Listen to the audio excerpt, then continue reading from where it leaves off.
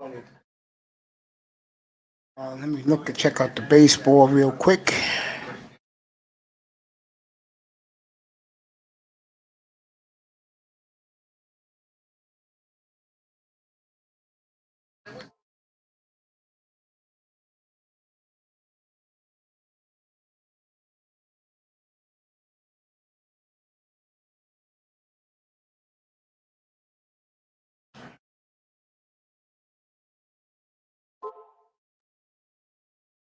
Hey Shirley, what's up, girl?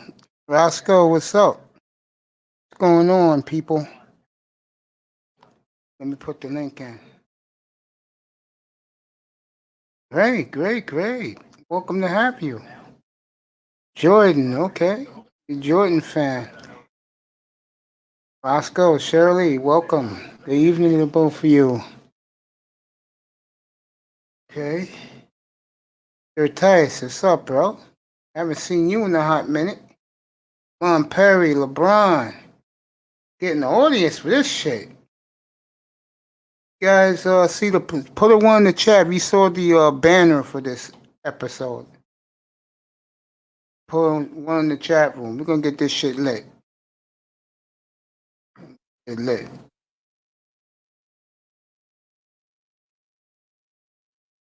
Wanna pop up, pop up. Good evening, Shirley. Sure Tice, nice to see you. Last time I saw you, Lions were winless, man. At least they got a win since I last seen you, bro. Shirley, good evening, gorgeous. My boy Iman's in here.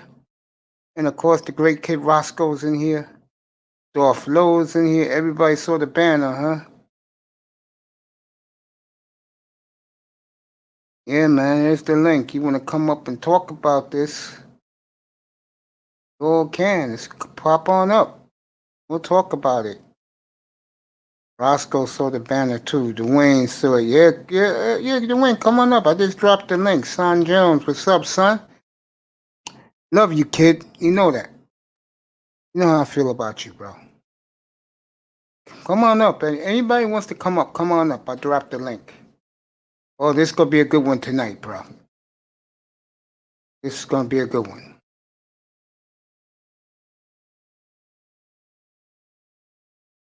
This is going to be a real good show tonight. And I'm well rested, so we're going to run this. I took the afternoon off. Usually I do a day show, you know, just to kill some time. I'm good, kid. How are you, Sean? I'm good, brother. It's Friday. LeBron, the N.B.A.'s best crybaby of all time. I agree with that, sweetie. Everybody likes this title. I am good, Sean. I am good, kid. I am good, Dwayne. Waiting for someone to pop up here. I am good tonight. I mean, Shirley, I need to smoke first so I don't get all mad and raise my voice. Okay, go ahead, smoke. Go ahead, smoke your stogie, sweetie. I'm here for a while tonight. I'm here for a while tonight. Yeah, Sean Jones, you chilling, huh? Well, who else would it be but the player from the Playboy Mansion himself? What's up, champion?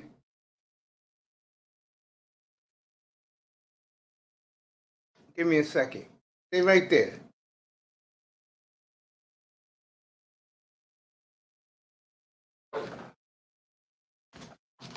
All right, champ. How are you?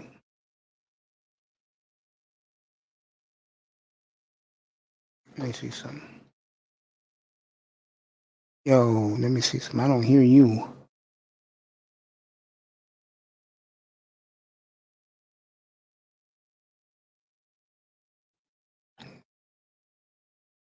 Let me see something. Hold up.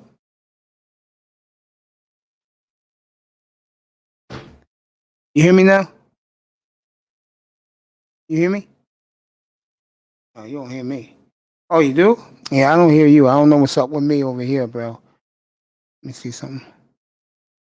Let me see. I don't hear you over here. Let me check. Okay. You hear me now? Yeah, I don't hear you. I don't know what's wrong with this. Usually I would hear you without a problem. Let me check the audio real quick.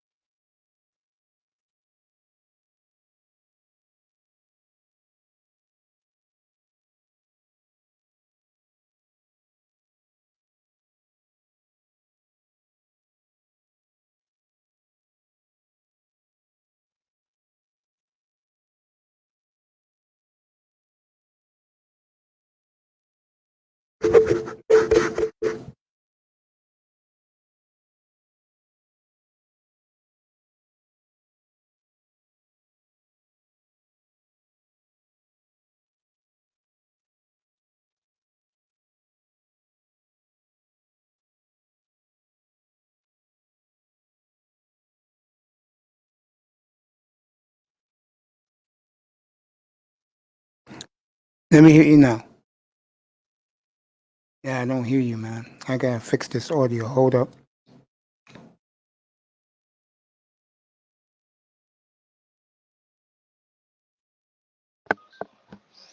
Can you hear me now? Perfect. Okay. I thought I was All doing right. fine, man. All right. Oh, my shit is blasting, man. Hold up. I Let me was calm this I shit. was asking everybody in the chat room if they were rooting for the Tampa Bay Rays to beat the Astros because I'm tired of seeing these cheaters thrive. Well, I know one thing. The Astros are looking more and more like they'll be at Game 7. They're coming. They're gonna win today, so they won 3 in a row. I Fascinating. know. Let's get I these know. people excited in here tonight. Oh boy, I've never heard myself so loud in my life, man. So turn it down a little bit. That's what I'm gonna do. Yeah. Let me You know. see if this works. All right, this is a lot better. I was booming before, man. You hear me good? Yes, I hear you fine. There you go. Let's get I these hear you people fine. excited. Era Black TV. What's up, my brother? Yes, peace to you, Dwayne. He said, Dolph, IQ, I love you, man. The beautiful Shirley F is in. She's smoking her cigarette. She's going to join us in the panel. Uh, how you like the poster, the banner? Oh, the banner was chill, man. Yeah, man. Yeah. Yeah. Yeah. It definitely raised the point, that's for sure.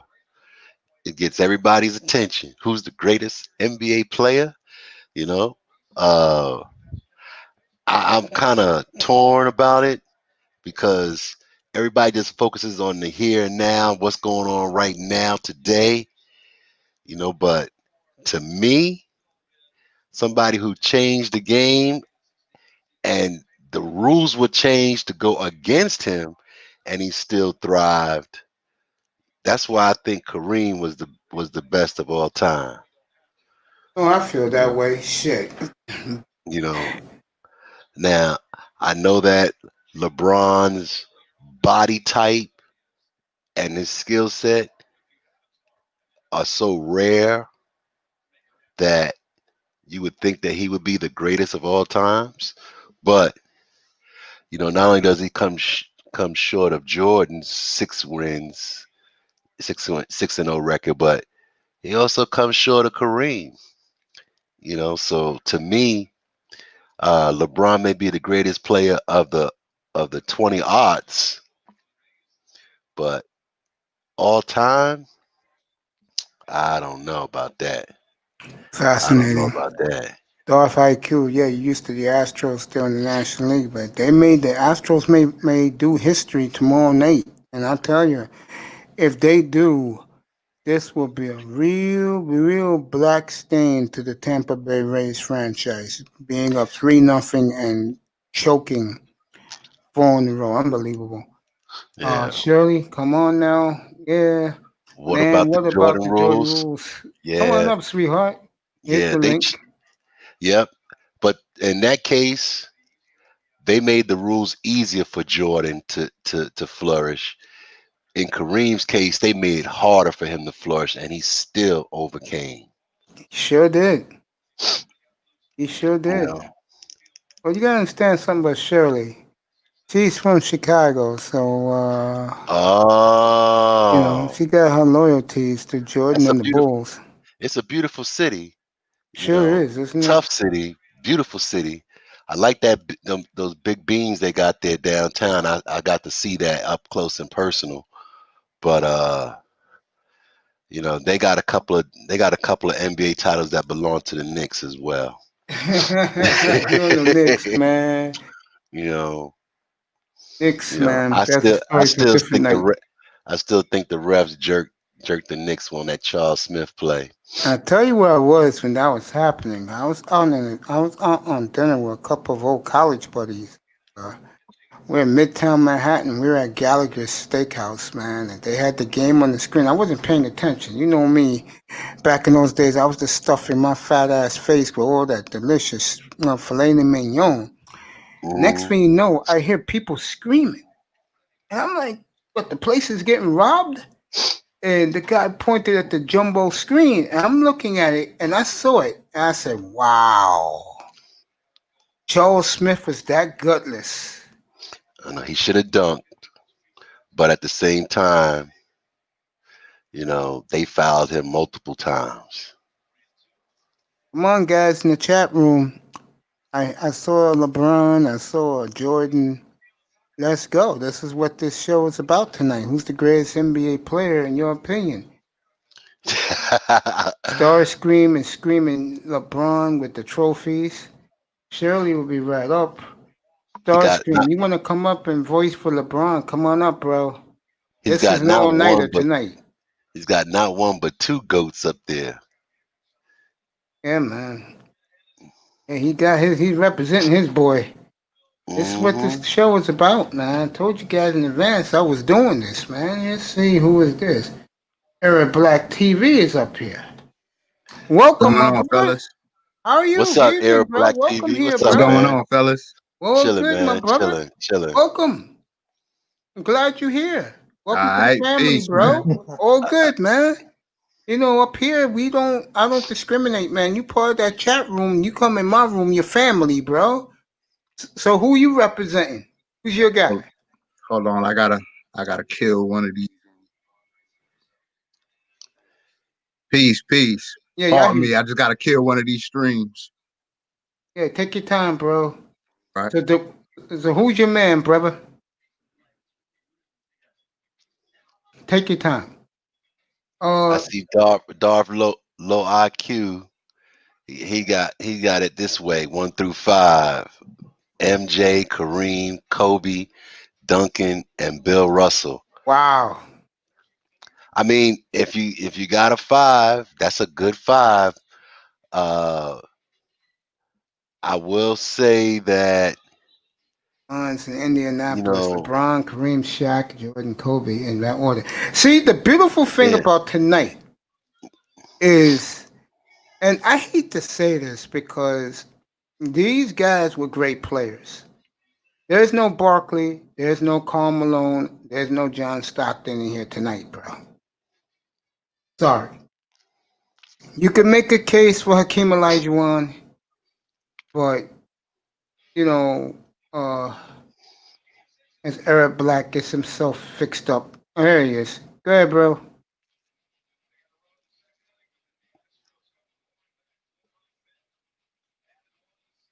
we can't hear Your you. You mic got is off. your Let me mic see is muted. something. Let me see something.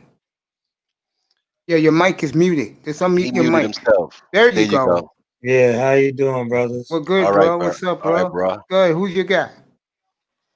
Oh, for me, it's it's definitely Jordan. I There you mean, go. I hear with Kareem. He definitely Kareem was transcended, but so was Michael Jordan. And I mean, but they both won at an extremely high level. Um, Kareem was the greatest at his position. Mike was the greatest at his position, arguably the greatest ever. There you go. This is what I'm talking about. This is And what I want. See, you this know young what? man. Before you continue doing, I'm gonna let you rock it. This young man here came on. He made a good case, and I can't argue with it. Good for you, Eric Black. Yeah, Very yeah. good for you, bro. Go ahead, And you, Dwayne. and you know what's funny? None of them could beat Kareem in martial arts. Bad boys Jordan rules were cheat to the right, draw Jordan to the left, and if he drives to the hoop, hit him hard. Facts. Shirley, the the beat the fuck out of Jordan in Detroit. Okay, Shirley, basketball was a different game in the 90s. LeBron wouldn't have made it. Shirley, come up here, girl, and plead your case. You know, that was Eagle, that get was up here. that was my argument yesterday when we were talking about basketball, where the Take your rule time, sir. changes, the rule Hmm. changes from decade to decade influence how players play, and therefore sometimes it's hard to compare from era to era. Go You ahead, know, because kid. Unmute your mic. Error. Unmute your mic. Unmute your mic. Mute that. Unmute your mic. There you go. Yeah, pardon me, fellas. I'm not Arab Black. That's my homie. Okay. I'm Coach Bam. I'm here in New York. I'm out here in Mount Vernon, but I hear you, Arab Black is bro. my homie. Okay, Yes, brother. so I just You know, I what's your oh, also I name have got a a again, phone bro? channel. I call. just don't got it up and running yet. What you call yourself again? Coach Bam. My All right, name I is got you. Marvin though. All right, Coach Ben, I got you. I got you. I Coach. got you, my brother. Jordan wouldn't survive today. Iman, are you effing kidding me, bro? Jordan wouldn't survive today. Fucking That's Jordan be averaging crazy. 70 a Jordan would game, dominate Iman. You this nuts. game, probably average 50 points in this NBA. It'd be too easy. You can't touch him. Yes. Coach, you're right. I mean, my God, you gotta be kidding me. Iman. Church, get the hell up here. You can preach for Kobe. Get up here. Church, get up here, bro. Shirley's gonna be here in a second. Church, get up here, bro. Iman, you are out of your mind if you don't think fucking Jordan. If you can't hand check, Jordan will score 70 points a game, bro. And I'm not a Jordan lover. I'm a Kareem guy, bro. Gotta be joking. Oh, man. Yo, Iman, if you got a minute, pop up here, bro. I gotta hear this. Church, get up. Get your ass up here. Shirley be up here in a second. Dwayne be back. Go ahead, coach.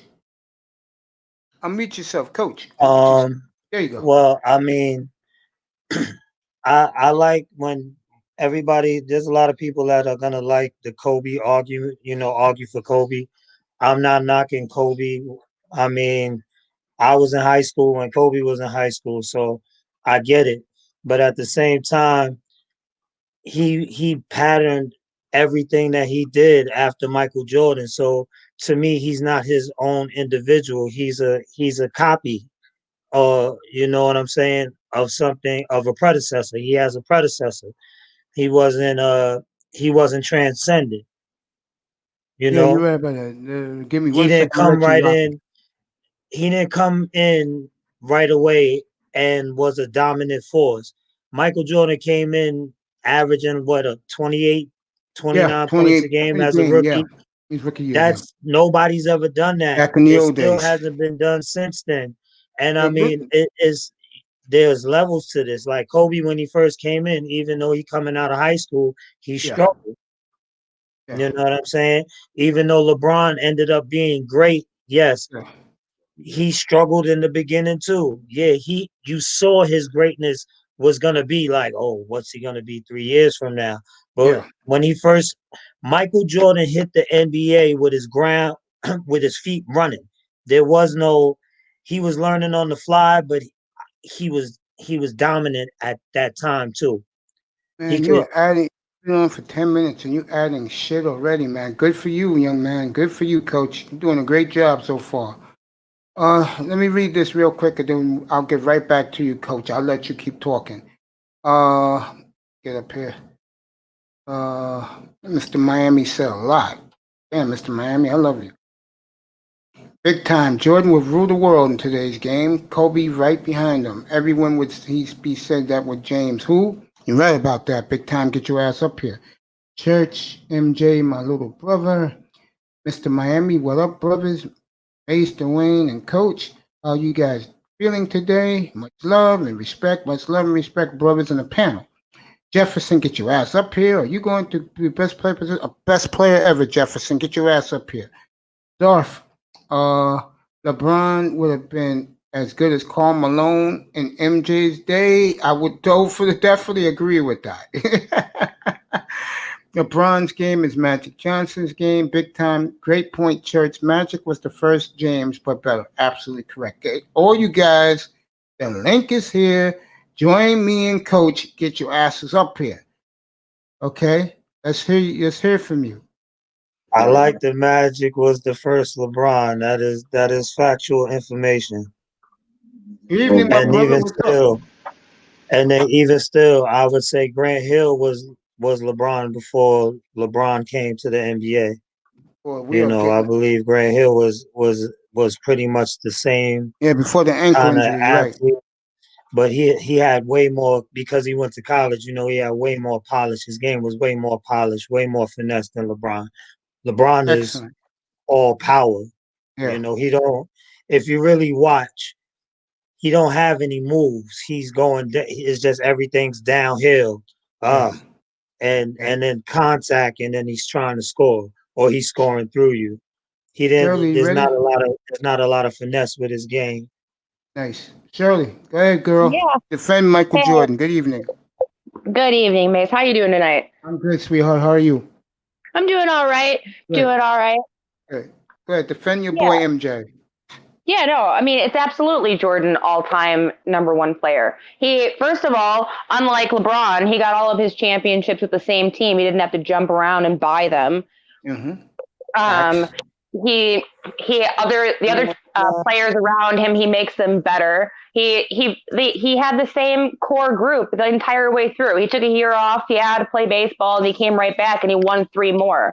Like Jordan, if he hadn't left the Bulls and we hadn't let go of Phil Jackson because our management is just such horse shit, we could have won at least 3 more championships. I think today, have you ever heard this story, Shirley? It's a true story. One day at practice, in the Bulls Berto Center, they have the jerseys hung up. This was during Jordan's prime. Bob Love, Norm Van Leer, and Jerry Sloan. Okay. And Jerry Krause told Jordan, no joke, he told him, those 3 Bulls hanging up there are the 3 greatest Bulls ever. And that drove Jordan nuts. True story. Well, because Jordan knew he was the best. He knew he was the best, and he just had to get out there and show it. Like, he had to get out there and, and prove it. It took him some time to get to the finals. But another thing that makes Jordan the greatest player of all time, he's never lost in the finals. LeBron can't say that. LeBron goes to the finals and flops all the time. Yeah, and we know that, girl. And we he know cries like a little baby while he's out there on a court. I can't even. I honestly, I put on, I looked up a YouTube compilation of LeBron James flops, and I got about 30 seconds into it and was screaming at my phone and had to turn it off. And it was like a 15-minute video. Like, it's so ridiculous. So like, he flops on the floor, he jumps up, grabs his head, spins around, goes, what? And expects a foul to be called, and he gets them all the time because he gets the star treatment. Jordan didn't get that. Don't let Jordan get beat up all the time. Big time. I'm gonna get you in a second. Go ahead, finish, Shirley, and then I'm gonna go to my man Golden Eagle. Yeah, no, and bottom line, basketball was a completely different game in the 90s. It was a lot harder. It was a lot more, there was a lot more contact. And LeBron James, especially the way that he flops and flails around on the court, there is no way that he would have made it. I don't think he would have made it to a championship, let alone won one. I'm gonna restart Scream. I'm gonna go to Eagle, and then I'm gonna go back, and then I'm gonna go to my man Big Time. LeBron James is a combination of Jordan and Magic. I can see that. Isaiah Thomas, the GOAT. I don't think so. I enjoy the fact that I saw these guys play with your own eyes. That's a good fan, Jefferson. The hybrid is always the superior model. Church is passed out, but he says that Kobe's the GOAT. Dolph IQ, Jordan's opponents were legendary, and the N.B.A. was far more physical in his day. Facts. If LeBron played in those days, he would have been mentally different than he is now. I agree with that. No way he would be a Finals MVP. Mr. Miami could even my buddy. He agrees with Darth and Ty Church's turn Star Scream. Hells no. Go ahead. Go ahead. My buddy. Go ahead. Go. You can go Eagle, bro. Eagle, go ahead. What's up? What's up, Mace? What's up to the panel? You know what I'm saying? Good evening, my Oh, brother. and let me say the Star Scream. Listen, man, we What's already know up, brother? LeBron James is an all-time great. He could have played in any era, including the 1990s. I'm not one of these LeBron haters. I was gonna tell Shirley that. I was gonna say, even though you're all dogging LeBron, the LeBron belongs to this pantheon. The problem is there's no LeBron lovers coming up here to defend their boy. If Starscream want to come up, yo, here's the link. Come up and you and Shirley go at it. You know how I do. I let you guys have the platform. Continue, Eagle. I understand this too. If a player isn't considered the greatest ever, that's not a knock against that player. Because a lot of people still consider LeBron a top 10 player, which I think when he retires, he will be. But this is what I want to ask the panel. He's definitely top 5. No, he's not top 5. Not yet. Not yet. Wow. Not yet, but you can not argue yet. it. Not yet.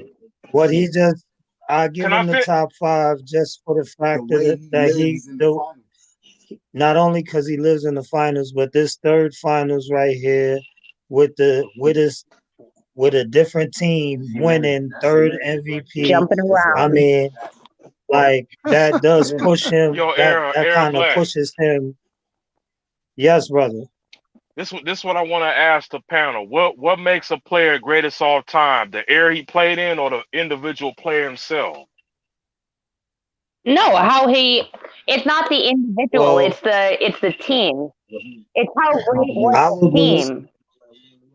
Because Jordan, I believe, well, but with what you saying, with what you asking, brother, I believe is what makes the greatest player ever. Yeah. Is it the era? Is it the era that he played in that helps him make him that great, or was it the individual himself? I'll answer it. I'm gonna let Shirley go, and then Big Time.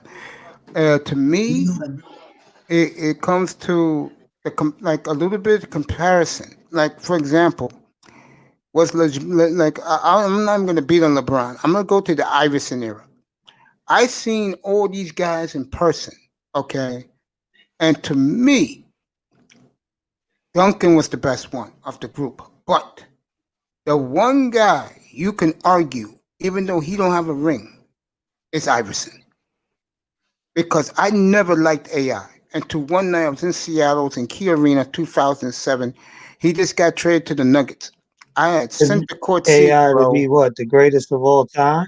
No, I'm saying in the eras. To me, it depends on the era. And I saw this little guy destroy giants, and I said, "This is a bad dude." Now he's one of the all-time greats, but he's not in the GOAT category. It's AI. He's not. But you can argue Duncan, Kobe, Shaq, Wade, LeBron. You can argue that of the millennium. I'm not talking about all-time millennium. Now LeBron. Oh no, LeBron's LeBron's in the all-time category. Yeah, he's in the all-time category in my opinion. Go ahead, Shirley. Well, no, I think that what makes a player great, what makes the player the greatest player of all time isn't just, how well they did personally. It's how well you built up your team and those around you. I mean, if you look at Jordan, he was constantly pushing the team to be better. They wouldn't have won those championships if you take Jordan out and put someone else in, who doesn't have that same drive. I don't think they win the championships. And I mean, and I will say conversely, you could take Pippen out, and I don't think Jordan wins them either, because it was the team that won those championships. But he pushed them to be better. And he wasn't out there fucking around. I mean, he, a little bit, they all do, but he wasn't He out was there gambling, doing girl. stupid. The He New was York he was media, gambling, Atlantic City, sweetheart. He was but I'm living saying in he that wasn't like place. he wasn't doing drugs and out there No, he getting wasn't doing the twisted. dumb stuff. That Yeah, you're was right. He wasn't doing dumb shit. He was just gambling. But let me say that's this: Wicked stuff. That was Rodman shit. you said something, and you're absolutely correct. And I begrudgingly admit it, but it's a fact. If he never took those year and a half off, Bulls would have won every year in the goddamn decade. Not even close. They were won Thank you, every year in the Mace. '90s. Every year they Absolutely. were won, no doubt. From '91 to '99, That would 2002. put him in a different era, wouldn't it? He would Yes, be it in the would. Bill Not Russell even a great conversation. Celtics era of like Yep, you're the right. '60s and Exactly. shit. They won 8 in a row. Exactly. You're right, And Coach. Exactly. you wanna know something else, Shirley? Hmm. And since you're from Chicago, you can probably admit this. If you look at all of Jordan's teams, top to bottom, roster for roster, that was one of the least talented on paper championship teams ever. Yep, no Those doubt. teams weren't loaded like that. I would Those take teams the wasn't '86 loaded. Celtics, the '87 Lakers, or Yeah, even some of the Celtics teams from those the teams. '60s You're over absolutely the right. The Bulls. '78 Bullets. That was the goddamn '78 Bullets was a loaded gun.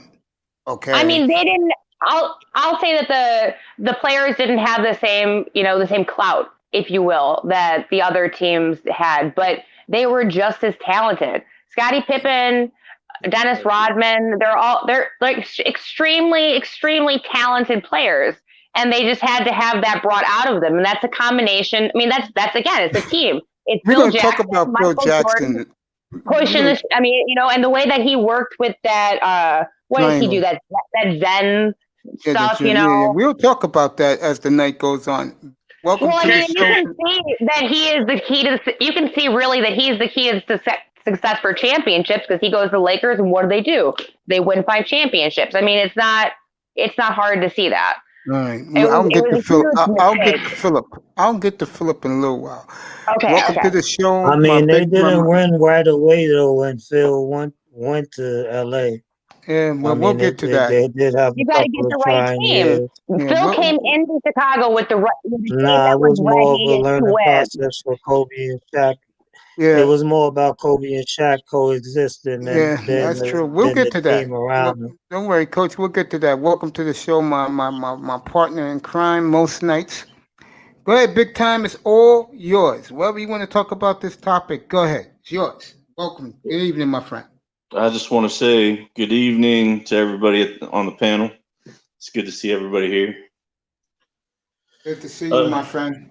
so I think with this situation, it's situational and subjective to the point that I don't think anybody's wrong or right about saying who's great and who's the greatest. It's just you disagree or you agree, but you know that they're that good. I'm not going to take anything away from LeBron James. Man, is he a talented, son of a B. But so Shirley brings up 2 valid points.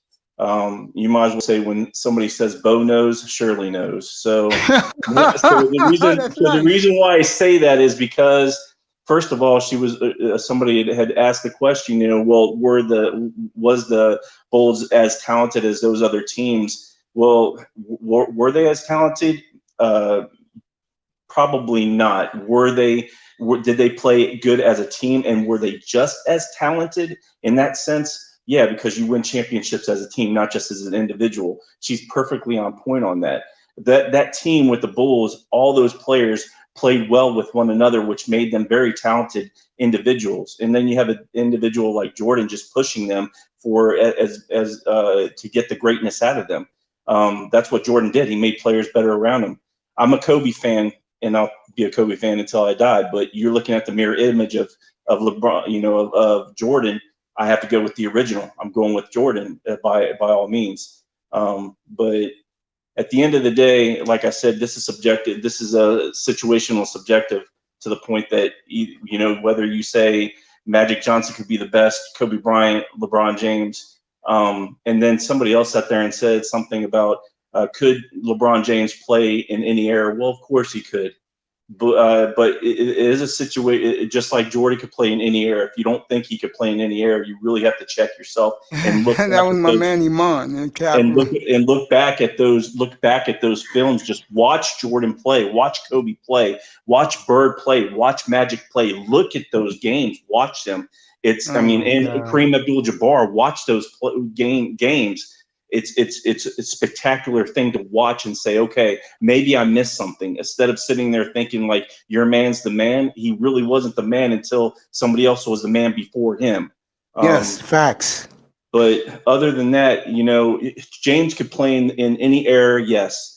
Would his game changed a little bit? I do believe his game would have had to change in the era of the 80s and 90s. He would have had to be more aggressive. The thing with James that I've seen that that I will give him is that I didn't care how he played in the beginning of his career, but here the last 10 years he has played exactly like I think he should.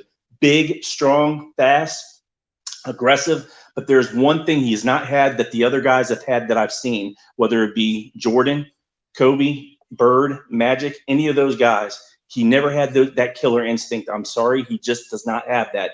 He doesn't have that sit there and say, I will take that last second shot.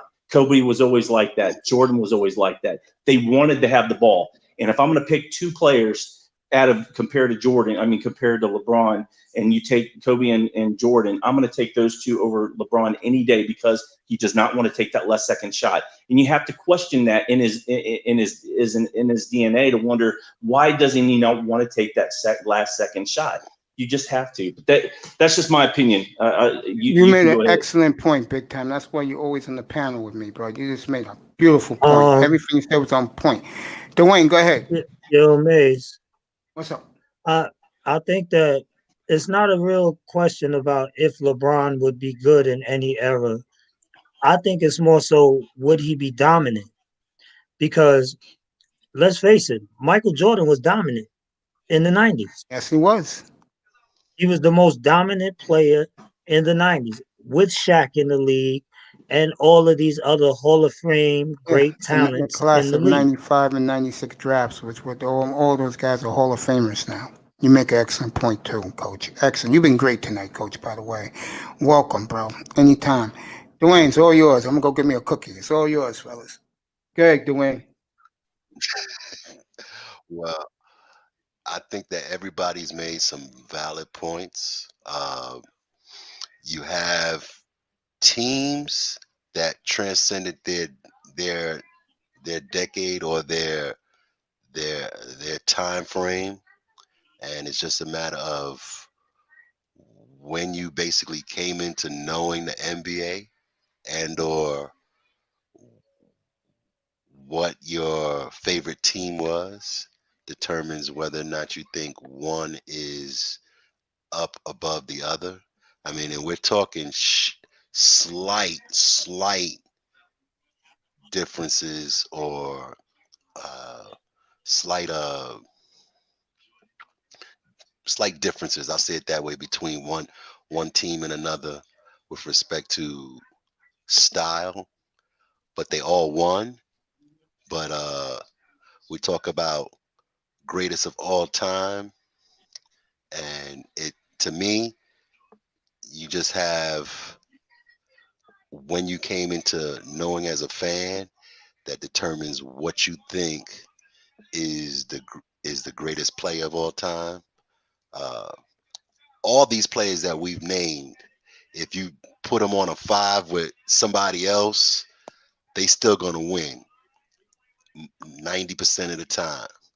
And you could mix all these players up, put them on put them on a team, and no matter what, you're gonna win. If you put all the players that's been named on the panel and in the chat rooms, you put all these players on one team, it's an unstoppable, unbeatable team. So we're talking about greatness no matter what. But the greatest, it's just real tough because if you came up as a Jordanaire fan, you know that Jordan was dominant during his time. I mean, and Kobe, he was great during his time. And Kareem and Bird and Magic, they all did something to positively impact this game. And this game That's that we all facts. love. But yeah, Tyrone Church, I think that if you went by era, you would have a clearer argument That's with respect why I don't to, mean to interrupt you, Dwayne. That's why I put that poster up the way I did it. yeah, 70s Kareem, 80s Bird and Magic, 90s Jordan by himself, in early millennium uh, Kobe, Iverson, Shaq, Duncan, and then 2010 on LeBron. That's why I did what I yeah, did. yeah. So I mean, Well, everybody be represented because I knew these were the guys people would talk about tonight. I'm surprised we haven't got any Magic and Bird. I'm surprised about that. I yeah. am very surprised. I am really I surprised got no Magic and Bird. Go ahead, Shirley. can I address some? I want to address something that's being said in the chat room I'm by surprised there's Starscream. no Big O out there from the old Starscream head. Dagger 81 said LeBron team also won 27 straight games, something a Jordan team never did. Fun fact. Well, something a Jordan team did that a LeBron team never did was go 72-10. And I was the just about to LeBron say that. Oh man, and Starscream, you gotta get up I here, mean, bro. a Jordan and team I thought they and were three-peat. LeBron 73 and Starscream, 9. team is Oh no, that these was the 73. Golden LeBron State team. That's haters right. never have them in their top 5 or top 10. I'm not going to give him top 5 or top 10, but I Oh, will admit that he is a talented player. I'm not going to sit here and say LeBron doesn't have skill. He isn't talented, but I am not going to say that he is the most talented player of all time because he's not. He's not the GOAT, and he never will be. But wow. And, there you go, and, Starscream. surely you shouldn't because it's all subjective. So you have a Ouch. valid point to where if they're 5 or 10, or if he's not in your top 5 or 10, it doesn't matter. It's just so yeah, it's all respect to what you feel or what you believe for sure. Yeah, and LeBron I should Shirley, have have respect 8 for his skill. championships. Right. He should Shirley have laid 8 that out. championships in this era. Yeah. Shirley laid that out like she was setting a challenge out to people, boy. Yeah, no, That's man. on Yeah. point. Wow. Yeah. I For wish sure. NBA fan was here to hear that. Okay, Wow. that's all right, Shirley. Well, it's gonna Shirley, you're be in the. terrific, girl. I will Shirley say knows. it's. I'm not a LeBron fan, but in his defense, the numbers are gonna be there to say that he's a top 5 player. Oh, yeah, that's what I said. I said that even though people are against him, and I don't care for James one way or another. I really don't. I don't either. Because he's playing in a weak era, in my opinion, of basketball players. Well, That So said, 30,000 going to be 10,000 rebounds, 10,000 assists. Those are immortal numbers. That when he finishes his plus, career, Super. James, he's gonna have. that's Starscream, the 72 Lakers won 33 straight games in a That's row. right. yeah, And they went on to and win a championship that year. here we and go. Here we go with the facts, right? I could put and LeBron then numbers up against junior high school players. and one thing that I will was, work with LeBron, that first team that he was on in Cleveland that went to the championship, yeah. you cannot say that was a team built to win a championship. Oh I no, mean, it was the, just him on that's that true. team, Dude, I'm and not dogging That James. was that just goes to his greatness, and he was putting the league on notice that he was really here. yep, That's what I looked at that as. No, I didn't expect him to win that title. No, I don't think anybody did. Lou, But I he was love your just putting sandwich the too, by league the way. on I notice. do, Lou. I Like love your I'm here sandwich. now. yeah, and just just to pour a little bit of perspective on it. It took Jordan like 7 years before he got to a championship. No, absolutely. But when he got there, he got it done. Yeah, he got it done, and He got it done many times. he had a great supporting cast I don't know about that, Absolutely. Dwayne. We was just talking about that a few minutes ago. compared to what LeBron had his first time. They had a great supporting cast. I don't know. LeBron, the Mo supporting Williams cast in wasn't They Miami all was made a each hell of a that other. year squad, for bro. LeBron, though. They made each other great. I agree with that.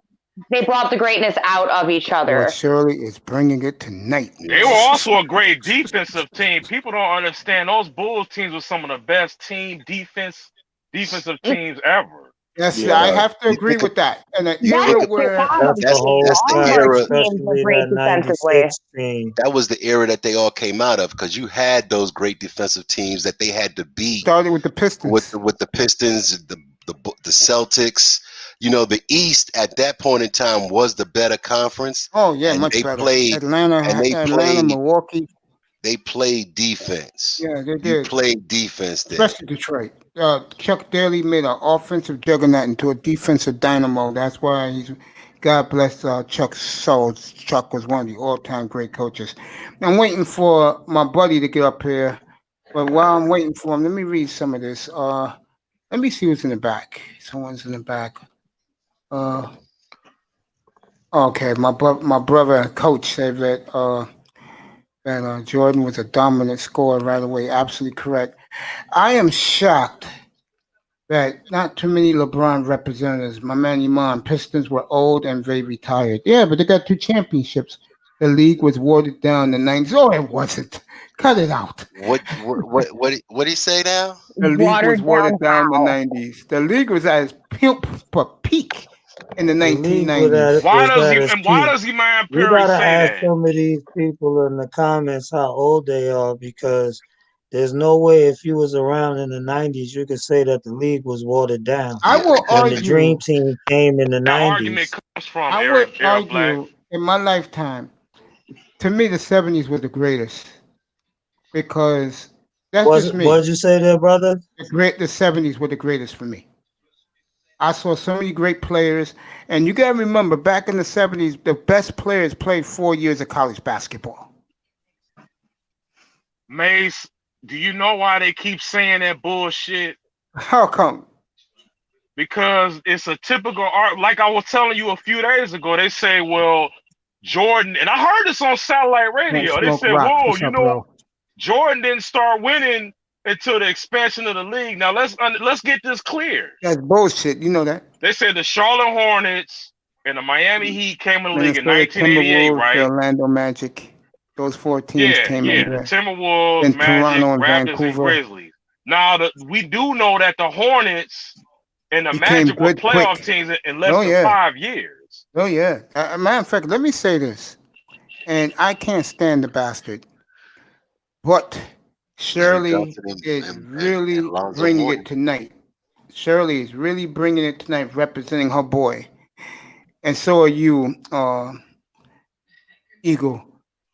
Jordan, for Iman Perry to say about an hour ago that Jordan couldn't play in today's game is fucking comical. If Jordan played in today's game, Iman, he will average 70 a game. And Those, he will do double a night Once that Seth again, you Curry gotta did in ask his prime, Iman bro. how old he is, because there's no way that he grew up in the 90s He's or probably anything like 21. that. That's No, gotta no, no, be a young person.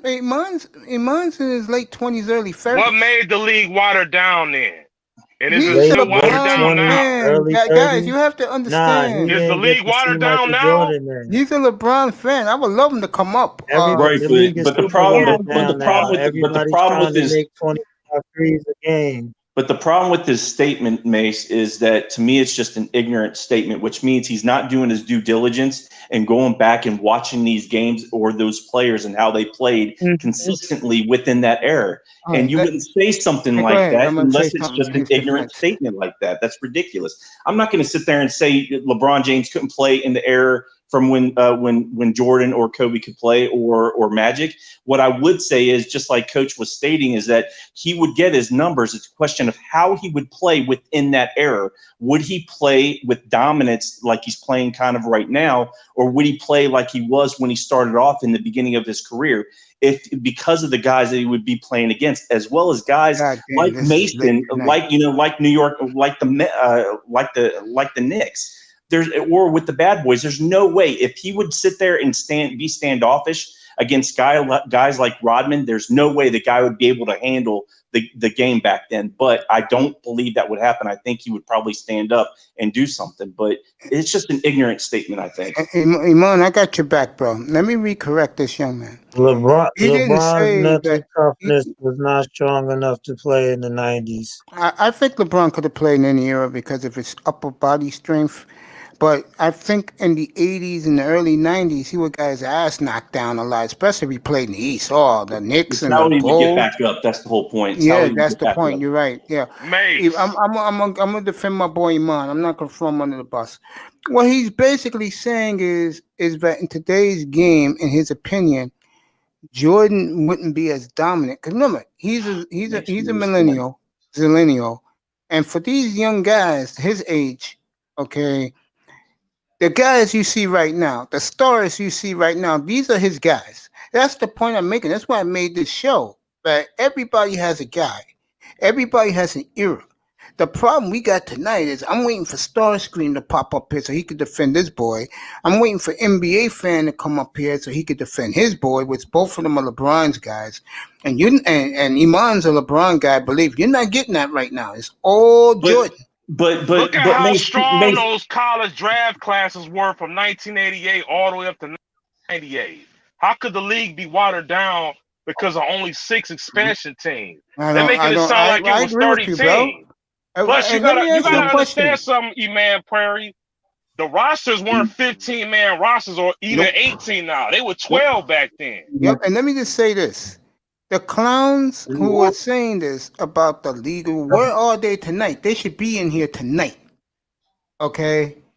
Because I got all night to do this shit. I'm not going away. But Mace, you gotta understand, if they're gonna make that argument for the 1990s, they have to make the same argument now because those teams still exist in the NBA. The NBA didn't contract. Go ahead, Dwayne. Well, everybody's making a valid point, but when you got to remember before 88, I believe, Yeah. you had more players coming into the league for those 26, 28 teams than you do now with 30 teams, because you had the draft was 7, 8 rounds. So the league was never watered down. You only had the best of the best coming in at every year.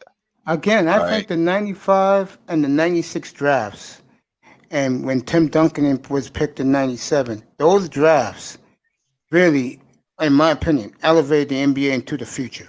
Look at the stars when those three drafts right there. 1992. Who came out in 92? That was Shaq, Mourning, You know what I'm saying? Latrell Come on, man.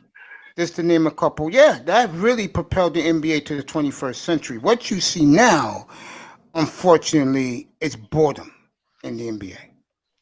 Because it's so much about this guy and that guy, nobody else.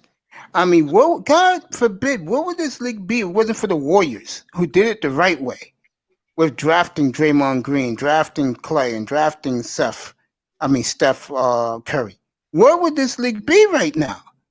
Draft classes were a lot stronger back then also, man. Yeah, that's what I'm saying. Today's NBA sucks. We were starting to do that with Derrick Rose, Jimmy Butler, Joakim Noah, and was it Taj Gibson? But then Rose just kept getting hurt, and we couldn't do that again. But yeah, you don't see a lot of teams now where they're starting young, everyone building up, and actually really building a new franchise. They're just pulling in, top players from here and there, doing their best to win a championship, and a lot of them are going over the salary cap. And if you have to go over the salary cap, I mean, it's like baseball with the Yankees and Dodgers. It's just, if you got to buy it, then what's the point? Oh, speaking of that Starscream, get up here, bro. Come on. You say you was gonna come up. Yeah, no one's gonna attack you, bro. This defend your man. Come up. Don't smoke rocks. What's up, baby? I see you in here tonight. You're really firing fastballs. Good for you. Man, listen what I to like about this panel Starscream. tonight. Come on, man. What I like about this panel, what I like about the chat room tonight is they're electric. They love this topic. Kevin Durant, bro. I'm sorry. He had to go to Golden State. I love KD, but he had to go run somewhere. Fuck Kevin Durant. Like his boy. He had to go run somewhere. That's what true. I'm saying. One of these people staying at the team that they got drafted on and making that team great and using their greatness to pull everyone else up. That's what Jordan did. Yeah, I'll put exactly. that. Instead of running away to a new team, like Shaq LeBron and had to do Kobe, to win bro. championship. Shirley, that's why I say LeBron should have at least 8 championships in this era of player movement, free agency, and the power and leverage that he's given on every team that he gets to. Yeah, I mean, he's I not think, afraid to man. jump around. So I agree with you. He should have more championships. That he doesn't, I mean, kind of it's lacking in ambition, kind of the way that Big Time was saying. Just he won't go for it. Let me say this, Iman, you're right. Why did Golden State get him? You're right. You make a good point. But here's the problem. And again, this is why a lot of people hate the Warriors. They interrupted their chosen one's so-called dynasty run. He didn't have a dynasty in Miami. He didn't have a dynasty in Cleveland. He ain't getting a dynasty in LA. I'll tell you that right now, because the Warriors will be back healthy. Okay. E-Man Perry, I can answer that question real simple. The I gave Warriors him the killed answer. Go ahead. You give him an answer. the Warriors killed two birds with one stone. That's what They they wanted did. to exile LeBron because he was a problem, and they knew that the Oklahoma City Thunder were going to beat them the following year. That's true. And let me throw in one more thing. I'm going back to what you just said about why did he get Rodman. They got Rodman because they would die if Horace Grant would have beat them to win the East. They Well, didn't and get him that's to win a title. They got him for Horace Grant because Orlando was emerging. And then when Orlando lost to Jordan in '96, what did Shaq do? Got the hell out of Disney Town, baby. Went to Tinseltown. When well, and did that's when did different. Rodman join the Bulls? What year? 95. The Oh, okay. year, the 95, 96, 90, the year they won the 95, fourth 96. title. That's different though, bringing in a player to make your team stronger versus your strongest player leaving to go build with other strong players and get a championship there. That's a completely different situation. Starscream said that Jordan never beat a 73 win team. Starscream, Yeah, get here up we here, go with that bro. shit. Defend Here we it. Oh, go with all Jordan Let's that. was the go. seven. Starscream, get Jordan up wasn't the here. Okay, so 73 is win team, but Starscream he was the now 72 win team. not a LeBron And fan? Oh it doesn't boy, matter if man. you win all those games in the regular season and you don't Iman, you got a close the mic, deal. nigga. Get up here. Starscream. Talk about Deficit, get haters, up here. man. Talk about Starscream, get haters. up And All here. they're it's doing an is throwing out a bunch of ex-Bull. crap. It's an ex-Bull who coached that team that got them 73-9. So, a Bull that was on the 90s Bulls team, actually. So, You know, it's funny they only make that argument because LeBron beat them. Who considers the team that lost in the finals an all-time great team? Ah, Right. The look, only look, I No the want one to only hear. matters. narrative that they make that for is LeBron. You notice that? Yeah, I want NBA fan up here if you can find them. Cause remember me and you, we talked about this, Maze. Yeah, What about the '85 Celtics or the '86 Lakers? They yeah, lost. What yeah, about that but they still, 1988 yeah, Pistons? yeah, we did that. Yeah, they could beat any of these Were title they teams all in time Millennium. great team even though they lost? Yeah, they could have easily beat any championship team in the millennium. Those teams that lost in the '80s. I'm talking about the Pistons, the Lakers, and the Sixers and the Celtics. Hell, even the Bucks with a young Perry Cummins and Moncrief would have beat these teams, bro. Yeah, so I'm like, okay, if you're gonna make an argument for the team that lost in 2006, okay, so what? They won 73 games, but we can And go I, down a list of all-time great teams that didn't win and I'm the not even gonna championship. start. And I haven't opened my mouth about Kareem yet, and that's coming. So if you think the Jordan love is coming tonight, wait till I start the Kareem Yeah, love tonight. nah, but Right, The Coach. Kareem love and respect will be coming in the few whenever you bring that up. Whenever y'all decide to get to it, No, I'll let these there will guys be rock no first. disrespect On on this his panel, name. young man, I let you guys be the show. I just sit back and moderate. I could dig it. So you got I something to could say? dig it. Continue, Coach. Go ahead, talk, Coach. Go ahead, bring up something else about this topic. This is an awesome topic. I mean, like, well, I mean, as far as like yeah, the 80, what was it? The 85 Celtics, yeah, they lost, but I mean, the 86, that's one of the greatest teams ever in the I league, agree. in the history of the league. Like, what was they 40-1 at home? Yep. I mean, that's still the greatest record at home still. So, I mean, just in the eras it's just with the eras, because like you said, I believe this is an era of soft basketball too. And Because yes, the Warriors, Steph Curry, Klay Thompson, they revolutionized basketball, transcended it with the 3-point shot. So the weight of that shot is so heavy. Now everybody is trying to shoot threes, and that's all they want to do. Instead of Hey, trying to hey, work on the other intermediate parts of the game of basketball. And trust me, I see it every day because I coach teenagers myself. yeah. So I see it. The first thing they're coming to do is they don't want to shoot no layups for the warm up. They out here jacking threes and want to come off screens and let it fly instead of working inside out as opposed to outside in. All right, here we go. By Before the way, before we go, Mace, I just want to say this quick, real quick. It ain't gonna be long. I don't think the 2016 Warriors were the best, most talented team on paper. no. But before I let the star of the hour unleash, and they're right next, avatars are right next to each other. Let me give a shout out to Cynthia Cooper, Lauren Thompson, Lauren Jackson, Sue Bird, uh, three of the greatest female basketball players from the WNBA to ever play the game too. They're not in this convo, but let me give them a shout out too. So Mace, before these two go at it, I just want to just say something to Coach. With that Golden State Warriors team, that was one of the best teams I've ever seen just in general. But if you look at the reason why they played the way they played, look at who coached them. That's the reason why they were, they did as well as they did with shooting the perimeter shots outside the 3 range. Look at what Curry did with the Bulls. So that's the reason why you had what you had back then with that team. Starscream, get your ass back up here. I remember in 2011, Mark Jackson said that I have the best 2 shooters of all time. All right, Tess, get your ass up here. You in here? He said I'm the best. I have the best 2 shooters ever, and people laughed at him. At that period in time, he was right. All right, Tess, get your ass in here. Let me welcome this man for the first time, Mr. Starscream. Welcome to my panel, sir. How are you? Hey, yo, what up, Mace? I'm all good, my brother. It's all yours. I'm gonna go get me some cookies. You two can go at it. She's right in your avatar, and hers is right next to each other. Go ahead. Dwayne went to go pick up his kid. Go ahead. Oh, well, It's all yours. I'm not gonna take too long. I just want to say this.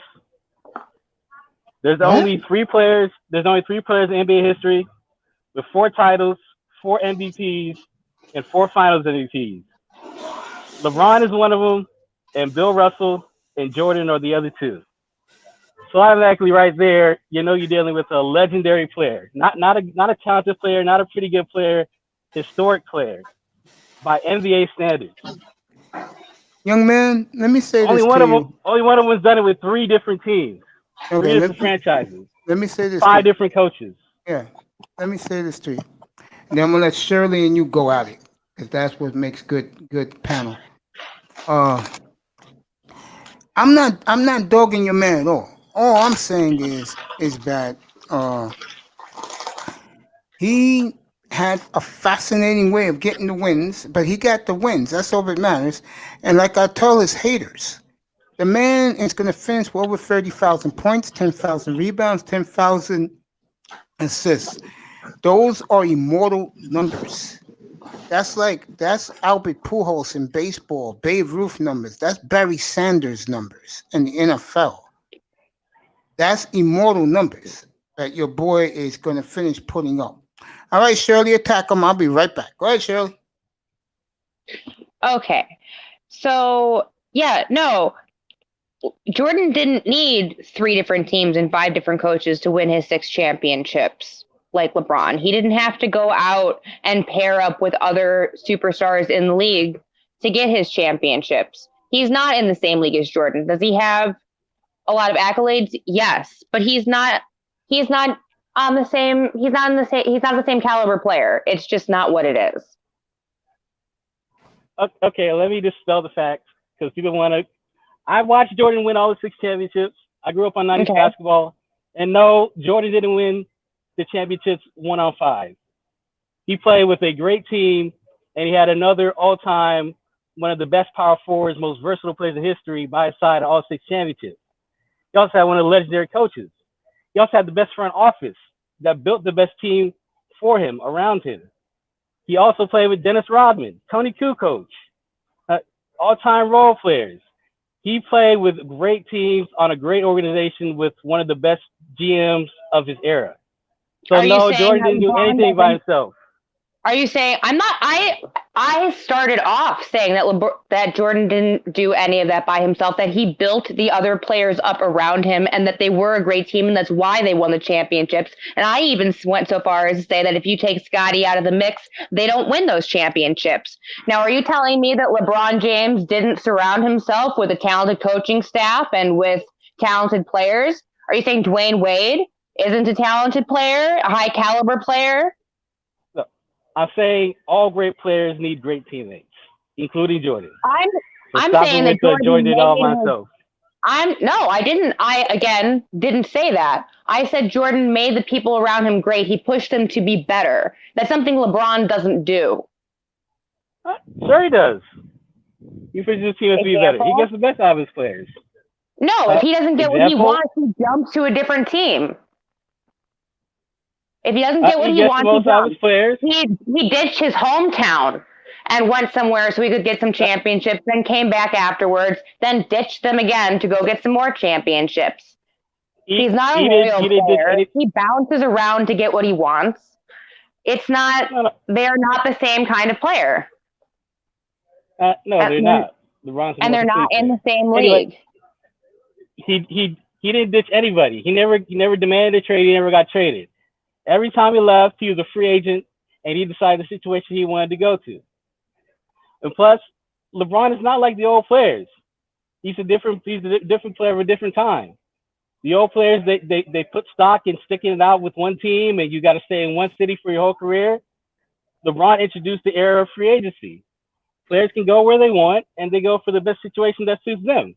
That's also one thing I respect about LeBron. Introduced, I want to go play with my friends, so let's make this AAU basketball and do it like we did then. While Shaq That's left what LeBron Orlando, did. while Shaq left the franchise and destroyed the franchise altogether and ran to LA. I think Shaq going to Orlando was worse. Orlando was never the same. Shaq was a free agent, and he wanted to go to Hollywood. But you just said that LeBron was the first to do it. It was Shaq.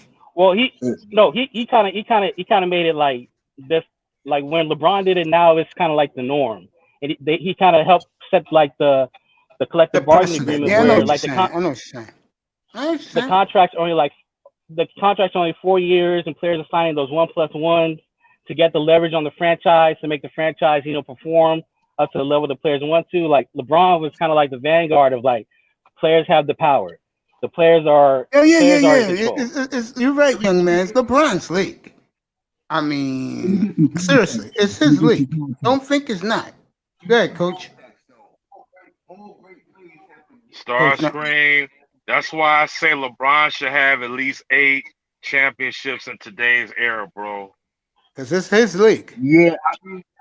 He should have at least 8 in this era of player movement and free agency with the power and leverage that he has. He should at least have 8 championships by now. But it doesn't matter though. He lives in the finals, so that's greatness enough right there. But he doesn't. He lost to some great teams. What can I say? Let me ask you an honest question. Let me ask you, Starscream. Let me ask you an honest question. Be real. Did you see the Warriors coming when he went back to Cleveland? Be honest.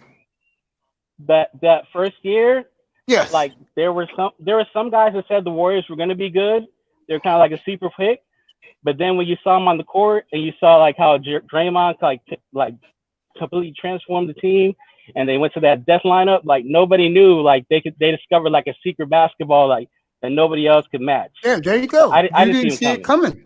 And that's why. Okay, now I got another question. What about the 2011 NBA Finals, Starscreen? Was that a great team? Dallas was good. The Mavericks? No, Dallas was the Mavericks. How did LeBron perform in that series? it was a decade ago, and the Mavericks were a team that was It was the a Mavericks. decade ago. The Mavericks. Give me some The more Mavericks. details, bro. No, the Mavericks. The Mavericks were not a Go super ahead, team. keep talking. They were You can't nitpick the LeBron. Mavericks. You can't nitpick The LeBron. Mavericks I were mean, built. Dallas, The Mavericks were built like the teams that Jordan faced. Those are the kind of teams that Jordan faced. The teams Bro, built like the Mavericks. how did LeBron perform in the 2011 NBA Finals? What was your he overall lost, but he was assessment of there. it? He lost. He lost, but he was Yeah, there. he And he wasn't. he shrunk in the moment. And what did he do? What did he do that off season? He had to go back in the lab and basically. Whoa! You say he shrunk in the moment? Really? Yeah. So That's what's the Against a big team deal? that they were one of the favored to greatest beat? ever. Okay. What do you got to say to a man who lives in the finals? I gotta Okay. lose But sometimes. how did he respond? He went back to back titles, back to back MVPs. Only Jordan has done that. Only Jordan did Jordan what never LeBron lost did the in the next 2 finals. years. Jordan never lost in the finals. He I didn't know. need to That's why when recoup I and get make back-to-back conversation, finals. Well, Charlie makes an I excellent never- point. Shirley, man. Jordan never played the Warriors either. So what you Yeah, see saying? here we see you know- that. you know- I mean, I knew you were gonna do this star screen. He never played the KD Warriors. That So, was one of the worst collapses of a play. He was clearly the best player in that 2011 Finals. yeah, he was. That He was a didn't get it bad done. mark on his legacy. Yeah, but remember one And thing. he, That Dallas team would have easily broke that Bulls record if Caron Butler didn't get hurt early in the year. Wait a That minute. was What are you talking about, man? Caron Butler in his prime? Oh my God. Broke what record? They would have broken the Bulls record. When? In 2011, Caron Butler wouldn't have never got hurt, bro. No, you talking about 2006. I'm not No, I'm talking talking about about that. 2011. Caron Butler was on Dallas. If he never got hurt, bro, man. All I'm saying is that performance by LeBron, Jordan would have never performed like that. It would No. have been blood on the floor. It would have been I'm not blood going on to the argue floor. that. Wilt Chamberlain, Jones, Kareem in LA, Rodman went to the Bulls and joined Jordan, Garnett, and Ray Allen joined Paul Pierce in Boston. Facts. Here's the difference. Okay. okay. Okay. So props to Jordan. It took Jordan 7 years. It took LeBron 9 years. Good for Yeah, him. but my point about James is this. Again, for all the LeBron haters, the one thing that you have to give the young man, when he's done, he's going to put up immortal numbers. The question, this basketball season coming up, and this is a big question. 2 teams in the West, I'm going to say it right now. Ty Lue going to the Clippers, to me, eliminates them. They ain't going nowhere with him. You know, damn well Kawhi ain't going to respect him. So Clippers are a lost cause. Will Portland be healthy? But more importantly, what would the Warriors look like going into next season? Those are the 2 questions for me in the West. You also got you got Denver too. I don't count Denver. Michael Porter Jr. Denver, please. What if Michael Porter Jr. becomes like an all-star caliber player? He has the talent. That is They're true. going to be real good That too. is true. That's true. But like Michael Porter Jr. said, they're going to give him the ball. Remember when he called out Murray and Jokic and called out the coaching staff? I did see that kid play. That kid is special. Yeah. So if he's as good as advertised, I'll say that. Yeah. I'll throw Denver in there because that kid is special. He could be the X factor in the West. Could I respond to Iman Perry in the chat room? Go ahead. And then I'm gonna get the reason why that happened was because the league was better and more competitive than y'all claim it was. It wasn't watered down like y'all keep saying it was. No, it wasn't. Go ahead, Coach. And then big time. But can I ask Starscream a question? Go ahead. Can you name a player who was just as dominant on the offensive end as he was on the defensive end? Like, who was the better defender, LeBron or Jordan? Like, name a player who led the league in scoring and won Defensive Player of the Year. I'll tell you something else. I'll throw this in. Since there's a love fest between the 2 of them, I don't think I know, and even though I hate the scum, excuse my language, I hate the bastard, Pippen was a better defender. I don't like Really? Pippen. Oh, Pippen could You think defend, so? bro. Well, he had more length, Yeah, Pippen could so defend that now. helped. That's one thing Scotty could But do. but Jordan was dominant on a defensive end for a perimeter player. He led the league in steals multiple times. Star Scream, go ahead, bro. Now, I think LeBron and Jordan were like more. I mean, LeBron and Pippen were more kind of versatile defenders. You could put them on multiple people. But as far as like a perimeter shutdown defender, like I don't think nobody could is better than Jordan. That like he can drop 30 and he can shut down your best perimeter scorer. I think that's what made Jordan special and separated him because he could do both. But I got Jordan number 2, so I'm not one of these guys where like Jordan was terrible. He's not even top 5, top 10. I got him number 2 behind LeBron. But No, like, you could use that I'm not argument, but you're right. There was a I'm lot not of Jordan disingenuous haters. like some of these people. There are a I'm lot not of Jordan disingenuous like some of haters. these people. Yeah, there are a lot of Jordan haters, bro. I tell you, I Okay. hate Jordan too, but not like these young guys, man. Everybody hated Jordan, and before Jordan won, they were charging him with all the charges. He wasn't a leader. He couldn't lead a team. He was just a scorer. He was a gunner. He couldn't like make people better. That's what they charged Jordan with until Phil Jackson got there with the triangle, and then Jordan started winning championships when they put the right system around him, kind of like Kobe. I get the feeling Wait, Star Scream was where's a Jordan's and teenager. Kobe's? No, go ahead, Where are kid. Jordan and Kobe's accomplishments? Where are Jordan and Kobe's accomplishments outside the triangle offense and Phil Jackson? Tell me that. I never saw it. I mean, Michael Jordan won Defensive Player of the Year and MVP before Phil Jackson even got there, young man. Okay. Fun fact. LeBron could have done that, but he got gypped. But he never did. Could have done that. Let's not talk about what LeBron could have done. Let's talk about the things that he's done. Screwed him. Don't bring in hypothetics, because when we do that, then Michael Jordan could have did a whole lot of more shit if he didn't go and play baseball. Don't bring in hypothetics. So, like Jordan was a great player before Phil Jackson got there, but I'm saying Jackson and the triangle had to take him to like the championship level. Because Jordan was never going to win it playing 1-on-5 like he was doing under Doug Collins. Every player needs the right coach. I mean, I got him all the way to the Eastern Conference Finals, though. So it takes. And then as soon as the system came and Scotty arrived, then they took off. So it takes a great general to make a great leader, to make a great team, and that's what Phil Jackson did. But it didn't take anything away from what Jordan accomplished.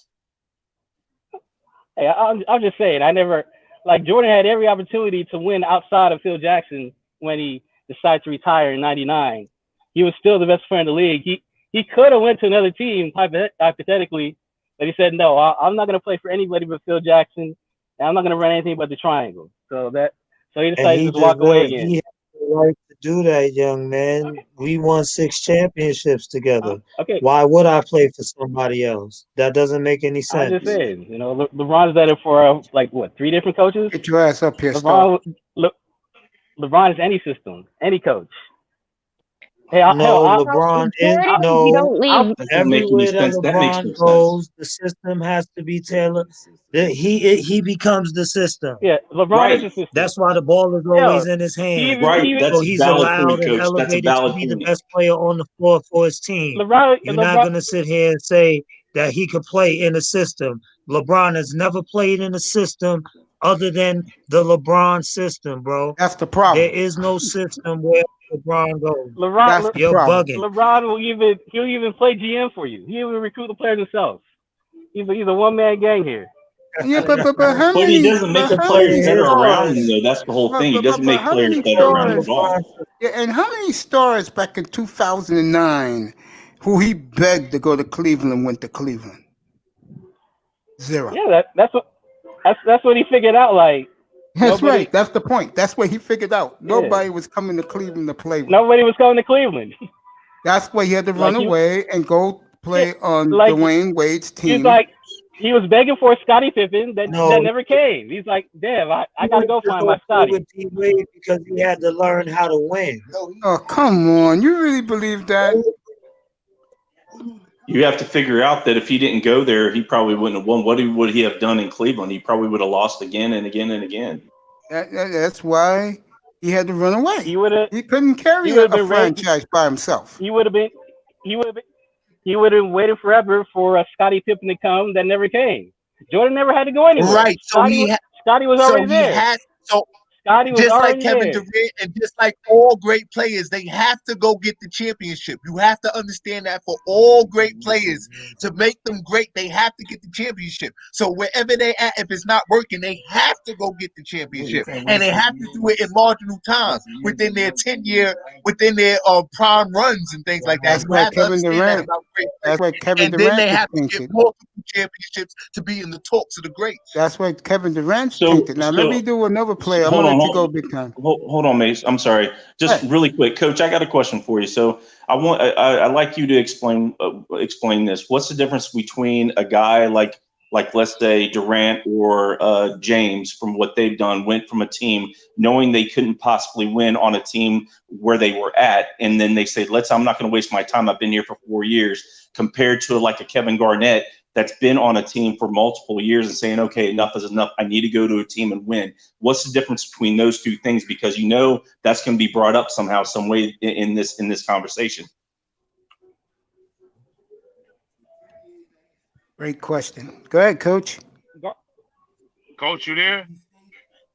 Well, can I go real Stay quick there and too long answer in that? York. Yeah, please. Yeah, go ahead.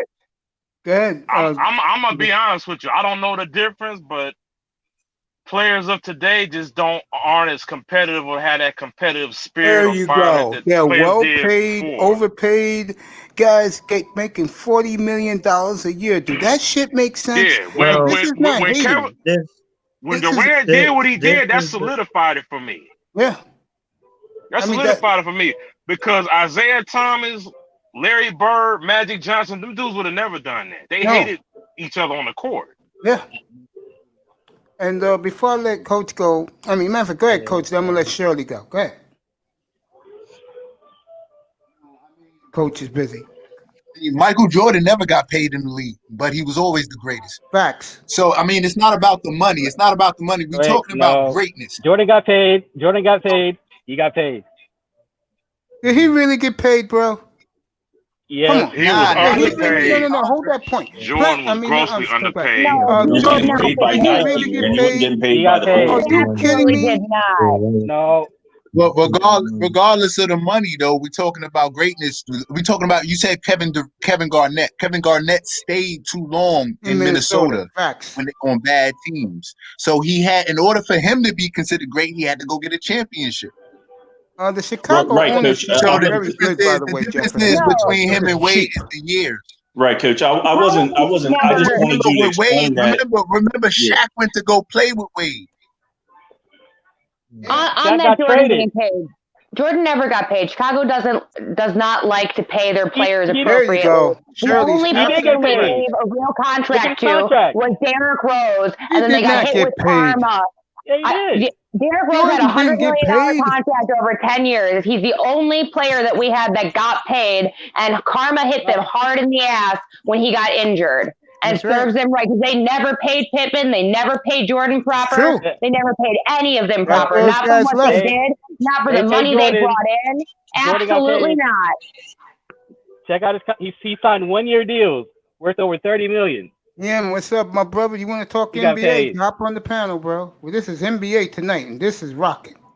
Speaking of which, let me introduce the great people on this panel.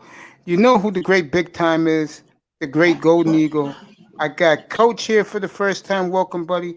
I got my man Starscream from the Black Manosphere, DAGR 81, representing his boy LeBron James. And we have the beautiful and talented and most knowledgeable Shirley F. up here. Continue. Yeah, so Pippen didn't get paid, but Jordan signed 1-year deals. He got the most out of his championship monetarily.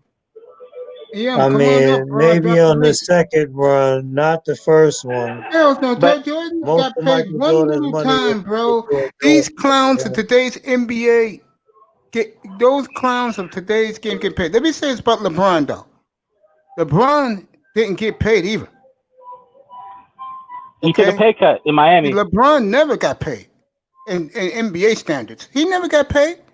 LeBron, to me, you know what? I'm gonna say something, and I hope LeBron fans don't get offended by this. But you know what LeBron is right now? To me, he's on Social Security, playing for the Lakers.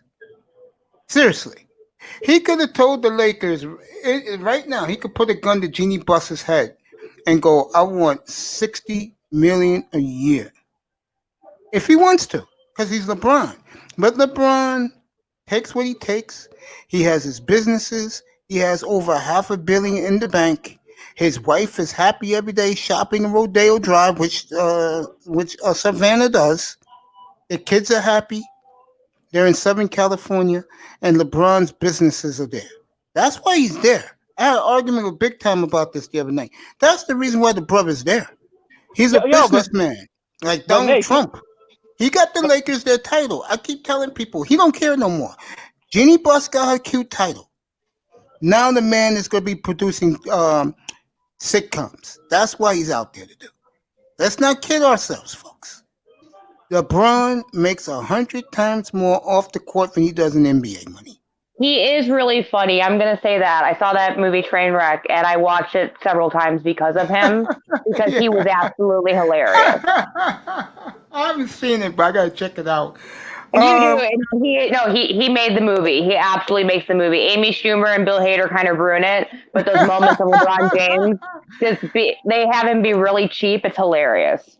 Yeah, So Mace, here's the thing about what we were talking about the other day. And my thing is this: if you don't think LeBron James doesn't have in the back of his mind or head that he's not going to try to build a dynasty to pretty much complete who he is as the NBA player, even though he doesn't have to prove very much anymore, I do believe that he has to prove and create a dynasty amongst what he has right now. I'm not sitting there stating it's going to happen, but he has a very good shot if the Lakers do what they can do to keep everything afloat and add a few pieces to the puzzle. It's going to be very hard to sit there and say at the end of the day, if he does win 2 more championships, that's his dynasty. It's going to be very hard to anybody to sit there and say he probably is that legend that nobody could say that he's better than Jordan, anybody. and he will tie Jordan and Kareem. I'm just sitting there saying that it is in the back of his head. He even said, "I want my respect." He said that, and I'm telling you right now, if he doesn't have it in the back of his head, he might as well quit and go home. Well, he's going to win another one at least. It is true. It's true. I'm gonna leave it alone. If he doesn't have that killer instinct like a LeBron, like a Jordan, like a Kobe, like any of the greats. He has to sit there and think this. This is his chance to have his dynasty. There's no other team that he has to do this. I think in order to be. I respect your opinion, but don't think what I just said ain't facts, because it is facts. I respect your opinion. I think it's not facts at all. Okay, we'll see a year from now. Look, I don't ring count. If LeBron gets 2 more titles, that's great. That's just gonna add to his resume. But the minute he went in Cleveland and he did what he did in Cleveland, I was like, yo, that's the greatest thing I've ever seen. There you go. He took the Cleveland Cavaliers. There you go. There you go. Thank you, fellas. Guys, I'm gonna tell you, this is what I will give him credit. It's gonna be hard to top that in any sport. That's right. I don't care what sport you name. If LeBron walked away right now, Big Time, I hate to disappoint you, we'll still be having this argument. Am I right, Starscream? Oh yeah, and plus it's a generational argument. There you go. So the more time goes by, and you get more of these millennials and these millennials talking basketball, like who's the first name they're going to be bringing up? Let me ask you guys in the chat room a question. Guys in the chat room, if LeBron retired today, will we still be having this conversation tonight as he's one of the all-time greats? Put a 1 yes, put a 2 no. Now, I bet you we're going to see a lot of ones. I already admitted he's one of the all-time greats. Yep, and we're going to get a lot of ones in this chat room. I guarantee you that. We'll be still having this conversation tonight. Shirley will still be wearing her Jordan jersey up here, bragging about her man Jordan. Eric Black Jordan. Golden Can I ask Jordan. Starscream something? Yeah, go ahead. Yo, Starscream. Who do you think was the better scorer, LeBron or Jordan? See, we still be having this shit. No. Jordan was the better scorer, but I mean the thing thing that separates LeBron from me is his passing. Like he's a natural point guard, but he can still give you 30 a game. Yeah. But you think LeBron? So you think Jordan's a better scorer and a better defensive player, but somehow LeBron is better because he can pass? LeBron's a better. Sweetheart, I hate to say this. Again, I'm gonna say it again for LeBron James. Everybody, listen. When he leaves the NBA forever, he'll have over 30,000 points, 10,000 rebounds, 10,000 assists. Yes, That's passing. insane. Nobody's ever gonna do that ever again. I'm not knocking him as a player. I'm saying he's not the greatest of all time. He is very skilled. I've said that several times already. No, we know that. But what I'm telling you is, yes, assist does matter. But see, Jordan was different. Matter, but Jordan is a little different. Jordan was an assassin. That's the big difference between Jordan and LeBron. Jordan was a fucking assassin. You know that. Yeah, he go in the paint with 3-4 people. Yeah, Jordan's assassin. LeBron's not. But LeBron, he became a good enough offensive player, a 3-level scorer, and plus, what is underrated about him is his strength. Dude's like 260, so he can get anywhere he wants whenever he wants. Yeah, Jordan did it with That is definitely not an underrated trait about LeBron. You wasn't on here earlier when I said he don't got no moves, huh? He just plays. He plays bully ball like Shaq did. But so his strength is not underrated, bro. Like we know he's strong. What's up, Larry? He's bullying his way through everybody. Yeah, but you saw what he did to Tyler Hero. But that's also why I say LeBron would do well in the 1990s. Yeah, I don't think the physicality would have hurt him at all. No, LeBron would have done very well. The only problem is if he would have played in Cleveland. I mean, in the beginning, yes, because I don't think his will was as strong. He would have had to develop the will for that after taking a couple of pounders. He'd definitely be getting up off his ass. But then he'd start delivering punishment. I'd give him a year or two for that. I think the real question with that is, would he really have stood out in the 90s? There was nobody close in the 90s to LeBron. You're crazy, talent bro. Or physicality. You're nobody, crazy, man. You know. No, you are. Like 6'4". You can't think there was nobody in talent. Michael Jordan was better than LeBron. Yo, I'm gonna mention one name. I'm gonna mention stars from the mid to late 90s. You tell me a young Kevin Garnett couldn't match up with LeBron? You out of your damn mind. You think AI couldn't play against LeBron? You're crazy, bro. What do you think he would have done with Shaquille O'Neal in front of his face? Exactly. That's what my question is. Right. What do you think he would have done? What do you think he would have done? What do you think he would have done with Larry Johnson, Sean Kemp? These guys would have rolled over this guy. What do you think they would have done with LeBron? I just said they didn't have to do anything. He would have been crying to the wolves. I'm telling you that right now. He's 6'8". 260. I'm not taking anything away from him, man. I think he would have definitely done his damage back then. I'm not taking that away. But remember those other players that you're talking about that you're not bringing up that everybody else is. He would have been Larry Johnson. That's who LeBron. If I had to compare LeBron to somebody from the 90s, he would have been Larry Johnson. And Larry Johnson was goddamn good. Okay, he's my running rebel. Okay, he was damn good. The Eastern Conference was much tougher back then than it is now. He was a good player, but let's be honest. LeBron, and I told real quick, Starscream, I want to know what you think about this. And I told Mace this. LeBron never faced a team like the 1989 Pistons, ever. Mm-hmm. The Eastern Conference was a dogfight just to get to the finals. Yeah. Wait. No. The East was a dogfight in the 80s. With the Celtics and the Pistons. In the 90s, too. Well, I said the 1989 Pistons. Let me say this. And I couldn't stand this team. I couldn't stand this team.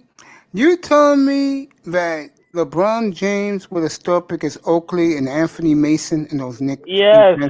Yeah, your damn mind. Let me go get me a cookie. Yeah, your damn mind, bro. The Knicks were the most overrated team of the 90s. They would have intimidated LeBron. No, they had a good record, though. Shit in his pants, bro. Unskilled, bunch of goons. That's that right. They That's had the a good point. That's what record I said start to you. They were a Now bunch screaming. he's of trolling. Now goons. he's Let trolling. me That's ask you funny. this. That's I good. got another one for you Goon guys. squad. I got another one for you. Goon Start squad. stream. You really believe that this LeBron group could have beaten the 93 Hornets?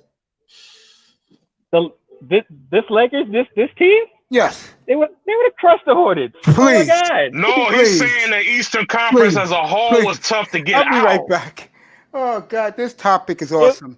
No, It he's just gonna wasn't. say LeBron would win everything. That's all he's gonna say. It was not that tough. Nah. I'm Yes, it sorry. was, Nah. man. East was not that tough. Well, then Yes, why it are we talking was. about the 93 Hornets? Uh, The 93 Hornets wasn't a great team. Get that out of was here. it They never made it to the second. That's was it nonsense. physical? Did they have a bunch? This LeBron's team would have destroyed that 93 team. Are you crazy? I'm not even a LeBron fan, but Yo, the 93 era Hornets? black. The Get that Eastern nonsense Conference was out of tougher here. back then.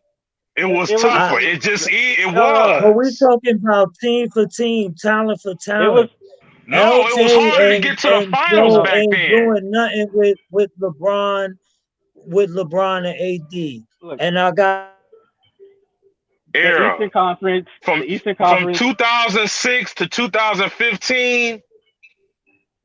No, it wasn't better than the Eastern Conference back then. It's not even close.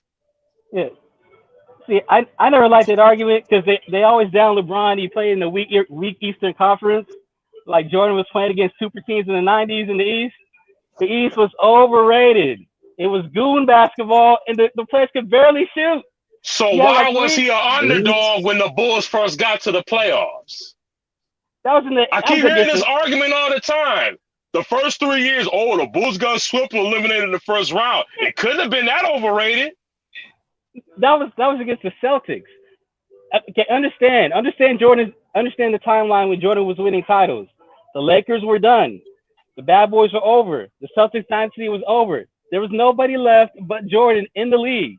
When he won his first championship, I think his second championship, he was the only MVP in the league.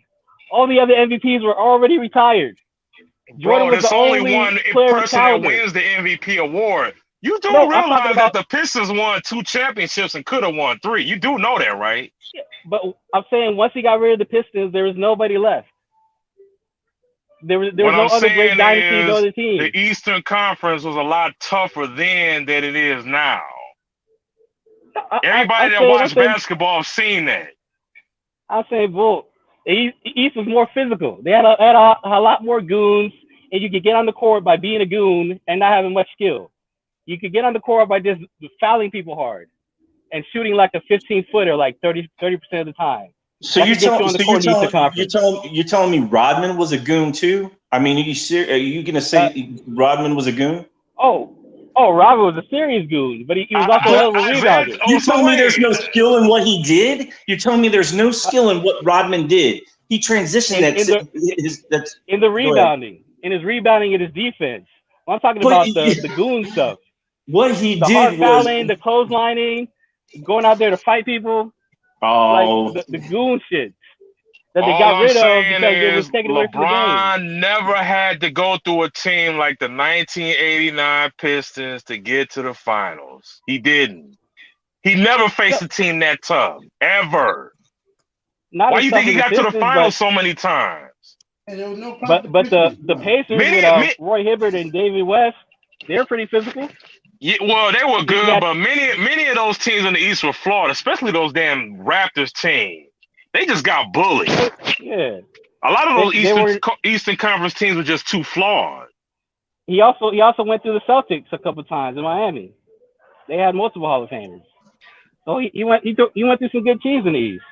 Now you gonna cakewalk every year. You gonna compare that Celtics team to the Celtics teams of the late '80s? No, but they still had multiple Hall of Famers. They still I'm gonna leave that alone, bro. So the final verdict is what? Who had the tougher pathway to the finals? Oh God. To the finals? Yeah. Out of their own conference? Man, that's like I say early on, LeBron with the Heat had tougher roads, but then when he got to Cleveland, like the East was really down when he got to Cleveland. So early on, I thought LeBron had tougher opponents than Jordan faced. What? I remember Jordan. You're out of your damn mind, man. Jordan beat the Bro, Pistons once. He beat the bro. Pistons once, and they're gone. They never came again. You telling He me wasn't that facing these. you He wasn't telling facing me these great that Joe, teams. you're forgetting about the Knicks. You're forgetting about the Knicks. I and the mean, Pacers, those were great you're teams, talking about bro. all those teams that you're sitting there not even Acknowledging. recognizing. I mean, it's They weren't. funny. They It's weren't a truly great. funny. They weren't an all-time team. They were a good team.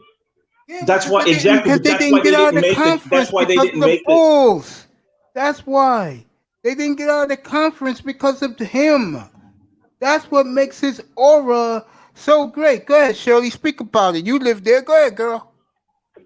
I'm sorry. I was distracted by a text message and I was not paying attention. I'm so sorry. He was saying that the only reason why the Bulls won won the Eastern Conference those years because it was weak. And we're saying you out of your damn mind, bro. Go ahead, Shirley. Well, yeah, Cool. we've been saying that to him that he's crazy on that, and he won't listen. He won't just accept it. And you know, I'm a millennial too. I'm not much older than this gentleman here, and Nice way of putting it. it's plainly obvious that it was a much tougher. It was a much tougher league then, just in general, and the Eastern Conference was really tough to get through. And if you think that it wasn't tough in the 90s, you're crazy. You need to go back and maybe not just watch the Bulls games, but watch some other games Thank too. you, Shirley. Thank you, 90s Shirley. basketball is Guys, overrated. I lived through Stop that with this Michael Jordan 90s. era in the prime, okay? And I Stop this with the Y'all hear greatness what of he just 90s said? in my basketball. 60s, okay? You guys know 90s crap about basketball how is strong the East overrated. was back then. This The Indiana is. Pacers had I'm Rick sorry. Smith, Reggie Miller, and you go on and on. The Heat had Patrick Ewing. But Jordan prevented those guys from going to NBA Finals, okay? And yeah, No, it was so tough that it toughened up Jordan where he really didn't have much competition against the West when he went to the finals. That is Okay. facts. His hardest road was going through the East with those dominant Pacer teams and still a very strong Detroit team and, of course, a Knick team that was the ultimate goon squad with Mason and Oakley and Ewing. If you beat them, fine. They beat the crap out of you doing it. And you know what team we're But don't give me forgetting? that crap. You guys don't know. I was in my prime watching basketball. I'm 64 years old now, and I'm enjoying LeBron James. But I was in my prime watching basketball. I was not a kid watching Jordan like some of you guys were. I saw how awesome this guy was, okay? And you know what Hey, team guys, if you don't everyone's believe me, forgetting? ask Pat Riley. He Yeah. thinks he's God. He put him up in the rafters. And He tried his you know, numbers to Miami Heat. and you know what team everyone's forgetting from the East? Charlotte. I don't know. I got it. How about a backcourt of Mark Price and Ron Harper, Larry Nance, Brad Doherty?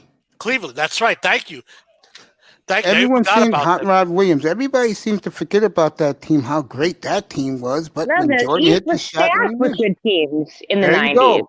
And every I mean, team, and I got some bad news for you, Starscream.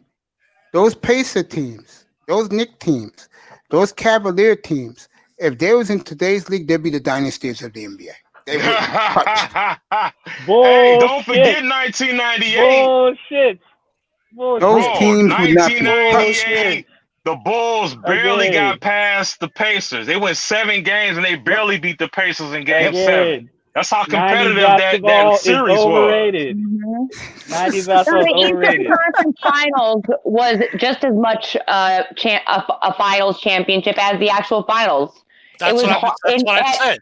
By the time he got many to the times West, it was harder. it was easy peasy for him. 90s Coach, basketball you is want to come back overrated. up? Yeah. Come back up, Maybe Coach. the You great always teams in the West. I could think of one off the two of them, Houston and Utah, that played during. And Houston only won their championships when Jordan wasn't playing. By the way, in case you guys forgot who led Houston, it was Jordan also beat Portland. He beat Phoenix. He beat Seattle. So Jordan faced his toughest challenges in the finals.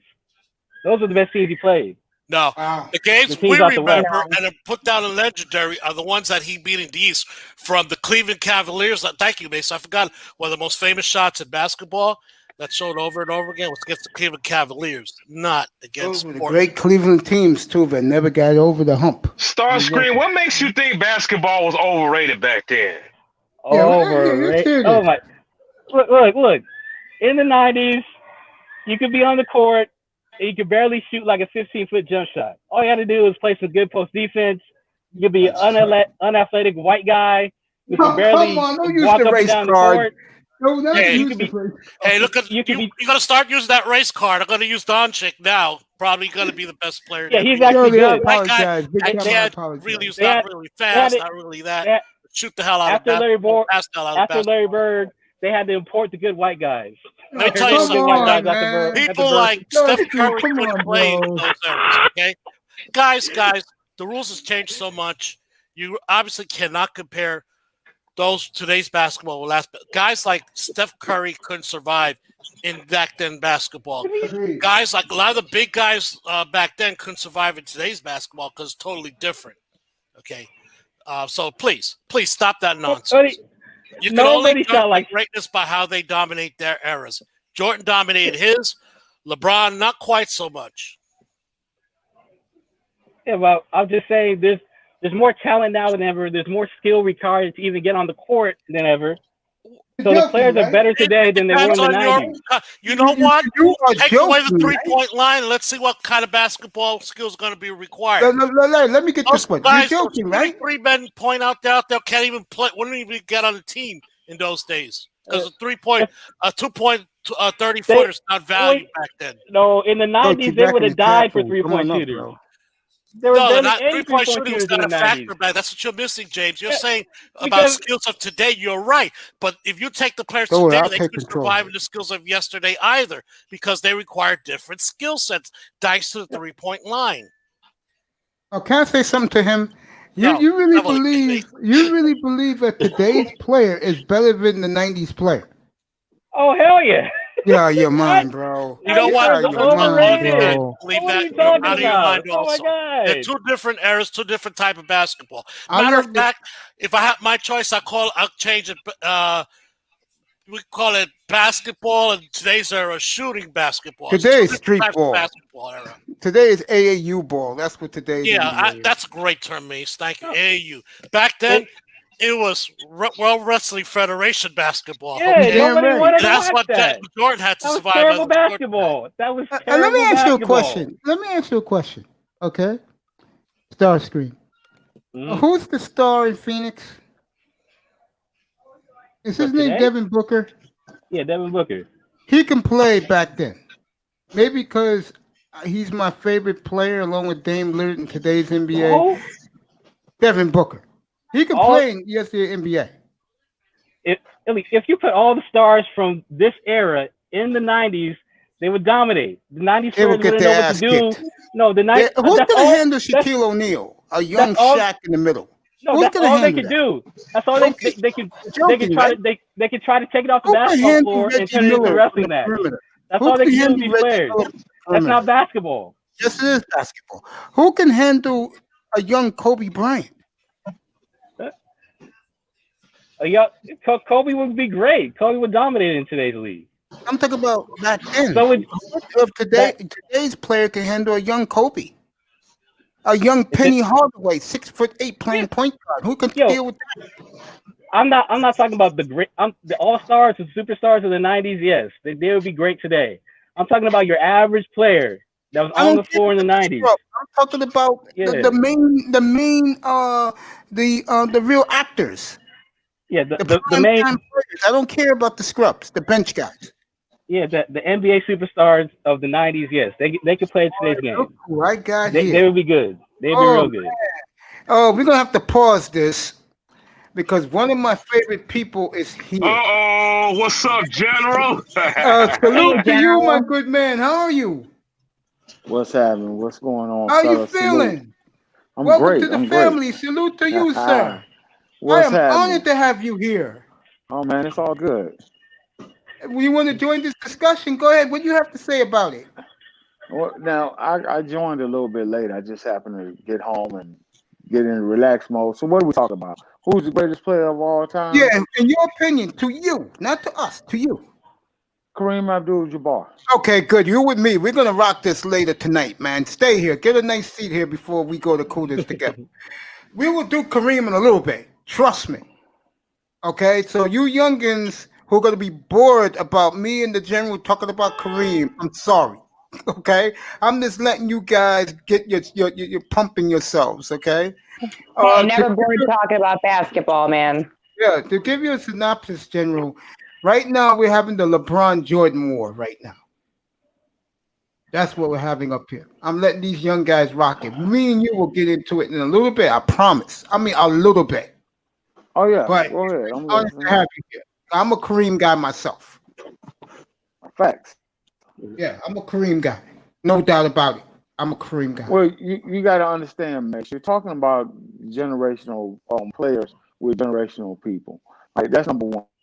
So let's look at number two. Number two, Kareem Abdul-Jabbar was 69, 70 when he came to the NBA, when he Yeah. actually came to prominence. All right. So hmm a lot of these young cats, Kareem Abdul-Jabbar retired in what year? 89. Okay, he retired in 89. So you got a lot of 90s babies in here. These guys are like 90, 91, 92. So they never seen, you know, they never seen the goddamn Showtime Lakers starring Kareem Abdul-Jabbar. They don't know that Kareem Abdul-Jabbar was a four-time goddamn high school champion. He won all 4 years he played high school basketball. They don't know Before you that said, they don't know that he won 3 consecutive championships at UCLA. They don't understand why he's the all-time leading scorer in the NBA. They don't understand this no. because they've And you never know the seen it. scary part is, So General? Yeah, go ahead, General. Rock it. Go ahead. so you have to understand that when we have these discussions, they don't. A lot of them don't even remember Michael Jordan playing at North Carolina. They don't. A lot of these guys never seen Michael Jordan play. Let's do the timeline. Michael Jordan came into the NBA in what year? 1984.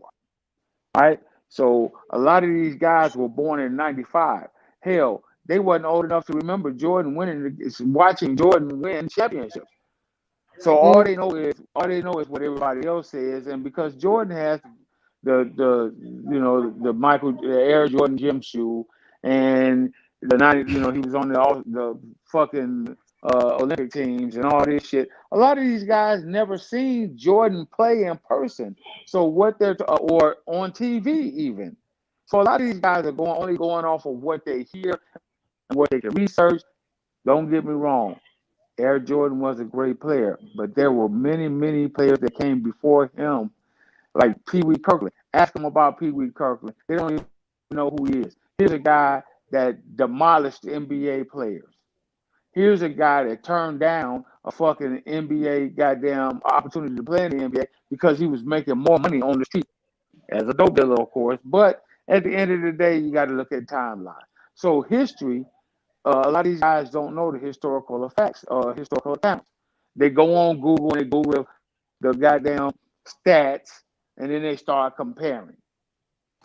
yeah, me and you, one thing me and you got in common. And let me ask you this. Uh, was you an NBA fan from the 70s?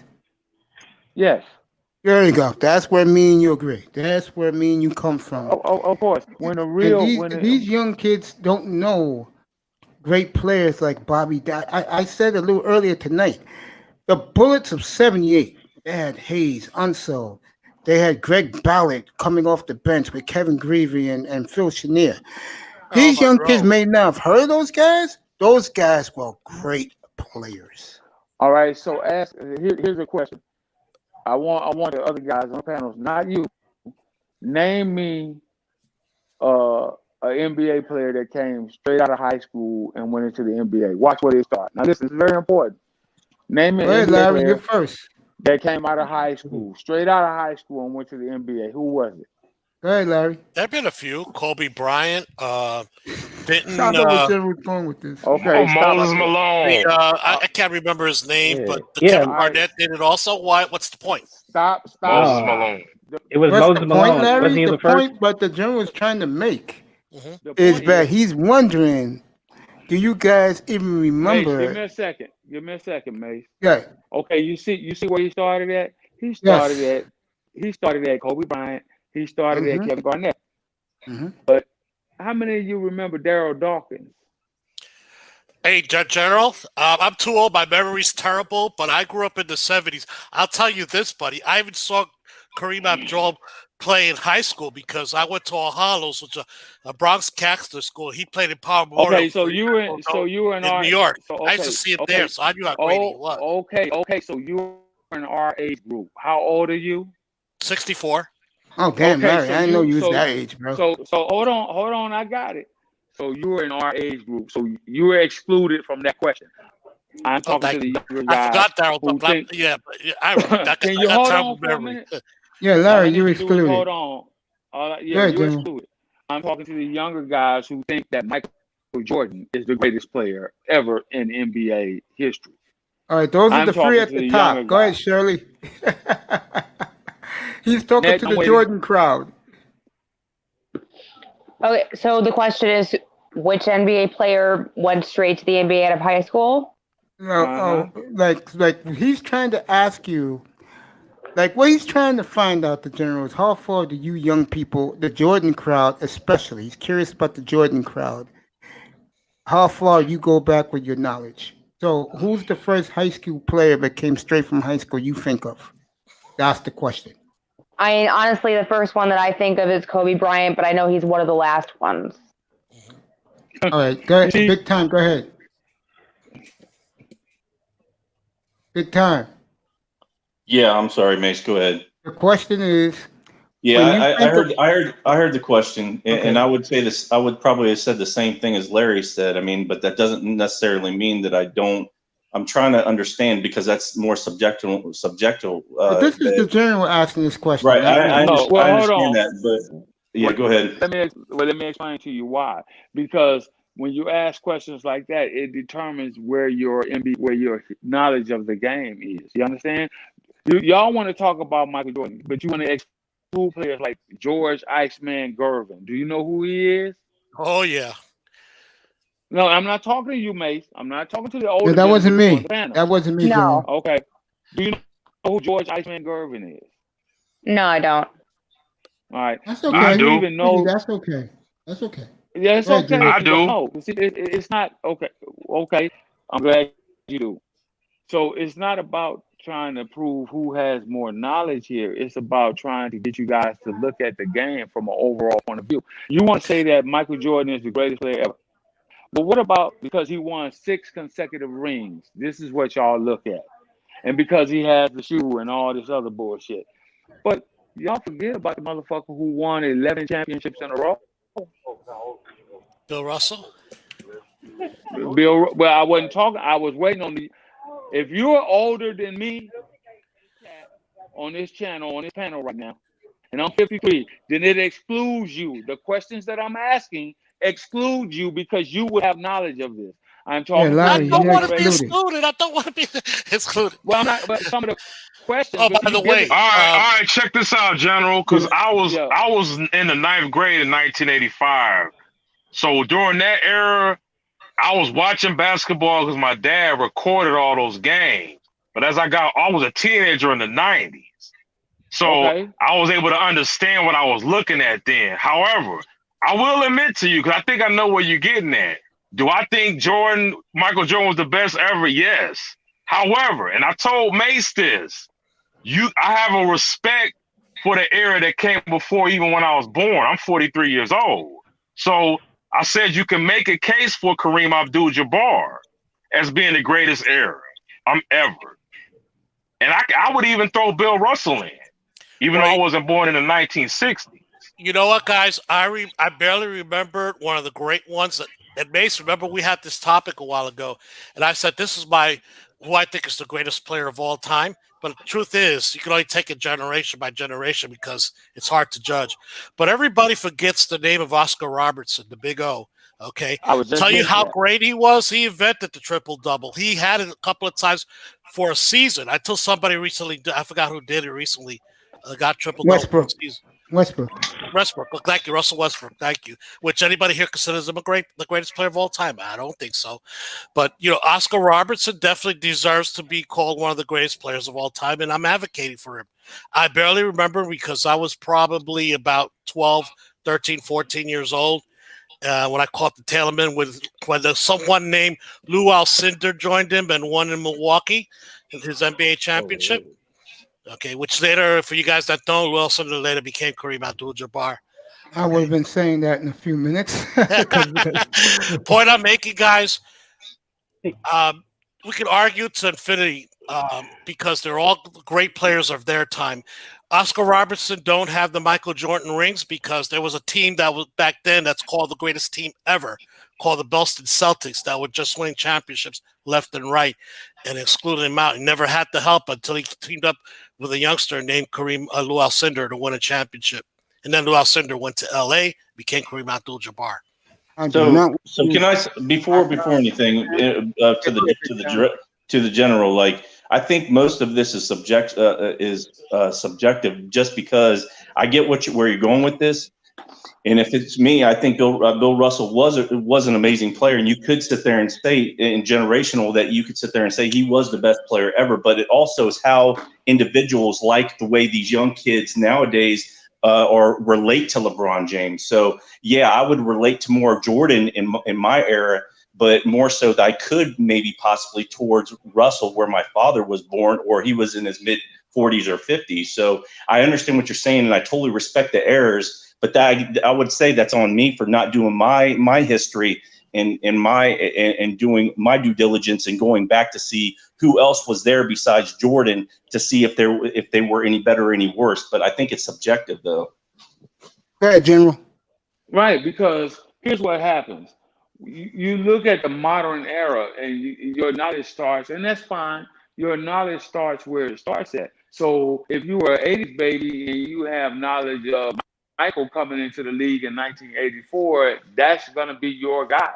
If you're a 90s baby, you have knowledge of Kobe coming into the league, that's going to be your guy. You understand? If you're a 70s baby and you have knowledge when Magic came into the league, 79, 80, that's going to be your guy, depending upon where your loyalty lies. Everybody goes with teams more often than they do players. You understand? Michael Jordan came around when we had the 24-hour news network. Michael Jordan came around when cable went nationwide. See, when I was a kid coming up, we didn't get East Coast games on TV. There was no fucking cable. You got localized stations. You understand? Yeah. We didn't get to see. The only time we got to see teams from the East Coast is when they came to play on the West Coast. You understand? Or if General, you know what part of the problem is, man, is that people go under the assumption that whatever is the latest and the newest is automatically better. And I don't know if I told Mace this, but we can't look at it like modern technology. I don't. You know what I'm saying? I ride with my guy. That's what I'm saying. Like, I don't look at it like technology. Like with technology, you can do that. You know, with phones, computers, and TVs. Yeah, I know what you're saying. I understand what you're saying. But the bottom line, okay, so there was a push. All right. In the 80s, who were the two premier teams in the 80s? Lakers and stuff. You know what's funny? Well, General, I'm going to say something to you. Not one mention of Magic and Bird tonight on this panel the chat room. So you guys that know this, I'm talking to the younger generation, but I'm talking to the people who believe that Michael Jordan is the greatest of all time. That's who I'm talking to. If you know the answers, I'm not talking to you. I'm not talking to you. I'm talking to people who believe that Michael Jordan is the greatest of all time. And then you can break that era down, because you can say, okay, Will Chamberlain, look at his stats. He's the only motherfucker ever in the N.B.A. history to score 100 points in a goddamn game. Yeah, Michael scored 63. Does that compare to Will's goddamn 100 points? Nope. I'm sorry, General. I just say it's two different players, though. I mean, they play two different positions. When you look at what Kobe did with 81, it's totally different. Who worked the hardest at it? Yeah, I don't know. I could be wrong. I could be way off on that. And I'm sorry I interrupted you. I apologize. No, that's okay. Guys, I needed an answer. So this is why I'm telling you. This is why I'm telling you that you can't sit there and say this person is the greatest player of all time. Because if you look at it, Kareem Abdul-Jabbar got 6 rings. If you look at it, Kareem Abdul-Jabbar is in the top 10 categories of every category of the NBA. If you look at it, he's still the all-time leading scorer. So, talk about championships, they're equal. You want to talk about all-star appearances? I believe that Kareem Abdul-Jabbar got more all-star appearances than Michael. If you want to look at MVPs, I don't know who edges out, but I believe I that think they Kareem got may the have. same, General. I believe that. Yeah, I believe that they may have the same. Now let's look at the total body of work. So I know we're only talking about the N.B.A., right? But you gotta, when you talk about the greatest, the GOAT, you gotta look at their total body of work. Yeah. You gotta look at everything that encompasses that player as a player in the game of basketball. And if you don't mind, I'm going to add to that what you just said. Like I said a minute ago, not one mention of Magic and Bird. I am shocked that we Well, haven't don't had be, someone. Mace. They're not. Okay, I'm sorry. Some At this people level do. of players, they're not. I'm Some sorry. I love people Magic. do I love consider Bird, him. but they're not at these level of players. Guys, Really, Will Chamberlain, whoa, back up, Larry. You Yeah. believe that? I do. Wow, General, How? you I got him. believe that? I do. I got him top 10. I got him top Wait, 10. okay, we'll get to the top Let me 10. hold on, let me How do finish, you- okay, how guys. do Yeah. One of the things I look at is great players would have been great players in any era, and at that level. Okay, some may say, I'll take an example of Will Chamberlain. Somebody brought up he scored 100 points. So people say he's the greatest scorer and rebounder ever. I'm going to tell you this: he could have competed with Magic Johnson too. Guys, you're too young. But back then, people were criticizing Will, saying that all he was a shot hog and that he didn't pass the ball. Guess what Will Chamberlain did the following season? Anybody remember what he did the following season? I know what he Led did the to league in follow the assists. season. He What led did the he league do, in Joe? assists. Tell these young kids. Okay, all right, so you're on the same level with me. We're all in agreement then. I believe that you, I, and Mace are in agreement then. So that's why I say you have to look at the total body of work. But one thing I learned, guys, these great players just have something in them. They would have been great in any era. Now, Larry, some back might up. say some is bigger, some might faster, but I'll come in and say today's nutrition. Back then, people went to. You know why we have exhibition games now in basketball? Because that used to be when players come in and got in shape.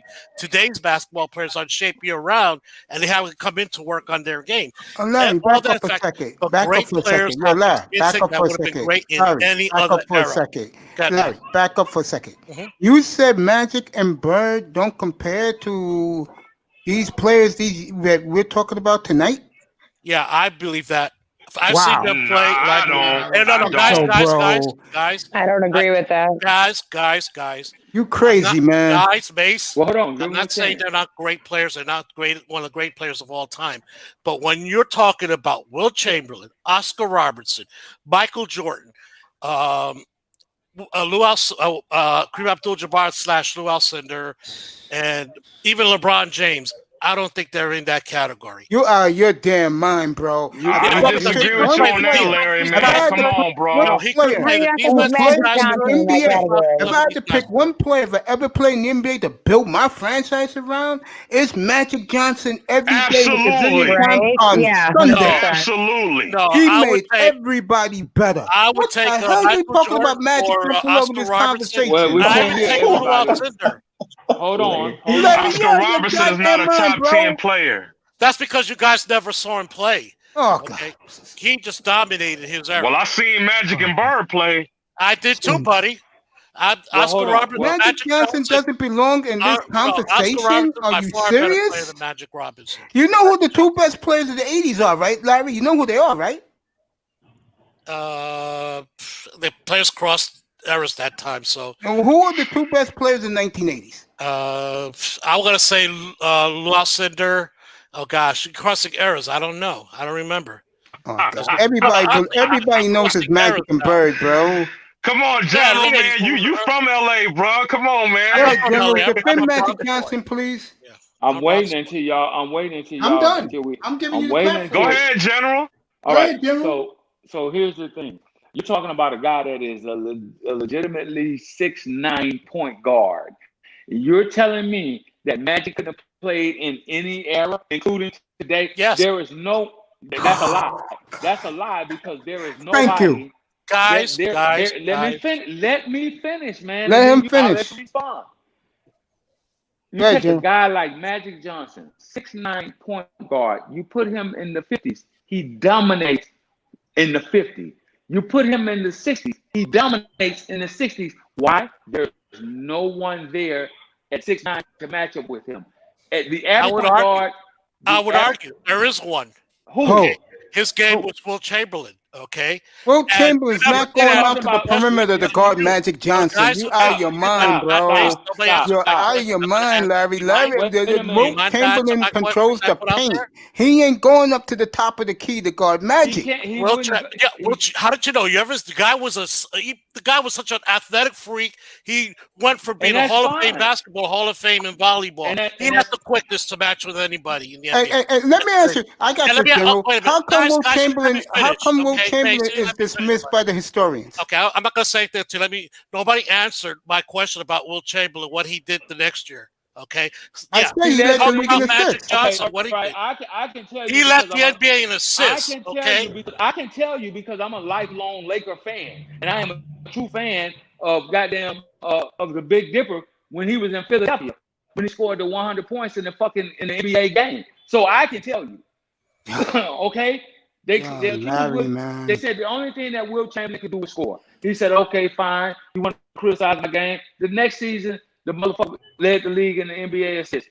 Then they turned around and said, "Well, okay, you can score, and now you know you can pass the ball. What else can you do?" The motherfucker led the league in rebounds. They said, "Okay, you lead the league in rebounds, you led the league in assists, you lead the league in scoring." A lot of these stats that we look at today were not around at the time when he was playing. The triple-double, for example, wasn't around. I knew that. Yeah, I agree. Look, guys, please.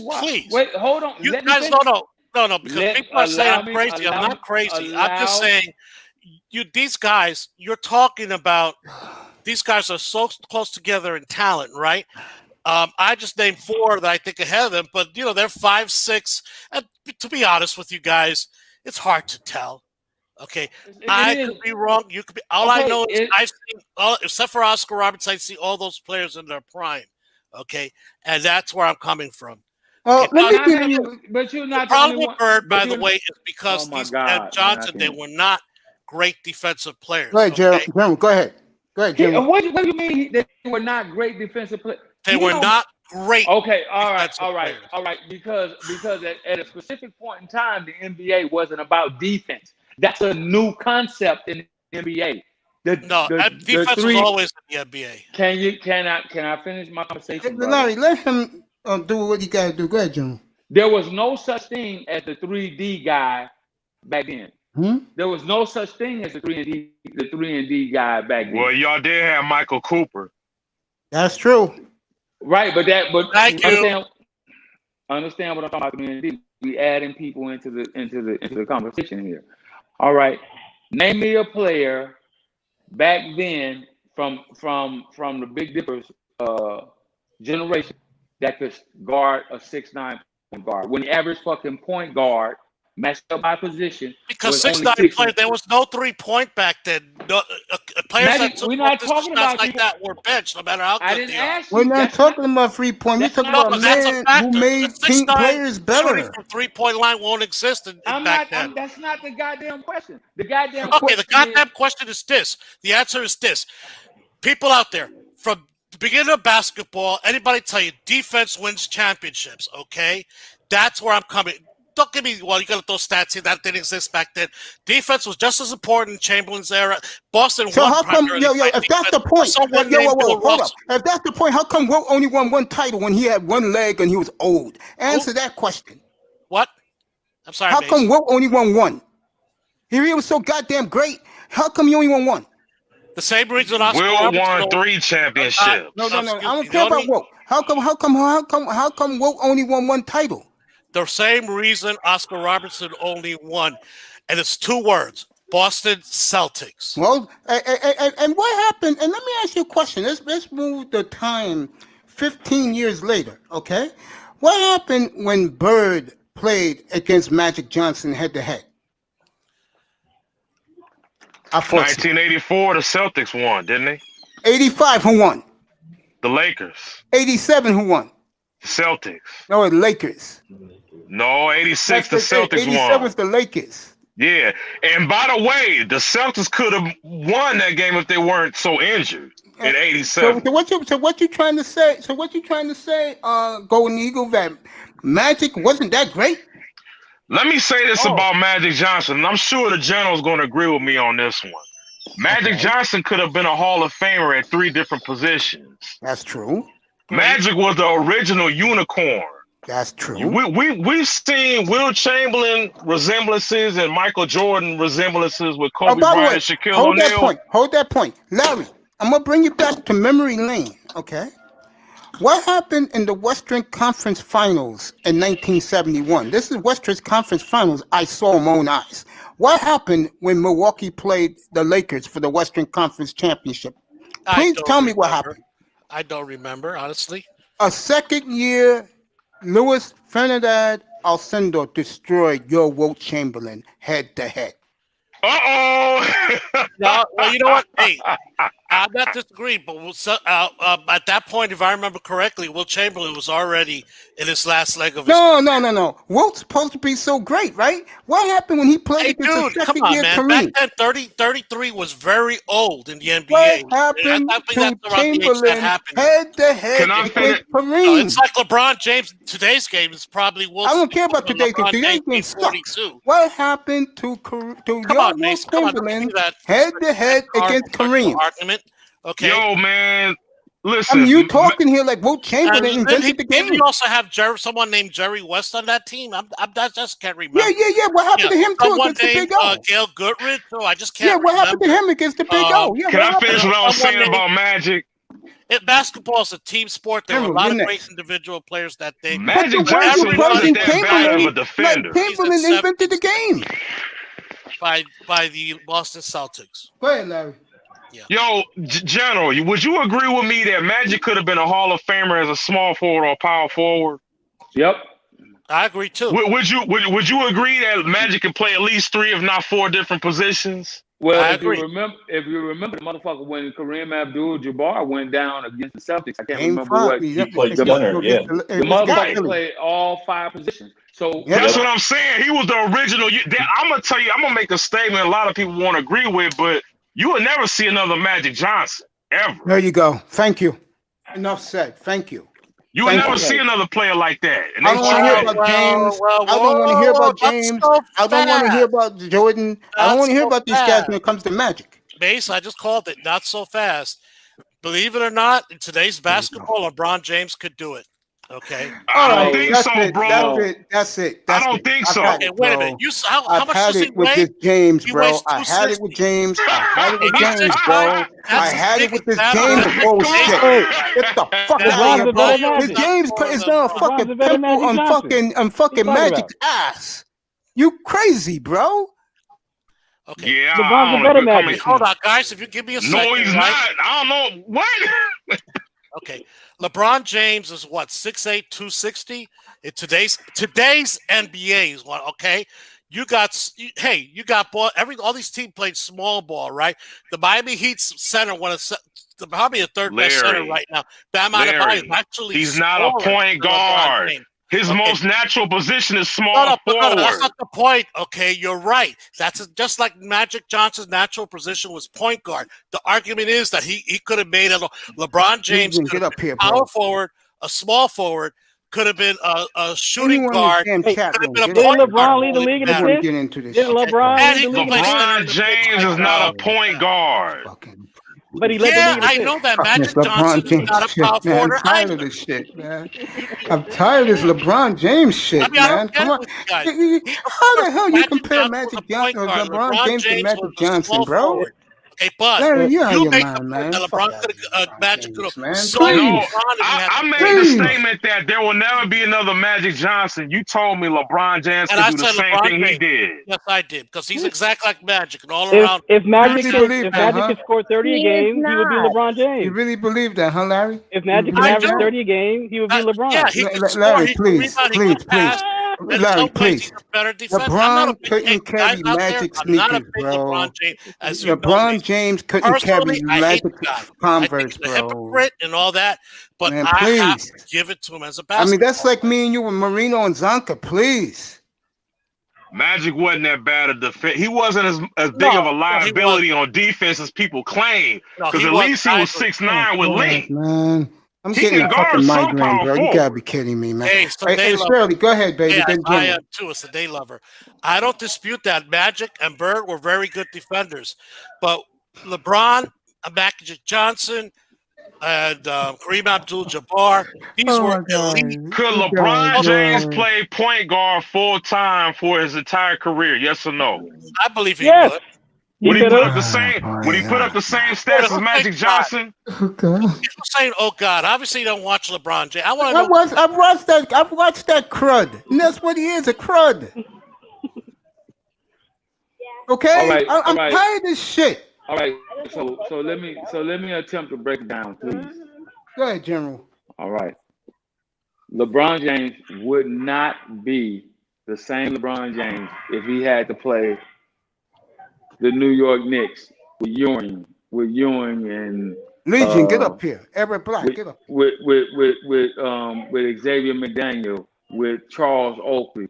He could not have been the same. He would not have been the same player in the East at that particular point in time. It was a different point. It was a different type of ball game. You had Amen.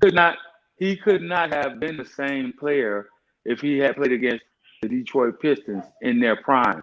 He would not. He would have been. Wait. He would have been the biggest, most athletic player on the court. Stop. See, He's bigger than any. He's bigger than anybody. More powerful. Anybody. Oh, Guy, boy. LeBron James with no. This is why I hate these. This is foul why I than hate. these guys This did is why. back then. This is why I hate these. Just too This is damn why. big. This is why I hate these conversations. LeBron James wouldn't have been coming through the lane, dunking on motherfuckers, and put him on his ass just like they did Mike. That's why it took Mike 7 years. And you know who put it them on their fucking ass? LeBron James. Those guys will bounce like they do today. He'll be crying to the These ref. guys, whether you He'll know, be guys crying get to the freaked ref. out because they're He'll be LeBron be doing like he always does. He'll be crying to the referees. You notice how Where's the they foul? work out year round. You notice And how I sit here. LeBron James, Why are you just talking over I love people, man? guys. The Knicks. I was a Knicks fan. I love them. Charles Oakley, Why Anthony. General, are do you- not leave. They Stay. were bounced off I LeBron James. can't do this. All right, man. go ahead, General. Go Why are ahead. you It's just all talking yours. over people, brother? Because This I'm is the how only people- one defending LeBron James. No, it's not. But no one cares about LeBron James. This is the guy with the avatar next to you. And that's a Yeah, fact. that's Star Screen. James, speak up. This is why you cannot have a legitimate conversation with some people because they get in their emotions and they just start yelling over everybody to make a point. When you don't want to listen to anybody else's side. I listened to what you were saying. I'm not I saying heard that. what you said too, buddy. No, you're not. Well, where are you No, letting you're not, God? because you're talking over him, Larry. You make it. I mean. Let me first of all, in general, I'm gonna give you 10 minutes straight. Right after I say this to Larry. Larry, who you think is the Mount Rushmore of the NBA? Take a guess. Well, Mount Rushmore is 4 people, right? That's right. Take a guess who they think are. I named him. Oscar Robertson. He's not. No, wrong. Next. No, Mace. This is my opinion, okay? No. I don't want your opinion. I want just what the asked way me they Mount consider it. Rushmore of the I NBA. don't want your opinion. I want the I'm way asking they say it. Question. I'm going to say it one more time. What is the Mount Rushmore of the NBA? Please answer the question. And I'm telling Not yours. What they consider it. I have no idea. I don't. Oh, then that's your Jordan, look. Kareem, Let Russell, me and tell you what Magic. it is. Let me tell you what it is. LeBron, Jordan, Kareem. No, it's Jordan, not. Kareem, LeBron Russell, is and now on the Mount Magic. That's Rushmore. it. No, he's not the Mount Rushmore. Consider LeBron James the GOAT. When they asked, Chamberlain. go back to that episode. I believe it was on N.B.A. TV network, and they had all the legends up there, right? And they were asking their opinions on LeBron James. What did Oscar Robertson say? He hates LeBron, bro. Yeah, LeBron James is one of the greatest athletic players, blah blah. That is a slight saying he ain't up here with us because we know that he can't. He ain't a soldier like that, bro. Every place he had to go, he needed a stacked team. I don't give a damn what nobody says. The dude won 2 championships. Very fortunately, LeBron James only had truly Oh Well, God, yes. championship dominant. But every time you look up at LeBron James's championship, they don't feel dominant at all. Magic No. had dominant championships. Jordan, Thank dominant you. championships. The Kareem, latest one's the bubble dominant for championships. LeBron. Really? The bubble? That's the latest title they gave to him? LeBron James Yeah, basically. why is everybody talking at the same time? Let's have one person go at a I'm time. sorry about that. I'm sorry. I didn't mean to talk. I didn't mean to talk while y'all General, talking. go ahead. I'm Legion, you listening. here Go all night. ahead, We're man. doing this all night. Go ahead, No, General. look, LeBron James is a first ballot Hall of Fame. I ain't never taken that away from him, right? Yeah. When you look at him play, you cannot sit here and tell. Look, Jordan played with a Pippen in his later years who had bad back or whatever, cried out. You know what I mean? People want to say, "Oh, that second 3P, that second 3P was nowhere near as talented as the first 3P." That second 3P, they won the '96 championship. Mostly, you could argue on the back of Rodman. I'm not saying Jordan didn't have a good series, but Rodman could have been called. Wait. So Tony Kukoc is a bum? Tony I Kukoc never is a bum? The General, go He didn't ahead. play with Kukoc? General, go ahead, please. Let the General go. Let the General go. You know what's funny? Go ahead, General. You know what's funny, It's all guys? yours. You know what's funny, Yeah, guys? let the General go. Let the They General try go. I grew up during the Terry Kukoc era. You know what the funniest thing is? When I grew up, right, everyone said, okay, yeah, he's a good player. Because they remember he was overseas and he came in, he struggled a little bit. But no one ever said this guy was a world beater or that high of a level. As soon as LeBron James comes to the league and people are trying to elevate LeBron James over Jordan, and they go to Jordan's championships and his teams and try to do anything to make it seem like Jordan played the greatest of players and LeBron He did. And Tony Kukoc is the greatest European player of all time. No, he's not. The greatest European player of all time at that time was Arvydas Sabonis, and he came to the NBA too late. So let's stop. Kukoc is the greatest. Stop. Okay, and please. Go ahead, General. It's all yours. Yo, let the General rock. Kid, let the General rock. You're gonna get your turn. We're here all night. Go ahead, General. So when you look at it, you have to look at the greatest of all time. You have to go by position. Period. Because so the General, what'd you say? Sorry, you have to go by the what? You have to go by position basketball. Oh, okay, all right. You can't. We can do that too. We can do that. I'm gonna take you down the path. So you can't say that one player is the greatest overall because you eliminate too many other players and their accomplishments. Like I said, yes, you can look at all the stats you want to look at, but at the end of the day, when you talk championships, if you're gonna look at that stat, you got to defer to Bill Russell. Kareem and Magic are. Matter of fact, there's a player that played in two eras that got 7 championships. Do y'all know who he is? I know who he is. Robert Horry, right? Okay. So if you're gonna count championships, you got to put him above Mike. Let me say this to Larry real quick. For championships, we know that you can't. Yeah, Legion, give me a second. Let me say this to Larry. Here's the Mount Rushmore of the NBA, just to let you know: Magic, Bird, Jordan, Russell.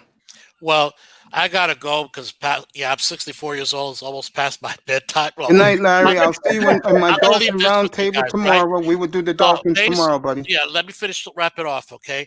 First of all, the Mount Rushmore is a matter of opinion, okay? I have to have a different opinion.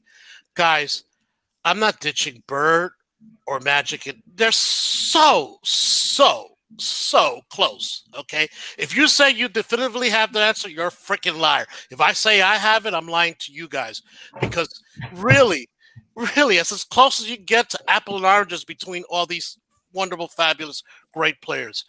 I try to distinguish them. I ultimately come to how great defensively they were, and that's where I try to distinguish my players, okay?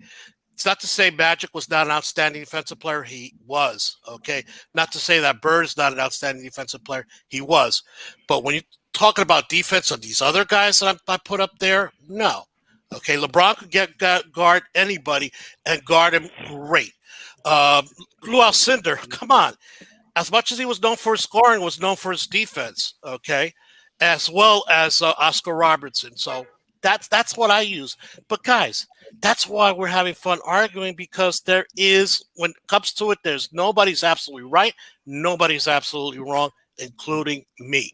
You're right. Have fun arguing that, Okay. We won't be arguing. I'm gonna No, let the yes, you general will, because cruise in. well, maybe maybe all of you can agree with your Mount Rushmore, but No, that's not my Mount Rushmore, by the way. That's not well, mine. okay, whoever put it, that's their opinion. Okay, That's the N.B.A. these are that did all that, people's and the opinions. N.B.A. Okay, matters. They you got know their own what I say people. about opinions, right, Mace? There's 330 million Americans. They have two holes. Okay, just like they all have an opinions. I Right. don't agree with that, but Okay, that's so how it fuck is. all the dumb shit. I'm gonna get down to the bone.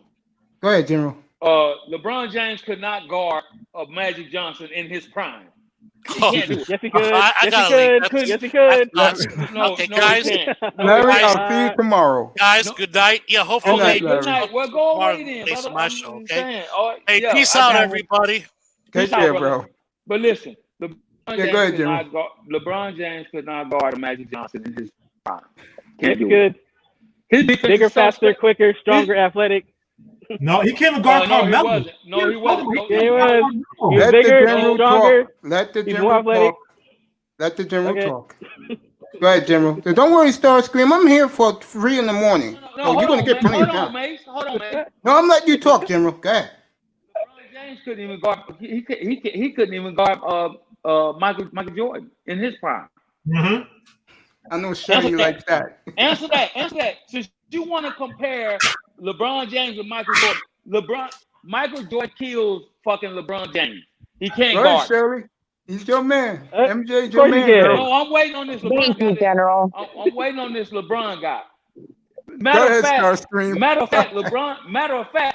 I'll be LeBron right back. James- I'm loving this. What a night. Man, come on, man. Can You saying in the era where you could actually put hands on people, where there was hand checking? You damn right. The 6'8", 260 guy. You damn right. couldn't guard You him? damn right.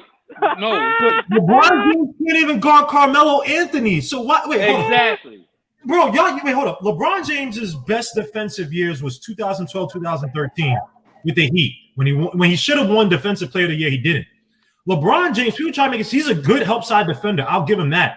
But one-on-one defense, you can get LeBron James. If you have a jump shot, if you have a hezzy move, you can get LeBron James. I'm a Knicks fan. I used to watch when the Knicks, go back and look if I'm lying, when they got Carmelo Anthony. And I'm not even the biggest Carmelo Anthony fan. The Knicks were giving the Heat fits. There were games where it was like, yo, the Knicks won. The Knicks won this game. And Carmelo Anthony, even Kobe said Carmelo Anthony's one of the hardest players he had to guard. So if you're talking about now where literally if I breathe on you, you get a foul.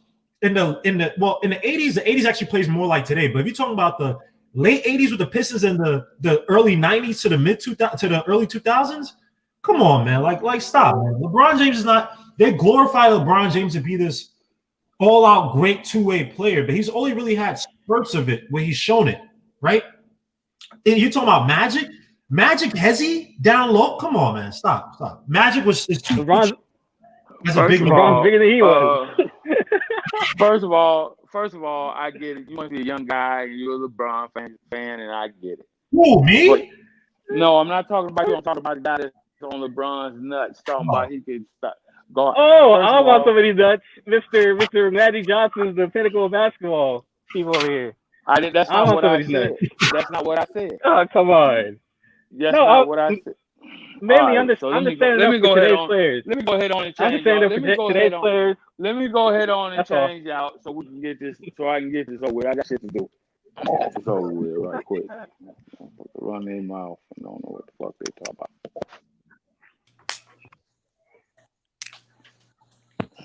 Go ahead on. The 80s and the 90s were pinnacles of basketball. No players today can compete. They would just get crushed. No. These fools. LeBron James would do well back then too. I think there are a bunch of players now who do very well back then too. I don't think LeBron James would be that's true for anybody. Okay, all right, here we go. LeBron James could play in practically any area because of his size, strength, and athleticism. I have to give him that. I agree. I have to give him that. Okay, I'm not talking to you. I'm talking to the other little guy that was talking about LeBron James. My bad. I'm not talking to you. Now, let's look at it for the facts. Magic and LeBron basically match up. They were basically about the same size, same strength, same athletic ability. So they basically kind of nullify each other, with the exception of Magic's court vision. A prime LeBron and a prime Magic wins that fucking hands down. Period. No, he doesn't. Yes, he does. Yes, he does. LeBron's a better scorer. No. LeBron's a better player in transition. LeBron's actually bigger, more athletic. Are you kidding me?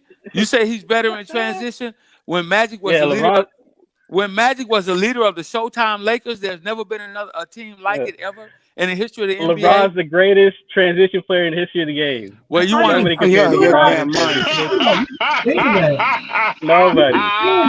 that big, that fast, can jump that high in transition. Oh boy, man! Show me Magic catching lobs. Show me Magic catching lobs above the rim. He didn't have to. He was the one throwing the goddamn lobs. Hey, Mace. This is why. This is why everybody doesn't belong in certain conversations. You see what I'm saying? Because this guy. Just because what's the name? What's the name? The 80s players are so much better. They would win hands down over the players of today. They will. Get off the nuts of these older players. You're out of your mind, bro. They were like better than the players of today. You are nuts. They literally call them the Showtime Lakers because of their fast break play. Like that was literally the not to say their bread and butter, but they were literally known as a Showtime. I think it's funny how you mind because of that. LeBron James has all these beautiful dunks and all that stuff. You're talking about the Showtime. Like also look at all those fast break highlights. A lot of those highlights. And you put two and one. You put LeBron on the Showtime Lakers, and he's the best player on the team. What's so hard about this? LeBron running the court with Showtime? Come on. You tell me LeBron was better than Magic, Kareem, and Worthy? Oh my gosh. And a Bob McAdoo off the bench? Are you serious? You could take. He would have been the best player on the team. Okay, yeah, he would have been. He would have small forward. Okay, he would have been the best player on the team. But what would have happened if LeBron James couldn't play to the system? What would have happened? If they asked LeBron James, hey, you got to play more off ball, what do? He'll cry and probably quit basketball because that's him. Because he goes around like a but it's Showtime, right? Showtime ran the break. The same Crowder, the same Jay Crowder that killed on the Heat, LeBron James was crying when he was on the Cleveland Cavaliers. And basically, if you go back and watch, he actually stopped playing basketball until they made that trade with the Utah Jazz and what was it, the Lakers for that the light-skinned dude who could dunk? I forgot his name. Yeah, I remember that. He quit. He damn near quit on the team. He quits on the team, bro. That's LeBron James. The princess. Hey, he flexed his muscle. He demanded the trade, and they made the finals. I'm saying you put LeBron on Showtime, and you got him running the break, either leading the break or on the wing with Magic Johnson. He doesn't. You would have destroyed the 80s. That's you're not gonna do that.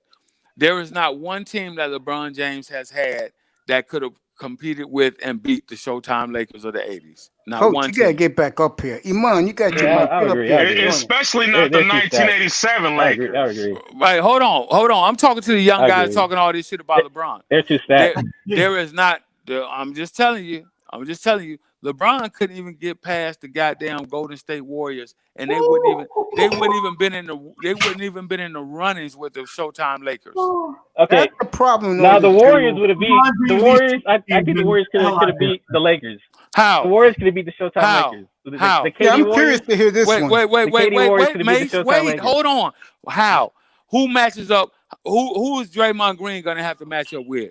He got to match it with a Hall of Famer, James. He got to match it with James Worthy. Big game General. General. Stop. Draymond could have gave Magic fits. Stop. General, ask him which Warriors team. Who's going to guard Durant? Without Who's going to guard Durant on that team? Who's going to guard Durant? I'm talking about the KD Warriors, like the super team. Who's going to guard Durant on the Showtime Lakers? Worthy with the Michael Cooper. Okay, hold on. Yeah, we'll put Michael Cooper on him. Yeah, he'll shut him down. Too small. Then there's Steph Curry. Like, who's gonna be chasing Steph Curry around? Magic then you got Klay Thompson. And then No. If you can handcheck Steph Curry, Steph Curry can be nullified. If you can handcheck Steph Curry, he's gonna be nullified. So, we're not gonna talk about rules here. You want to say who's gonna check Steph Curry, right? Byron Scott. Oh, Byron Scott. All right, you can try. Now, wait a minute. Hey, now, guess what?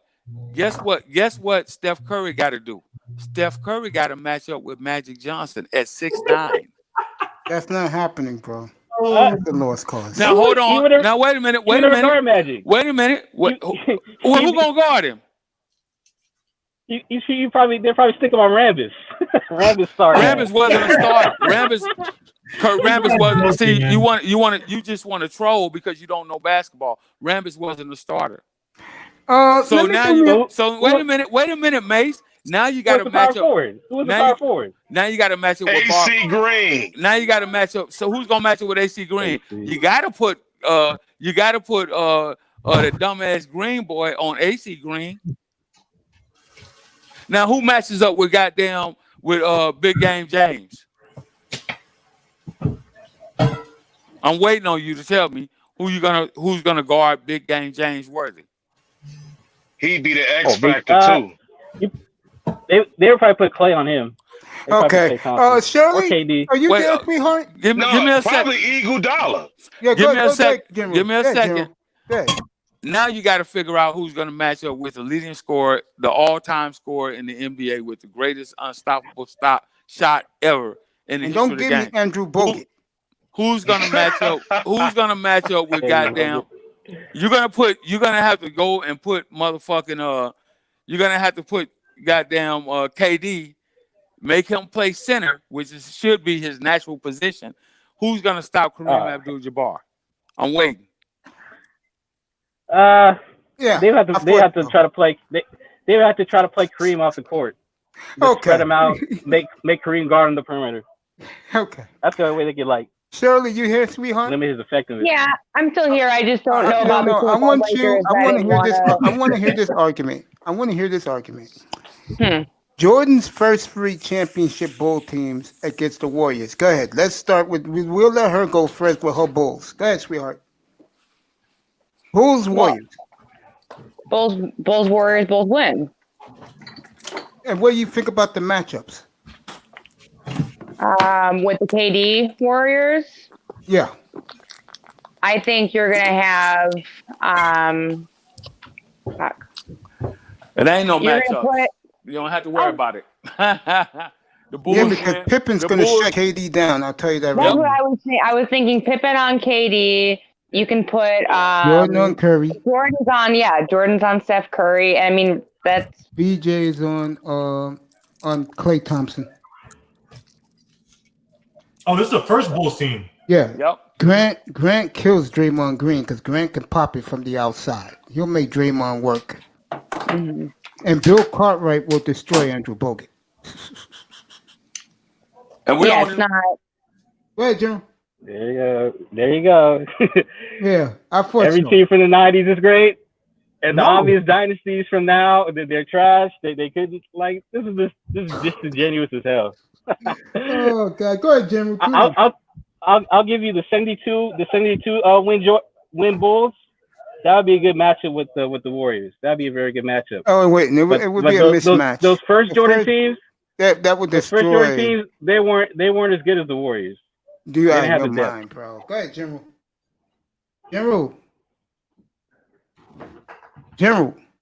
I'm here. Go ahead, bro. I'm just listening to this dumb shit that I'm hearing on this line. I can't believe it. Okay. Because when the Bulls. Your mic went out. Simply because you forgot the move that the Bulls made when they brought Dennis Rodman over there. Yeah, but that was the second three-peat. Enough said.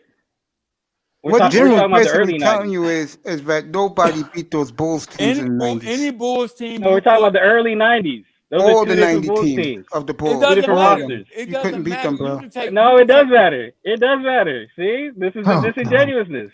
God. There's no context. There's nothing. It's here's your problem. Whatever it is, the Bulls will win. The Bulls will win. They play in the 90s. We're gonna go with the early Bulls team. Yeah, the early team, the one I just said. Who stops Michael Jordan on which team you want to put out there for the Warriors?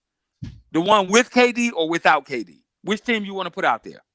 We're talking about the KD Warriors.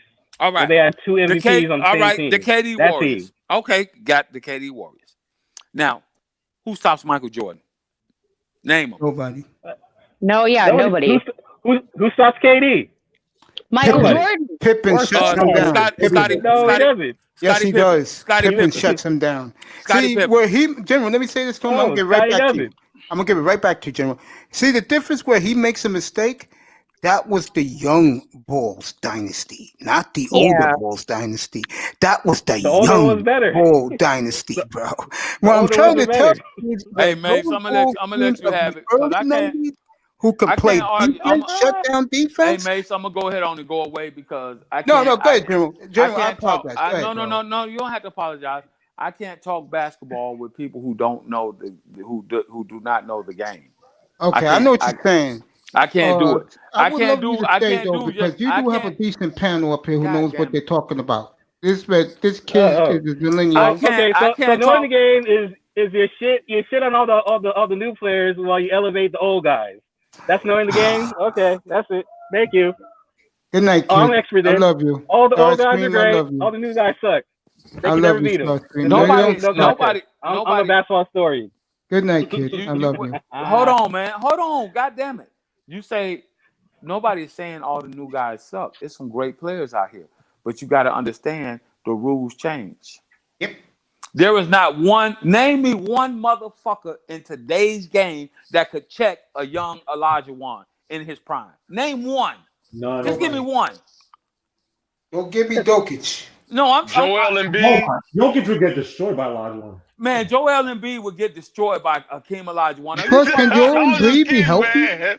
I was just kidding. Well, I don't want kids. I want to have an actual conversation. Name me one young today NBA player that can check a fucking Shaquille O'Neal.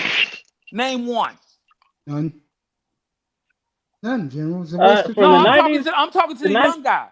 No, we're not talking about 90s. You're talking about the young generation. Yeah, you're talking about millennium. LeBron. Stop, please, man. God damn it. You're talking about Steph Curry moving forward. That's your generation. My generation goes back, way back beyond that. So I'm asking you, name me one player from your generation that can check a young Elijah Wan. Well, I say none, General, because I'm not talking to you. I want to talk directly to But again, I grew up on 90s basketball. 90s basketball was about big men. You don't get to do that because you just said, "Oh, I get what y'all saying. All the old school players were great, and the new school players suck." So now that you've been put on the hot seat, you don't have any fucking answers. So I'm asking you, name me one motherfucker from today that can check a young goddamn Penny Hardaway. Name one.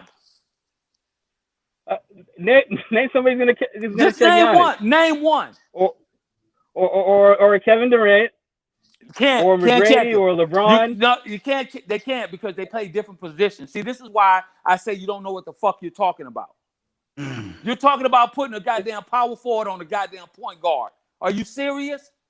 So you're saying Durant's a power forward? Durant is a true center. He's not a center. What are you talking? He's a center. He's a 7-foot guy who plays like a shooting guard. He handles like a perimeter player. Who can he guard?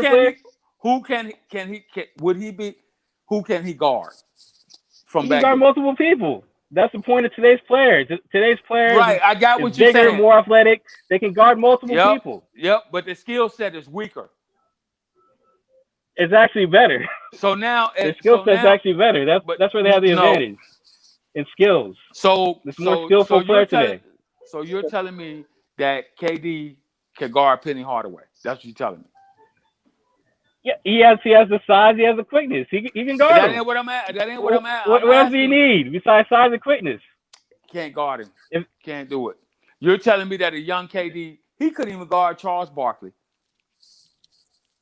Well, he's too fucking thin. Number one, he's too fucking thin. He's too fucking fragile. Yeah. Well, Barkley played a different position than Penny Hardaway. And Kevin Garnett. You want to talk? I mean, you want to talk about your boy KD? KD couldn't even. He can't even fuck with Allen Iverson. Allen Iverson kills him if he comes out there to try to play him on the perimeter. Oh my God, Allen Iverson! You serious? He's 6 foot. Hey Mace, I gotta go, man. I can't talk to this dude, bro. I'm out. I love you, General. I'm sorry. Bye, General. We love you, man. Come back anytime. Can I say something real quick about that? How the Bulls early, like I say the 1992 Bulls versus the 2017 Warriors. I won't be disingenuous because I don't think the Warriors would get swept. That'll be a closer series than people believe. Okay. You know what I'm saying? Especially if you're talking about Kevin Durant. And I think Klay Thompson will do more than just hold his own against Jordan because they're both shooting guards. Klay Thompson wasn't the defender that Jordan was, but he is a good defender in his own right. Wait, so that would be a closer matchup. You're talking about a team with 2 MVPs. With 2 MVPs, not one, but 2. It'll be closer. It'll be closer than people think. I will say that. What do you mean closer? You mean the Bulls will make it closer? No, I'm saying I get a Warriors credit Man, for you're being funny now, bro. You are being funny, This is ridiculous. Now you trolling, bro. Yeah, like they wouldn't get swept. No, I'm just trying to make the point that you guys elevate these old teams and you don't give enough credit to the new teams. Like they're not as good or better than the older teams. Well, I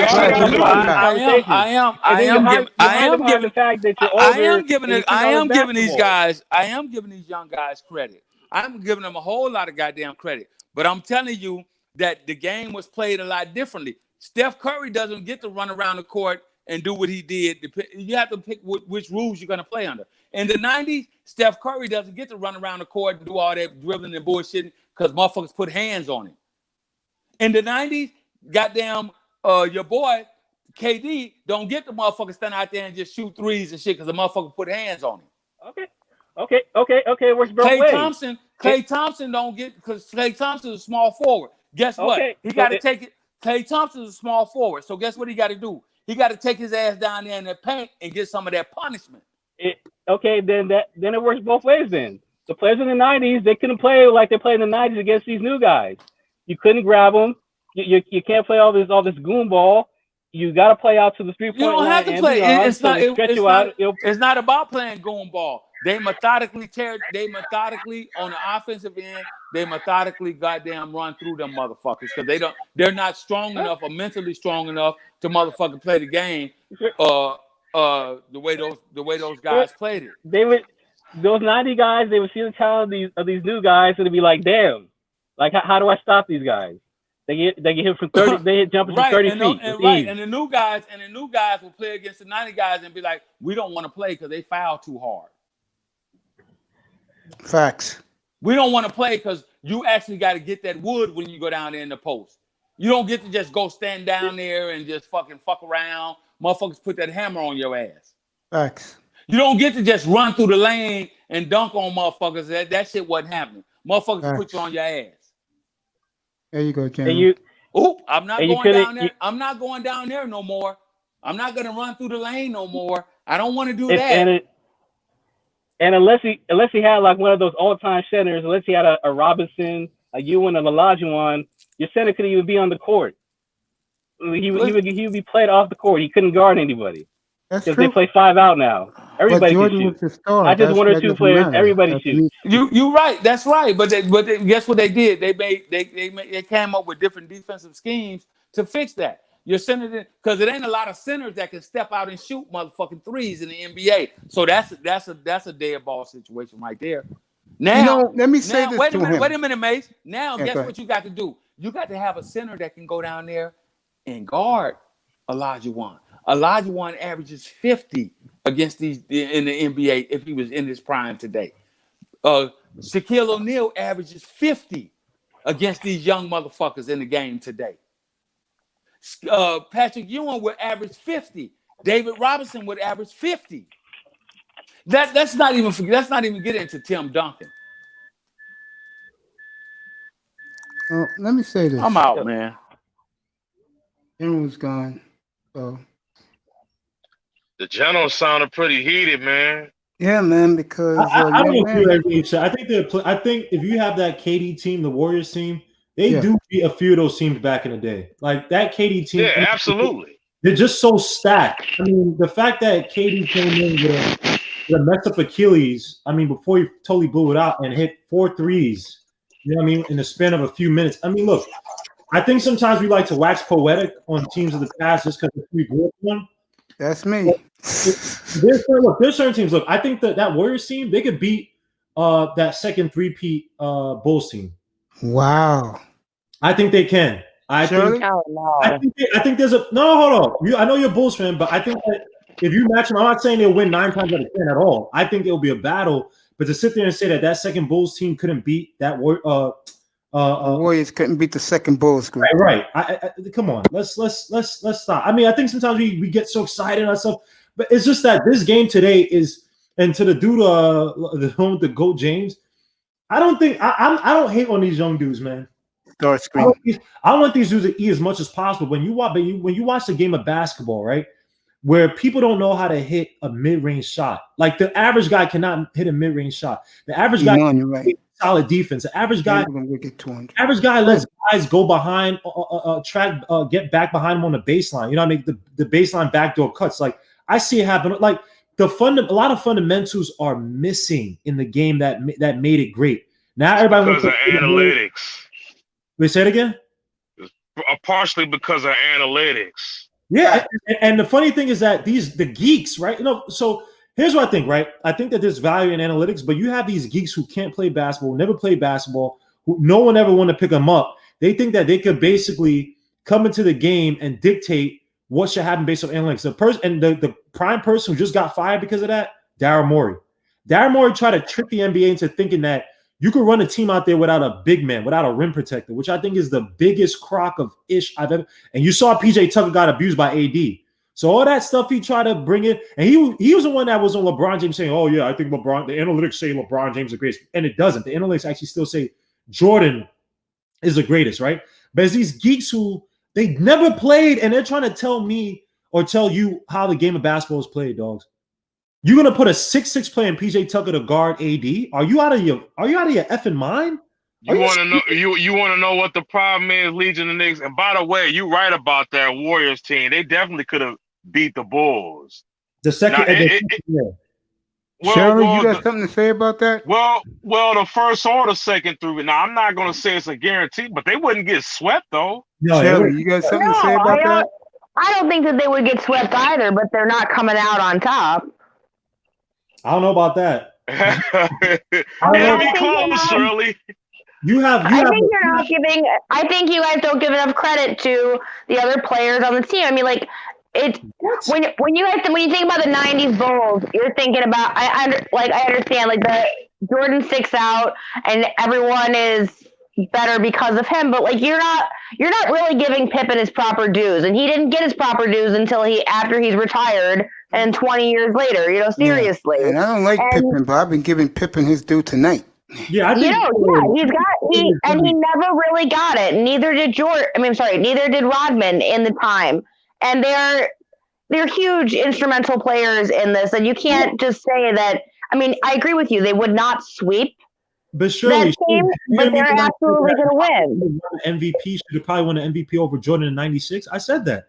I think Rodman for that 90s that 3P Bulls, he's probably the most underrated player on that team. And I'm talking about underrated, high impact player. So I give all those teams their proper due. It's just like when we're talking about LeBron James, I want to throw up at the narrative that a guy who literally has to play people. This is the funny thing, right? Isn't it funny how every time LeBron James wins one, or it's like you start to see some of that narrative shade away, right? Before it used to be LeBron James makes all his players around him better. Then that year, 2018, where he traded all those players because he stopped playing the game. He literally stopped playing. Like he was just literally basketball until they made that trade, right? So then they couldn't use that narrative anymore. Then they tried to use the narrative, the other LeBron James narrative. Why am I? The one that the Bulls. Well, Jordan had Pippen. LeBron James. If you look at you can literally make all-star teams out of the. Yeah, LeBron had Wade and Bosh. You can literally make all-star teams. AD, Kyrie, Dwayne Wade, and Bosh and LeBron James. Yeah. That is an all-star team. That is an all-star team in the E or whatever region you want to pick. And you're going to sit and tell me Jordan played with that much talent on his team? No, he didn't. Jordan's best year, one of his best years was 35, 8, and 8 off of 53.5% shooting before the triangle came. What did Jordan do when Phil Jackson says, hey, look, we have to dip your stats a little bit to get everybody dangerous to nullify the Jordan rules, right? Basically the Pistons, right? And Jordan that. But when David Blatt was with the Cavaliers, what did LeBron James do? When David Blatt said, hey, we want to put you more in the post and play you more off ball to make you more dangerous, right? What did he do? He got David Blatt fired. So I don't want to hear about LeBron James being this great player when he needs the perfect type of players to play around and the perfect situation, the right puppet coach that's not going to tell him anything, basically. Yeah, he's Goldilocks. He needs to Again, where are Jordan's titles outside the triangle offense? Where are Jordan's titles outside the triangle and Phil Jackson? He never played after the triangle offense. Why didn't he? Why didn't he play outside the triangle? Because it was successful. Wait, hold on. Tell me that. Since he's such a great player. Why would I don't fix it? Well, thank you. Why would I change the triangle offense? Wait, hold up. When has LeBron James won outside of the LeBron James system? Right. Remember the first year with the Heat. Hold up. The first year with the Heat, Dwayne Wade had better stats than he did in subsequent years or years after. Can I say something? Oh, come on, man. You gotta give Phil Jackson credit in his part in that Bulls dynasty. But hold on for a second. But you also gotta give Michael Jordan credit for buying in because he could have been a selfish player and not bought in. That's what I'm saying. Okay, show me LeBron great. Show me a Greg Popovich or a Phil Jackson that coached LeBron. Show me this legendary coach that LeBron had coaching from. I can show you Paul Silas, Mike Brown. LeBron never played for any of those type of coaches. Lue. Yeah, hold on. I'll give you one right now. And you're going to laugh. The so-called legendary coach, because it funneled downward, was Spoelstra. Because Pat Riley was basically coaching that team, right? Spoelstra was still relatively young, so everything was coming from Pat Riley, regardless of how he wanted the team to train, what the sets they wanted to run, everything came from Riley. Remember, that year, who was the one that basically pushed LeBron James to operate more in the post after the Mavs series? It was a Heat. It was Pat Riley. And what did LeBron James do against the OKC Thunder? He destroyed them from the post. So I remember that. He didn't have coaching. What did he do? He wanted to leave them. LeBron was coached. He was coached. He can't be coached. You just made the point. He didn't have a coach, but they still hold up. I thought he was never coached in the LeBron James system where he's operating a bowl primary. That's why Dwayne Wade stat went down. No, you just said he was coached. Wait, huh? You said somebody actually got in there and they made him get in the post. So he did get coaching at some point. Wait. I never said he has been coached. I didn't say he never got coached. I want Shirley to answer this question. I'm gonna keep the same topic. Okay. When you go back to those Bulls teams 30 years ago, that was the first repeat. Okay. When you look at today's NBA, other than the Warriors, and this is going to hurt a lot of LBJ fans, LBJ never played on a dynasty, never played for a dynasty. So in hindsight, he's never in the conversation. Yeah, I mean, that could absolutely be argued. Yeah, he never played for a dynasty. To a dynasty that he played with would be the Miami. He was the dynasty. He made 9 finals in 10 years. He is the dynasty. Not a dynasty, bro. He is the dynasty. You believe that, kid? This kid's loving it. I think you need to listen to Mason's question. Show me 9 finals in 10 years from any other player other than the Celtics players. And don't forget in a league with like 8 teams. And don't forget Show me 9 finals in 10 years. The N.B.A. made it easy for him to do this. Absolutely. Now the N.B.A. made it easy. Of course, the N.B.A. does do things like that. You want to know somebody who went to 8 finals? You want to know some? Because since I guess finals now is just as good as winning finals because you're trying to make him good as Jordan. Jerry West went to 8 finals and he only won 1. If you go to finals and don't win it, that's more of an indictment on you. Thank you. If you get to the finals there's so many times where you're losing or you're winning by extreme circumstances. That doesn't bode well for you. It just doesn't. Well, let me say this. Can I ask Legion of Knicks a question, please? Go ahead. I got 2 questions. I'm sure he'll know how to answer this. What do you got to say to somebody who said the only reason why Jordan started winning championships is because of the expansion of the league and those 6 expansion teams. Because, huh? Yeah, someone's been saying that the only reason why Jordan won because of the late 80s Bro, expansion. I've heard that Hey, that's argument. true. That's true. Oh, come on. You hear what he's The league was saying, watered Legion? down. Did you hear what he's saying? He's just gonna say anything to put down Jordan. I've heard the stupid excuse in that 96 Jordan they came beat out with most- the two Toronto, the two Jordan has Canada beat the teams. most 60-win teams. He beat more 60-win teams than LeBron James. So I don't understand. What is it? He has weak opponents. Now we want to downplay. If I was a guy like Gary Payton, if I heard an idiot like Colin Cowherd say the Supersonics were weak, I'd punch him in the face. Because you literally trying to disrespect me in my career to make a dumb point for LeBron James. When literally LeBron James, you talk about all these finals, he got to the finals because the East was weak. People want to talk about the Lakers. I believe the Lakers had a lower, no, the Pistons in the year they lost to the Jordan Bulls, they had a lower average age, I believe, than the Pistons that LeBron James beat to get into the final. Man, I love you, bro. Go look at the ages. People want to talk about, oh, those Pistons teams. Oh, no, they weren't. Joe Dumars was what, 30? Isaiah Thomas was 31, I believe.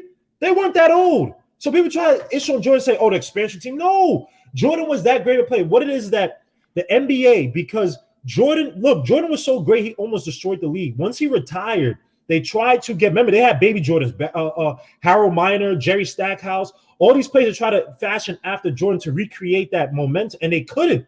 And they were losing money because of it. I'm going to let you guys rock. Not won championships because of Jordan. And how many great guys that have won with LeBron James being in the league? And Shirley, don't leave. I'll be back. I'm here. Stay.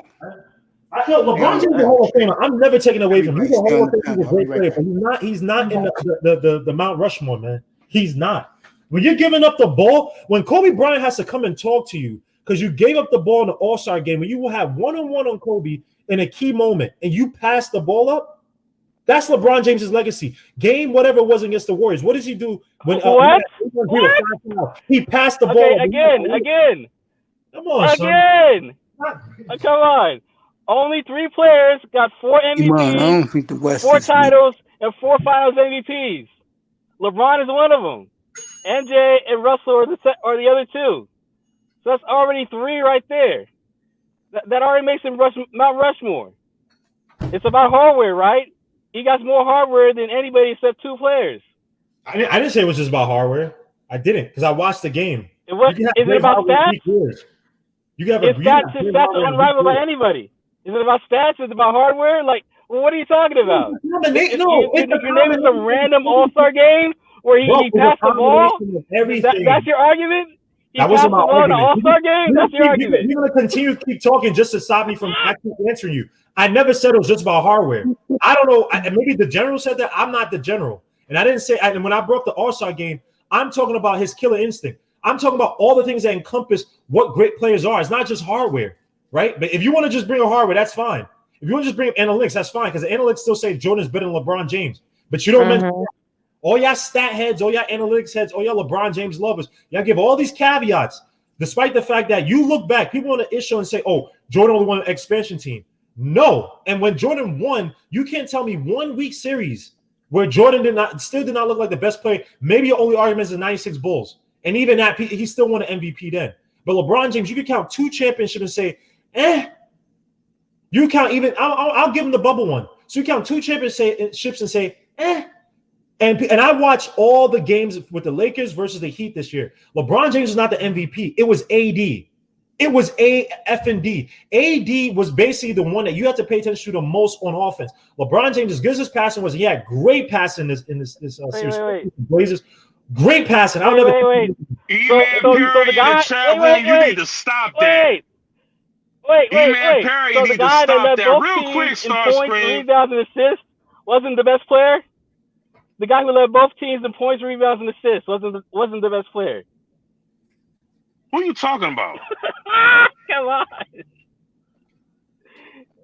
Yo, E-Man Perry, man, Jordan didn't have anything to do or any control over the expansion of the NBA, how good Pippen got, or who his coach was. But compare and contrast to LeBron James. Okay, he need to stop that. To go, James, you obviously didn't watch the series because LeBron James, I believe, it was like game 4. I can't remember which one they won the first games that the Heat won. LeBron James had close to triple-double. AD only had 15 points.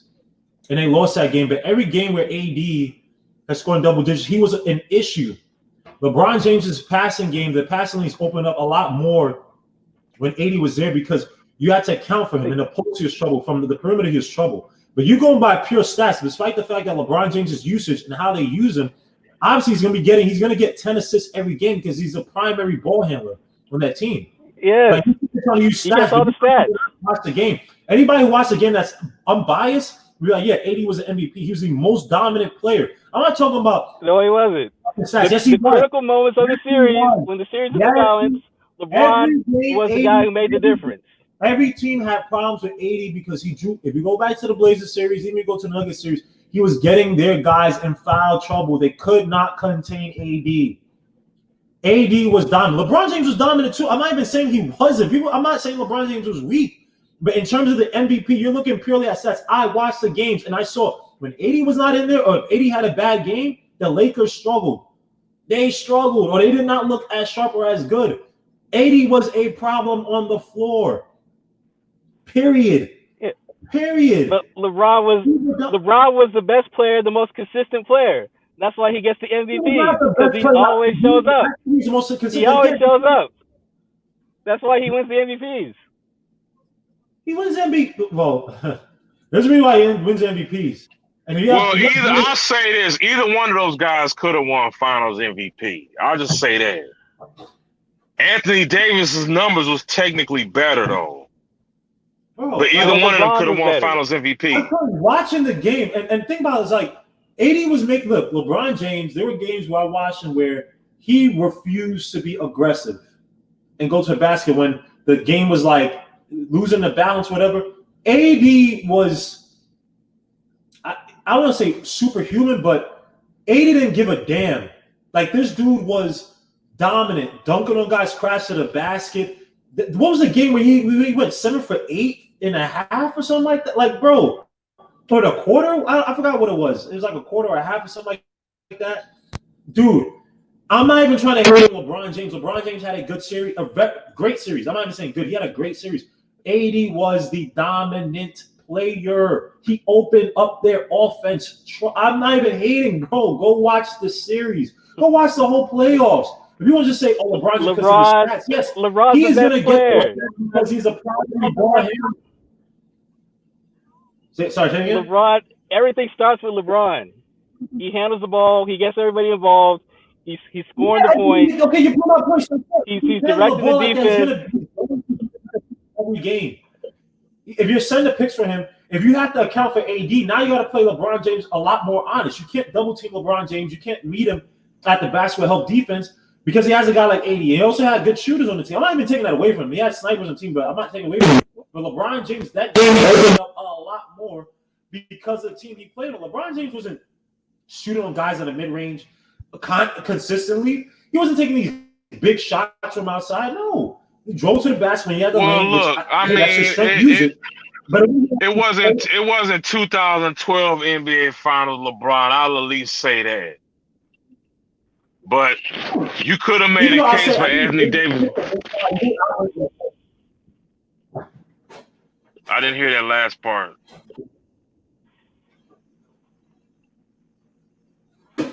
Yo, Legion, can you hear me? Yeah, I hear you. Oh yeah, I didn't hear that last part. But I was just saying. I mean, it wasn't like it was 2012 NBA Finals LeBron. But I mean, he played good enough to at least win the award. That you can give. He did play good enough to at least win the award. No. I agree. But like watching, because I was covering the games on my channel, right? And I said, "Yo, LeBron." Every time I'm not a James fan. I didn't want them to win, but every time they make ridiculous plays, especially in that Blazers series, with regards and the Rocket series, LeBron James' passing was alien-like. It was amazing. Some of the best I've seen ever. So people think I'm not no LeBron James fan like that. I just hate him. It's like just joking around. But I gave him credit. But when I'm telling you, AD, you come up, and this guy comes out the offense where he sits on the bench. And mind you, Rondo, that's why Rondo was so important, because Rondo, when they sat AD, right? Rondo, KCP, they kind of carried the load. That AD, obviously, AD. I'm not hating LeBron James. I just feel like a lot of his allure, a lot of his narratives, because when we watch this, it's like, come on, dog. Come on, man. And yes, I've been taken without, allegedly, before I get in trouble, but that's the best LeBron James I've ever seen. Defensively, offensively, from the post, how he killed OKC. He made Mike Miller and Shane Battier look like freaking Reggie Miller and fucking Klay Thompson. That series, from how he's operating from the post. Yeah, he worked them over in A lot that of series. And again, really, LeBron James, man, what do you do?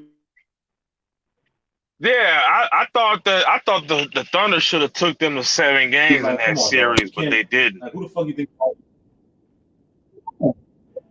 It sounds like you got a weak signal. Me? Can you hear me now? Yeah, you better now. Yeah, you way better now. Yeah. My bad, bro. I'm cooking some shit. My bad. I'm just waiting for this shit to go off. My bad.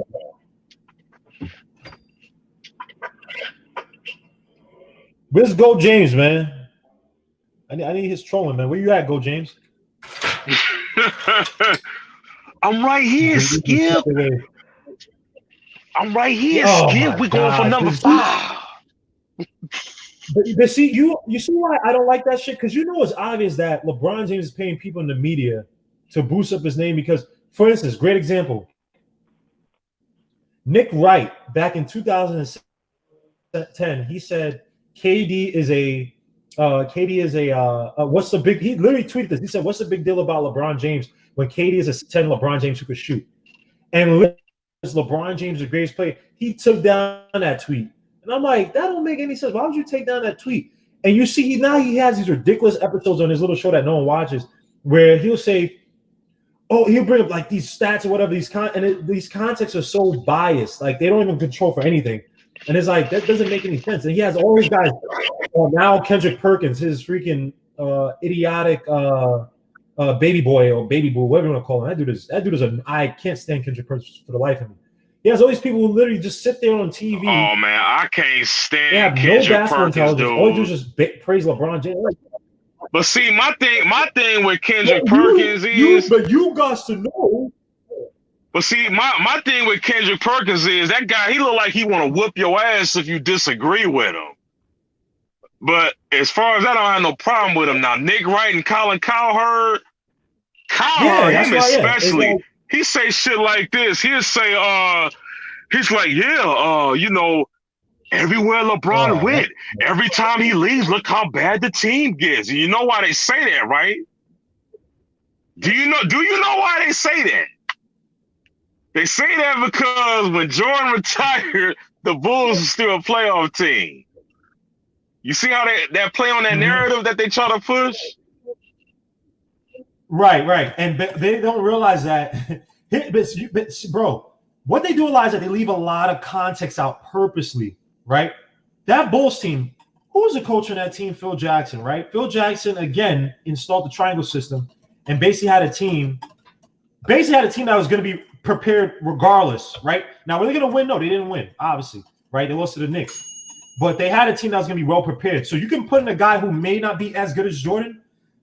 But the thing about the triangle was to basically just distribute the ball, depend less on a point guard. That's why BJ Armstrong, like that was a whole thing where it's like he didn't really fit the system because they didn't really need a dynamic. You don't really need a dynamic point guard like that, right? That's why guys like Derek Fisher and all these not great point guards are playing the triangle system, won championships with players. But they try to destroy. It's like, but obviously if LeBron James is forcing trades here and there, so you have no leverage to really build after, right? You're forcing these trades to get this player, you get this first-round draft pick, and this first-round draft pick, get this level player, and then you have a coach like Tyronn Lue who is making him top heavy. He is a lackey. He cannot coach with a lifer. And on top of that, he makes the team top heavy. Yeah, he forces the teams to make all these trades and all these moves So they don't have any assets left. So when he does decide to leave, of course the team is going to suck after and go in the tank after that. It's true. Exactly. You see what I'm saying? So exactly. And it's crazy. It's like people when he it's like he also gets guys fired. I just love how people try to kill David Blatt like he was a bum, and David Blatt was one of the most successful European coaches. I think that year LeBron James had the best record, right? I think that's one of the things about LeBron I don't like because he's so arrogant. Well, I want to say one thing about the triangle offense is that the reason why it works and why it's so effective is because it's all about ball movement. It's not about one single player, and that's why it works for the Bulls, why it worked for the Lakers, and you could apply it to any team, and it would be successful. It's not complicated, but it works because it's about, you know, keeping the other team confused about, you know, like who's going to be shooting. It could be anyone shooting. We don't know. And it takes away those, you know, they're going to double team, you know, like for the Bulls, they're going to double team Jordan, you know, in the 90s or, you know, whenever he has the ball, but then that opens up a whole bunch of other people. And if you continue that ball movement and you have an unselfish player, which LeBron is not, then you have so much more success. And if Jordan hadn't retired, I mean, who knows how many rings he would have had. Facts. If they didn't break up that Bulls franchise, who knows how far they go? Totally agree with that. That's on the Jerry. He quit twice. He quit twice. Come on. They would have won at least one more. Well, first of all, let's stop. That's on management. Let's stop with the whole quitting thing because he didn't quit. Yeah, he didn't quit. Management broke up the team. Good, like, no. Hey. Right. Yeah, no. Management broke up the team. He absolutely didn't quit. They fired the coach and they created a hostile environment where none of the players wanted to play. They weren't paying them properly. They were treating them like they were pretty much saying, well, fine, if you think you can go somewhere else, go somewhere else. It's kind of like how the Packers treated Brett Favre when he was getting ready, when he wanted to keep playing. They're like, well, whatever. We don't want you to go somewhere else. We don't care what you do. Yeah, and that's so disrespectful. And then the Bears to Urlacher, the same kind of thing. So disrespectful. So you know what? He didn't quit. He didn't quit. Management quit on him. So why did he join a new franchise? No, because Brett Favre, every year they're trying to push him to see what do you want to do? Because we have this guy in Aaron Rodgers we're building up just in case. No, Brett Favre went to the Vikings. Yeah, then Brett Favre went to the Vikings and he had a few good years still, and he did really well. I'm not saying that I understand the dilemma, right? Because you do have Aaron Rodgers. He is a high quality quarterback, and how long is he going to be willing to just sit on the bench? I understand that, but I'm talking about pushing people out before they're done. Okay. What about Tom Brady? He's with the Buccaneers now. Just because the team pushes you out doesn't mean you have to retire. Why not break? If you still can play, go to another franchise. I'm saying that's not quitting. That's getting pushed out. Tom Brady had to. I don't know about that. Tom Brady had to. I mean, Tom Brady. Well, the owner screwed up the whole thing because it was supposed to be Garoppolo. And Belichick was like, "Well, Garoppolo continues the system. We don't have to start anew offensively, trying to search for a quarterback. Garoppolo's perfect." And Kraft was like, "Nah, Tom Brady's my guy." And he's like, "Dude, this." Well, no, and Tom Brady's another person who wasn't getting paid proper. But this one. What do you say? I said Tom Brady's another person who wasn't getting paid properly. He wasn't in New England. No, he wasn't. The most money he made for 1 year in New England was $14 million. That is grossly underpaid. Yeah, for how good a quarterback he is, for the championships he's won for them. Those are facts. I mean, he's been playing since I was in junior high. It's one of the first Super Bowls I actually watched. Young lady. Because he kept volunteering for pay cuts. He kept volunteering to get pay cuts. He kept volunteering for it. That's what Because he's champions a do, though. team player. That's what team players do. Yes, Exactly, that's what mate. champions Thank do. you. Facts. That's what champions do. I support LeBron when he said, "I'm not playing for any less than the maximum.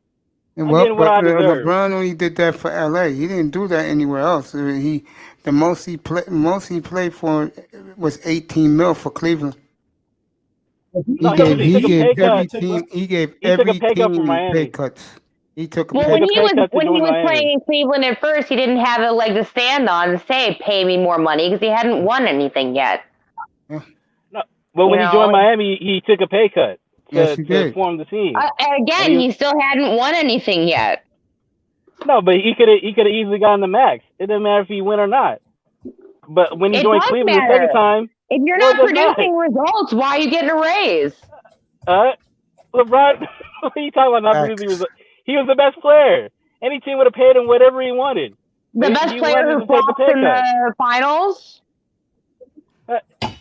Like, how many teams would kill just to get to the finals? What about the Clippers everybody's bragging about? How much would the Clippers pay a player to get to the finals? How much would they pay a player to get to the Western Conference Finals? Facts. So don't act like, you just got to the finals. Typical Clippers.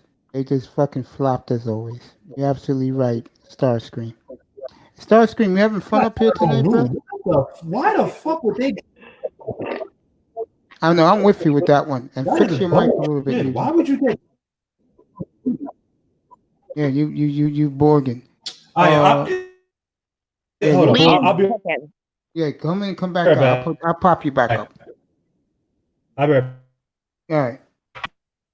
I'll put the link in. Yeah. Players talk about how they're underpaid, but then they're volunteering for pay cuts.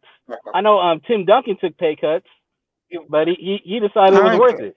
Sight Bud, I got a message from my brother up here. Sight Bud, bro, come in tomorrow. Come in tomorrow. I'll let you know what time. I'm gonna post my day show up. You just pop in and plug your fight, bro. You and Sir Tice. Just pop up in the room tomorrow. I'll be on in the afternoon early tomorrow. So just pop on up and you can plug the fight, bro. No problem. I'll be right back. Yeah, go ahead, girl. Yeah. Legion popped out because his mic. My brother, go ahead, man. Golden Eagle, go ahead. Well, I'll say this to Starscream. He does have a little bit of he got my respect, man.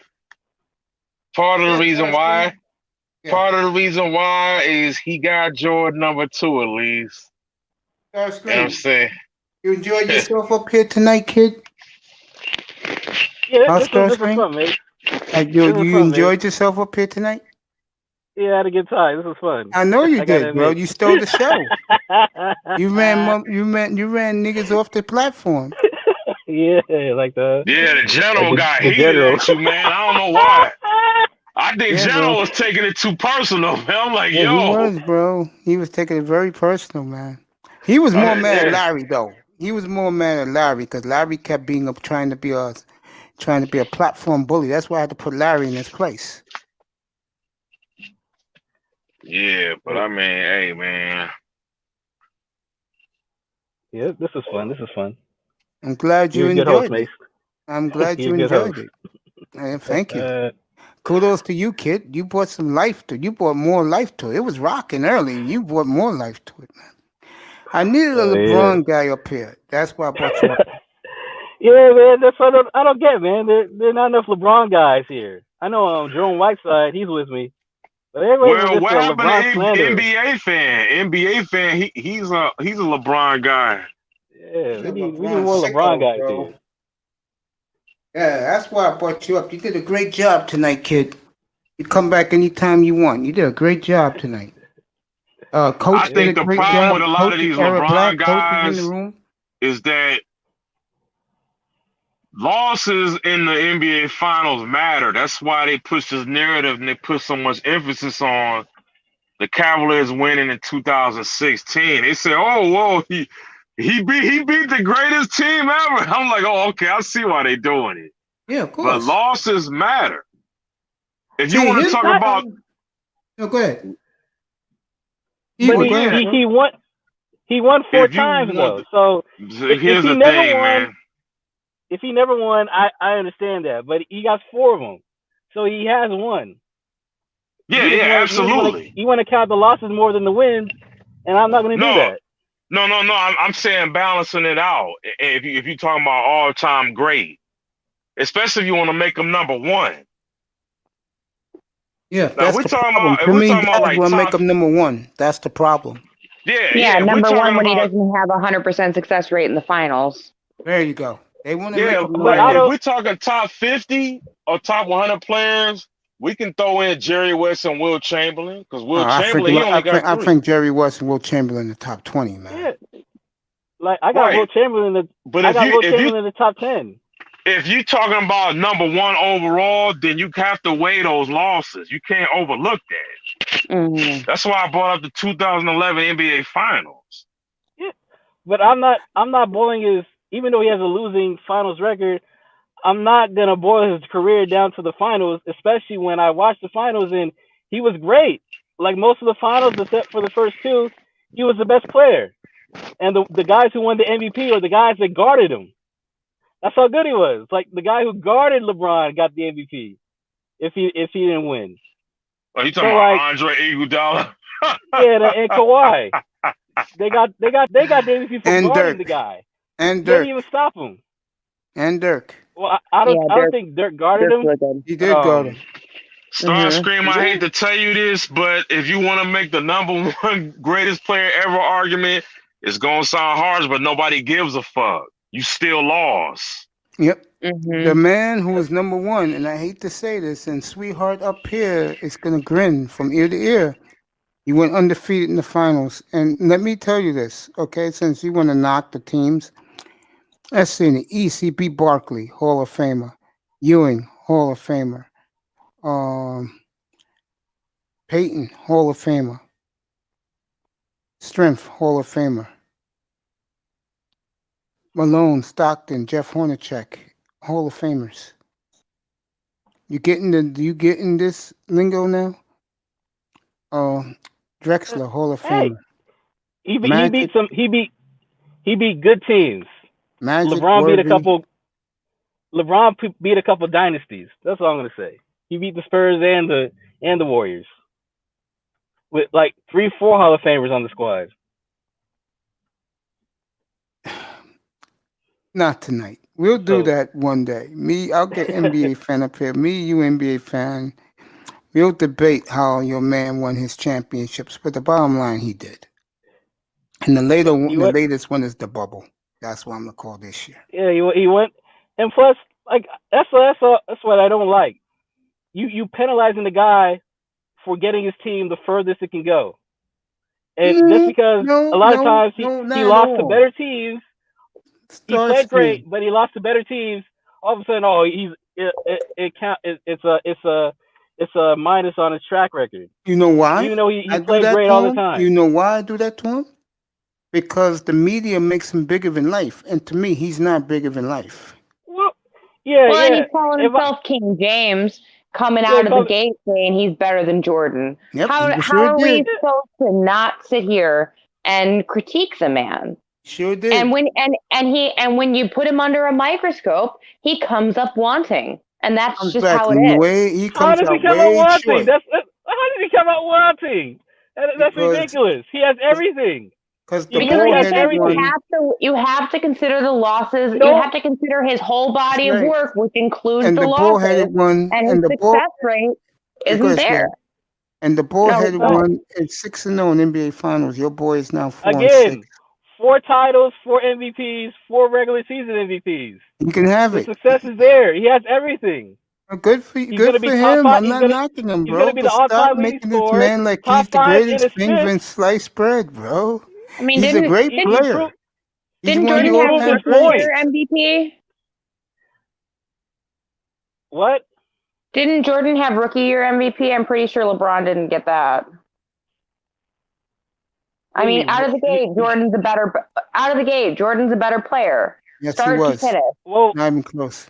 Well, Jordan played 3 years. Jordan had a crap team came around out of high school. Yeah, LeBron he had a crap team around him, and he was still getting to the playoffs. No, LeBron. No, Jordan had a losing record before '88. He never had But a winning remember, season. one of the years Jordan broke his foot. He missed 50 games. Yeah, second season. LeBron was LeBron was in the league at 18 years old.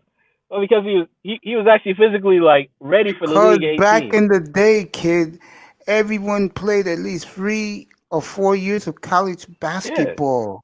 That's why college basketball sucks now, because most of the But kids who are NBA but players to be a but one and out. but Jordan wasn't ready for the league out of high school. LeBron was. You don't LeBron was have to league be. He ready went to, out of high but you know school. what Jordan did? What makes him so memorable? His freshman year at Carolina, the Yeah. game is late, Okay. and he hit the Okay. game-winning shot as a freshman. Imagine LeBron James in college. How dominant he would have been. He would have played 1 year and left. Jordan played 3 years. LeBron would have played 1 year and got the hell out. And he probably would have lost. And He Jordan probably knew would that have he lost. needed to work on his game and to get better as a teammate. So he stayed in college and worked on his game and got better as a teammate, and then went to the NBA when he was ready. Exactly. LeBron was Yeah, ready he out of high school. benefited under playing under Dean Smith, though. That's right, he I will did. say that. I'm sure he did, but LeBron was a superior player out of high school. That's why he went straight to the NBA. He was physically ready for the league. Jordan was not.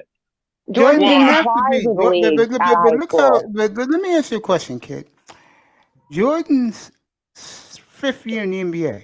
Did you see his physique? Yeah. After he started getting his ass whipped, they decided to hit the gym. Yeah, that's true. Like That's the when, point I was making.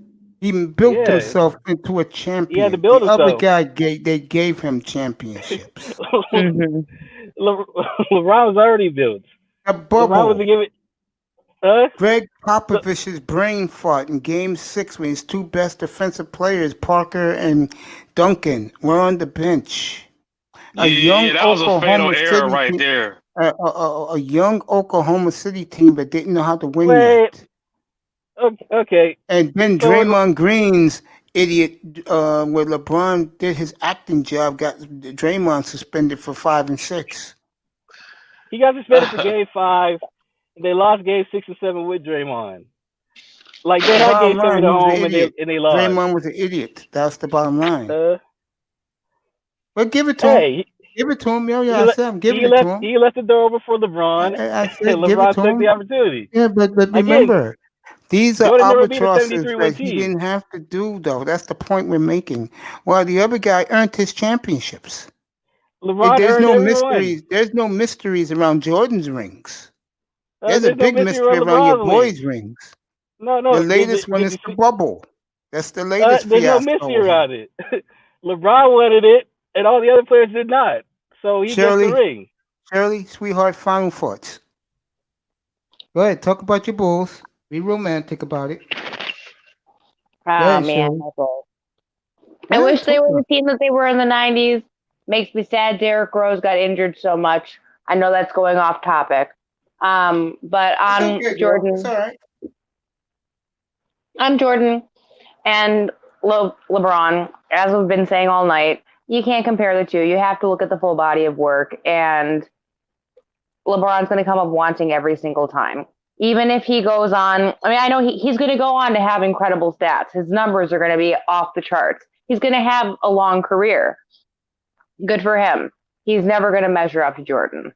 By the way, his career is beginning to wind down, and he did his job. He bought Jeannie Buss a title. Old. He's getting old. Yeah, he'll be 36 in December. He's still the best player. What do you mean winding down? He's the best player. He's winding down, bro. Let's be real. He's winding down. Yeah, we're winding down. He's thinking more about his business. I gave my final thoughts. Gorgeous, come up here anytime. You want to come back tomorrow night, tomorrow afternoon, you can. I'll be on, sweetheart. You'll see the notification, okay? All right, I'll check it. I work till 6 Central okay, time. Okay, come up tomorrow night but then. I'll come up after. Yeah. Eat your Have a dinner, good night. sweetheart, and do what me. you got to do. I'll see you tomorrow night, All baby right, girl. Shirley. Thank you Later. so much. It was tremendous. See you later, guys. Good night, sweetheart. It's 11:23 out in the Midwest where she's at in Chicagoland. Final thoughts, Starscream. You stole the show tonight. Okay. Number one point I want to make, 90s basketball, overrated. Overrated as hell. I watched it. Like 3 or 4 players on the court could even shoot a basketball. So stop it with the if you play in the '90s, you're automatically better than a player who played today. It's a miss. It's usually made to kind of boost up Jordan, because everybody got the Jordan poster in their room still, even though they're like in Not their me. I 40s or wasn't a 50s. Jordan fan. Not you, Mace, but a lot of people on your panel. I'm sure they have some of the Jordan memorabilia. I will And see you number tomorrow. two, Yeah, good. no, Good. wait, let me get a second one in. Number Good. two, LeBron has done everything. It's not like he has a bunch of stats and no championships. It's not like he has a bunch of championships and like mediocre stats. He has like crazy stats and he got a bunch of titles and MVPs. I mean, come on. You don't have him in your top 5. You're being disingenuous. You're a hater, and that's why you're gonna have bad karma in life for hating on LeBron James like you do. He Ouch. deserves his damn respect, and he deserves better than Okay. this. That's all I gotta say. I'm out of here. Hey, Starscream. God damn it. Starscream. What's up? What's It was up? tremendous tonight. Thank you very much. You really brung it, bro. Good for you. You're always welcome back Thanks, on the Mace. panel. Have a good All right, night, thanks, bro. Mace. I'm out. Welcome. Yo, What a I'm great out. job he did tonight. What a tremendous job he did tonight. Starscream brought it tonight. I want to thank the panel. Stay up here. My brother, stay up here. Eagle, stay up here. I want to thank the coach. He was tremendous. Yes, another strike against his wins. Yes, Iman Perry, phenomenal. I love you, my friend. Let me see who else was in here tonight. Eagle, stay. I'm gonna talk to you. Damn, Iman Perry. Miami 305, Mr. Miami. I love you, bro. Saif Bud, we'll plug you tomorrow afternoon in your fight card tomorrow. Big fight tomorrow.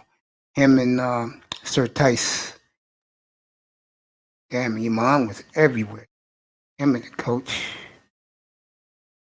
Yeah. I know Mr. Miami, I thanked him as always. Don't Smoke Rocks.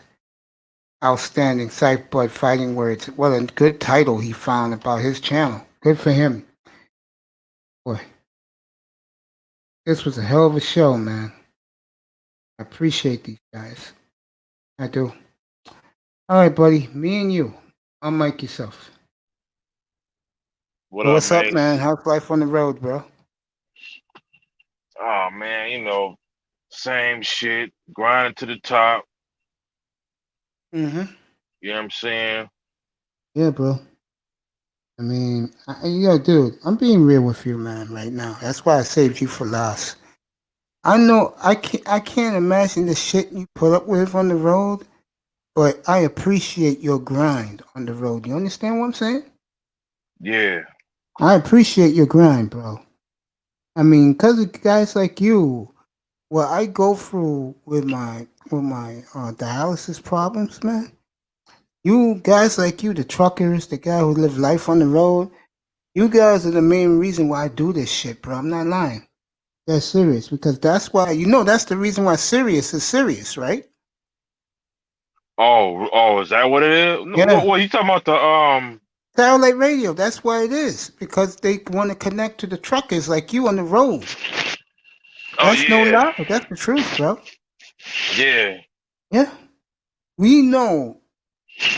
Forget the women, because that's what Kuda and Platinum is talking about right now in Kuda's panel.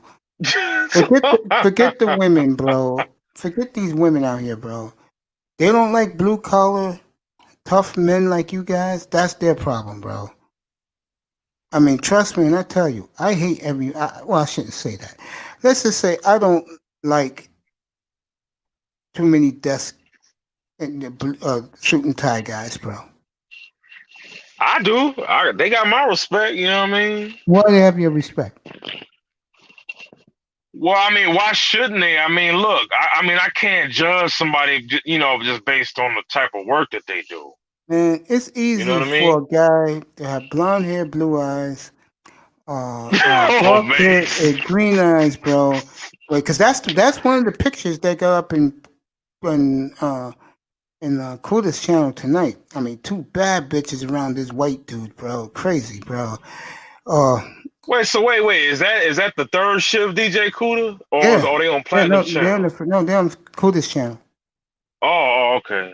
And like what I'm saying is that it's guys like you guys who I respect. The blue collar worker, the guy who gets his hands dirty. Motherfuckers behind no desk get no fucking hands dirty. Yeah, I mean, but it depends on what type of white collar, jobs you talking about, like the tech guys, the scientists, you know what I mean, the doctors, architects, engineers, you know what I'm saying, accountants, mathematicians, you know what I'm saying. I respect the hell out of them dudes, you know. You a better man than me, bro. Why? Why? What you mean? You're a better man than me, bro. Why shouldn't they get their respect? I mean, they do I'm important not work. saying they don't, but what I'm saying is that sometimes things are just given to certain people, bro. Let's not kid ourselves. Okay? Let's not kid ourselves. Yeah, but then a lot of people earn shit too, man. I mean, come That's on, true. man. But like you don't earn, like you guys on the road don't earn shit. Without you guys, we don't get merchandise, bro. That's a Well, I fact. mean, what about the scientists and the doctors and the accountants That's and a the different story. mathematicians? They're not feeding my table, bro. You guys are by delivering food to these goddamn wholesale places, these meat markets, and these supermarkets, bro. I mean, it's all important, man. I mean, shit. No, but, bro, let's be real here. Don't you think you guys are dismissed and maligned by the white collar dude, bro? I think so. No, I wouldn't necessarily say that. I wouldn't necessarily say that. Because, I mean, like, a lot of people, believe it or not, respect each other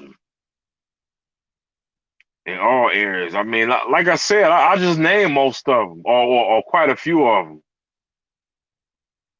Okay. You know, I don't look at it like just because they don't get their clothes or their hands dirty that I should look at them any different. I do. I just look at guys who bust their ass for a living.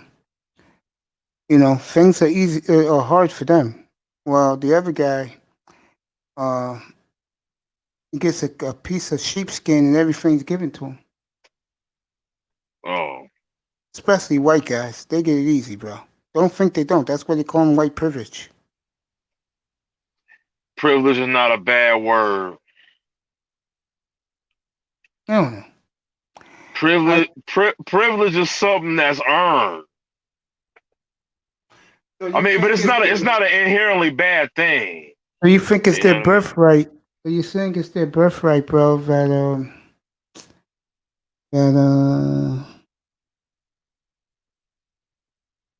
everything is handed to them, bro.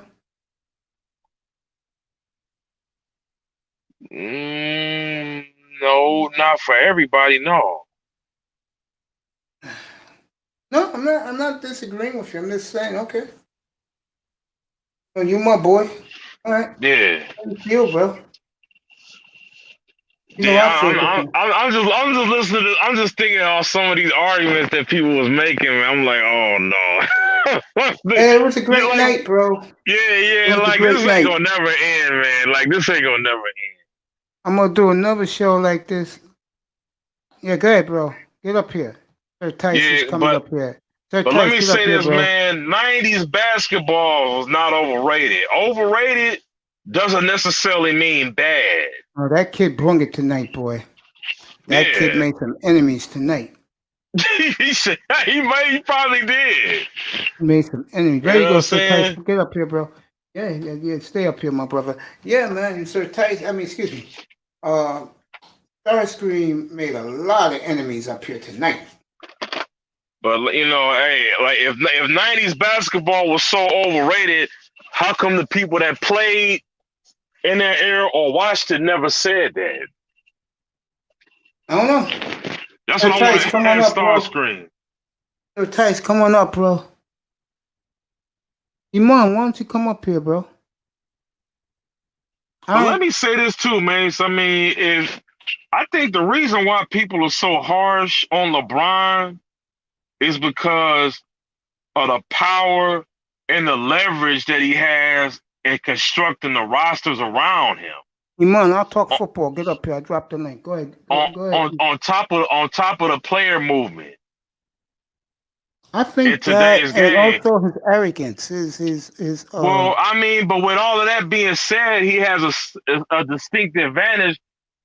He probably has more leverage and power in constructing the rosters than any player in sports history. I agree with that. Iman, we'll You talk see what I'm football. Get saying? your ass up here. Yeah, you're right, bro.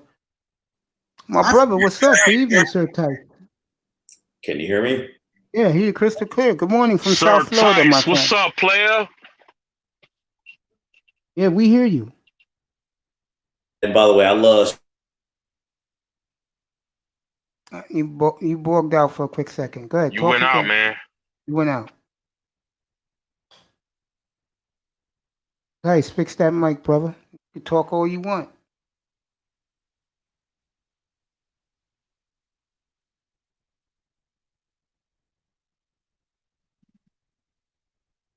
You're absolutely right, Iman. Yeah. Iman hit it See, right on the point.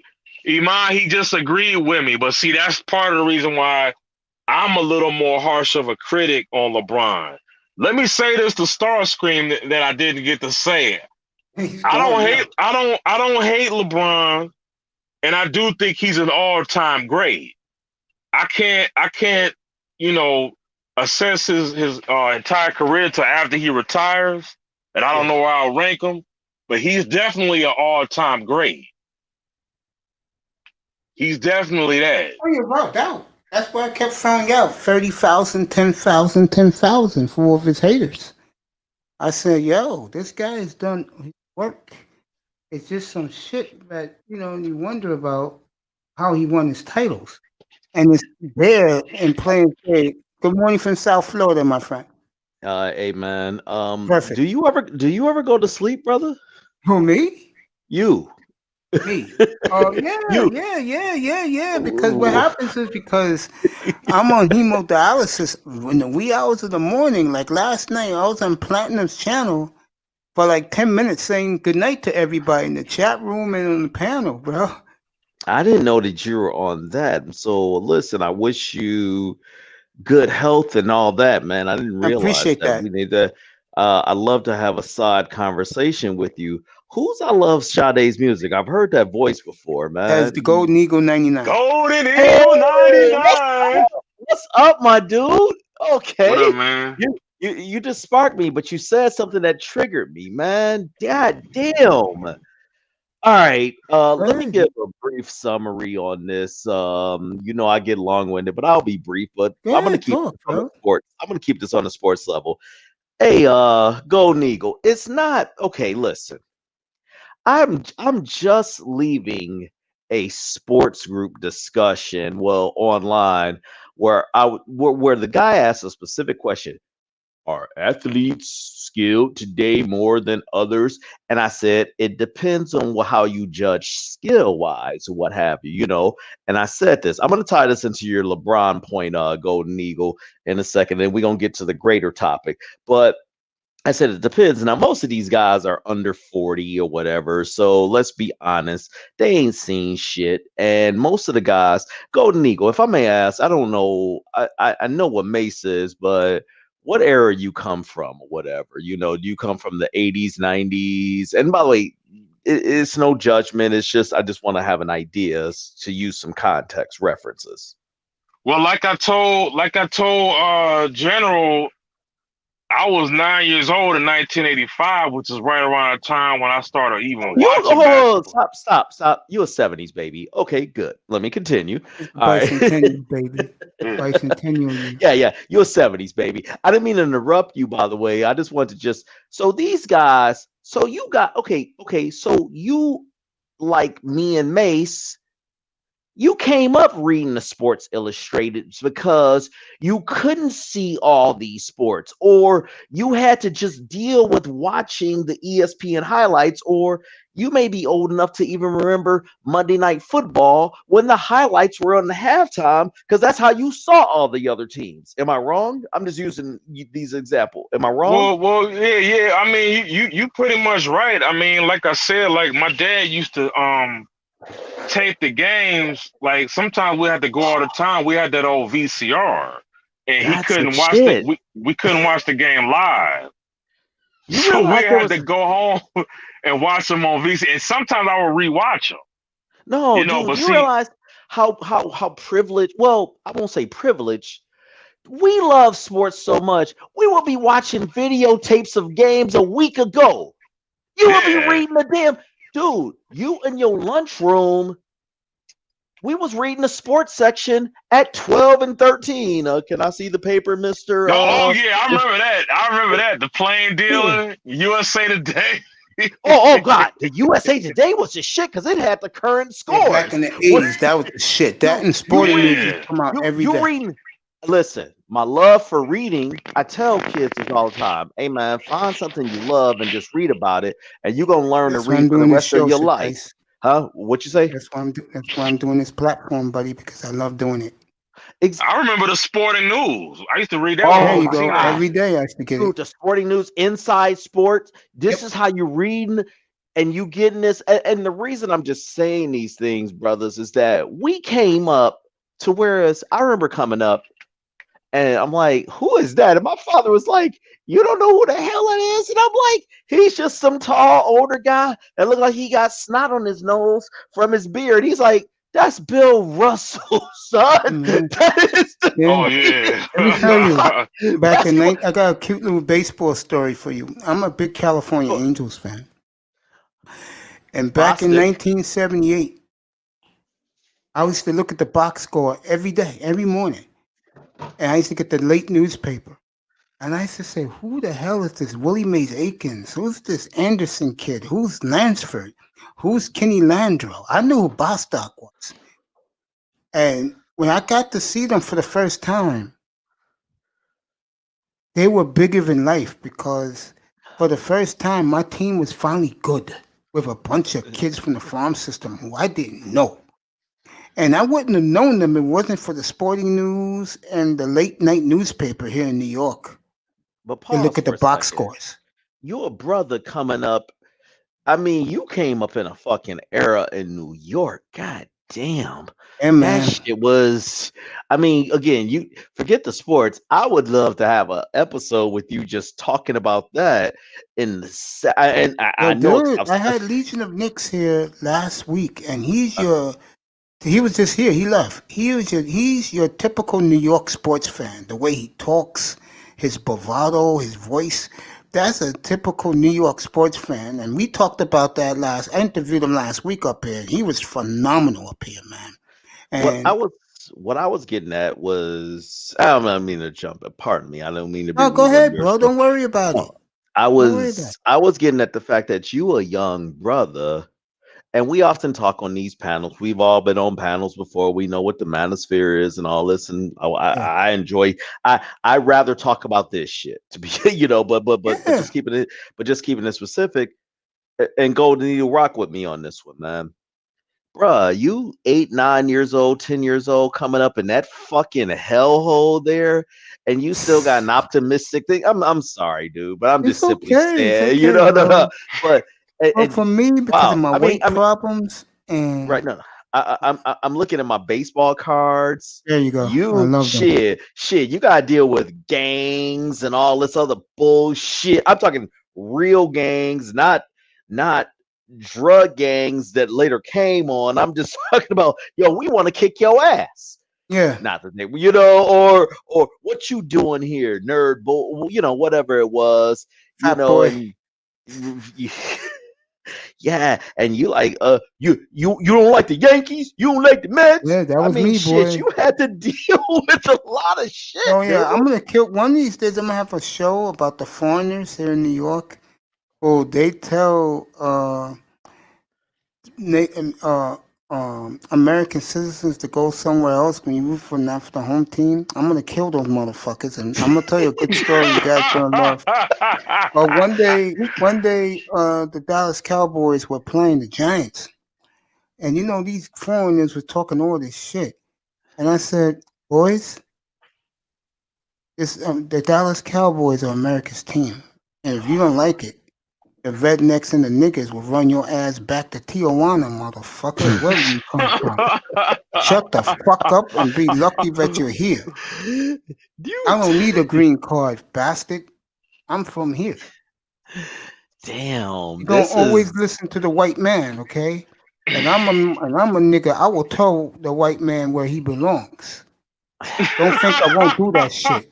No, and this is where let's That's the New lighten it up Yorker a in me. bit.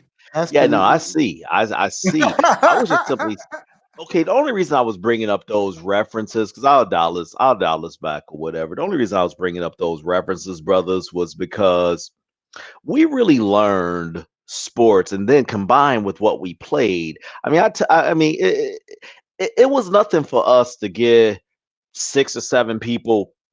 You get 8 or 9, and one person played what we called artificial in Detroit, where I'm artificial quarterback and play football all day, or play touch, or And we played here in New jersey. York on concrete. We Right. played tackle on concrete. Yeah, which we used to have something called sideline tackle, and it's amazing that people would let us tackle each other on the lawn or whatever. But okay, forget all the nostalgia. The point I'm getting at is that I was bringing that up because I said I was in the discussion. We were talking about skills, and all these guys were saying, "Well, this player better than this player." So that means this. I said, "Okay, let me use your pet topic about LeBron and Golden Eagle." This wasn't about the greatest player point, but it was something that you said about LeBron and the player movement that I do want to touch on. But this was about. I said, "Okay, listen. Yes, LeBron is very skilled. LeBron is the elite of the elite. I'm talking about general skills. Do guys know how to move without the ball? Do guys know how to pass? Okay. Yes. In the modern era, I'm using hoops as one example. I'm going to pivot to baseball in a second. I said in the modern era, guys do shoot better. Absolutely. You want to know why? Because they fucking practice it. It's very simple. The 3-point shot is a part of the fucking game now, versus we'll just use the 80s and 90s. I heard you, Golden Eagle, talk about the overrated part, and I somewhat agree and disagree. And it was not just the label overrated. I agree with your point about the overrated, but the point is that then it wasn't about being able to extend the floor to the 3. There were a different set of skills. What I'm saying is that the sum total of the skills, okay, you had to know how to box out, move without the basketball, and actually, if you had and pass, if you had those 2 skills, whether playground onto high school, and you were good at it, you can get on a team. Now, if you had those skills and you could shoot, you gonna get the ball. I forgot also the ability to get open and defend your position. These are skills. If you want to get more granular specific, Larry Bird doesn't have what we call sexy skills, but that motherfucker who I hated when he played, once I learned the game, I'm like, God damn, this guy. Go ahead. No, Sir Tice, this is right at you. We had a dude up here earlier tonight who said Magic Johnson wasn't a top 10 player. I had to blow his ass off the planet out of here, bro. Oh man! I couldn't have disagreed more with that. This goes back into the whole, because I personally think this was an older guy too. This was an older guy. But hold on. But let me say this real quick, Sir Tice. I mean, rock, Golden. Well, some people want to make this argument that the players of today are more skilled. I'm gonna tell you like this: at the most, it's 50-50. Because I don't agree with that. I don't agree that the players. I don't even think it's that. No, I don't even think it's that, brother. And that's what I was getting at. And this is not one of these. And by the way, the motherfucker who was arguing this with me or whatever was saying this shit or whatever. Yeah, you old heads or whatever. I'm like, first of all, you bitch ass motherfucker, since you trying to make this about an old dude, I'm looking at your. No disrespect to Mace or whatever. I'm like, I'm looking at your goddamn picture. You Nigga, say you I look talk what you 20. want, man. I look 20 years younger than you, motherfucker. By the Not only way, that. I'm gonna call this sudden death. That's what's gonna be Okay. called from now on. When the Yeah. show is over, but I got guys up here who I want to talk to personally. Anyway, I got the one of the handsomest studs in from South Florida, the great Sir Tice. And of course, that Golden Pause. Eagle. You know, Golden Eagle is a handsome stud, and I am the beautiful man. If you didn't know that, so I got my two But brothers to up Golden here Eagles, rocking. Go ahead, bro. no, to Golden Eagles' point, again, let's just talk about skills. Okay, skills are very simple to judge. If you're a coach, okay, this guy can jump out the gym or whatever, but can he be controlled? Or this guy is fast as fuck, but does he know how to use it or whatever? I can't. Okay, it was one player who just hit my head. Man, this guy was one of the most athletic players. I'm going to use the NBA, for example, that I'd seen. You're going to laugh when I tell you this, but this dude cannot play for shit. But he was a good Energizer Bunny type of guy, and that was Jerome Williams. He went to Georgetown. If y'all remember this dude, yeah, I remember him. he could jump out the fucking. There was a Darvin Ham was another one. And these are remember role Darvin players, Ham. but these guys can These jump out guys of the gym. got He's absolutely correct. they got right. Harold Miner. Okay. I mean, Harold Miner, baby Jordan, right? Okay. I'm trying to think of a baseball player that had all these fucking okay. Oh, I hate to say Clint this because I Hurdle. love this brother. Clint Hurdle. I don't remember his skill too much. I was gonna say Dontrell Willis. He couldn't make every throw, but his mechanics at the end of the day was pretty much killed his fucking career. You Facts. I can't remember him. He pitched for the Florida Marlins, right? Absolutely. Then we got him as the Tigers, and this dude couldn't even throw it across the plate, man. I mean, it was that bad, you know. But when I say skills, okay, let's use a perfect example. I got a perfect example on this. Tim Duncan, well, I think you guys know this story, but Tim Duncan was a swimmer. And this guy had told me, he said, well, Tim Duncan from the modern era. I said, oh, really? I said, when did Tim Duncan start playing basketball, sir? You be doing all that, whatever. I said, well, yes, I do be knowing all that shit because I know what the fuck I'm talking about. Well, Sir Tice, the modern era is, as far as the NBA, they say started in 1979 or 78. I don't disagree with it. I don't disagree with you on that, brother.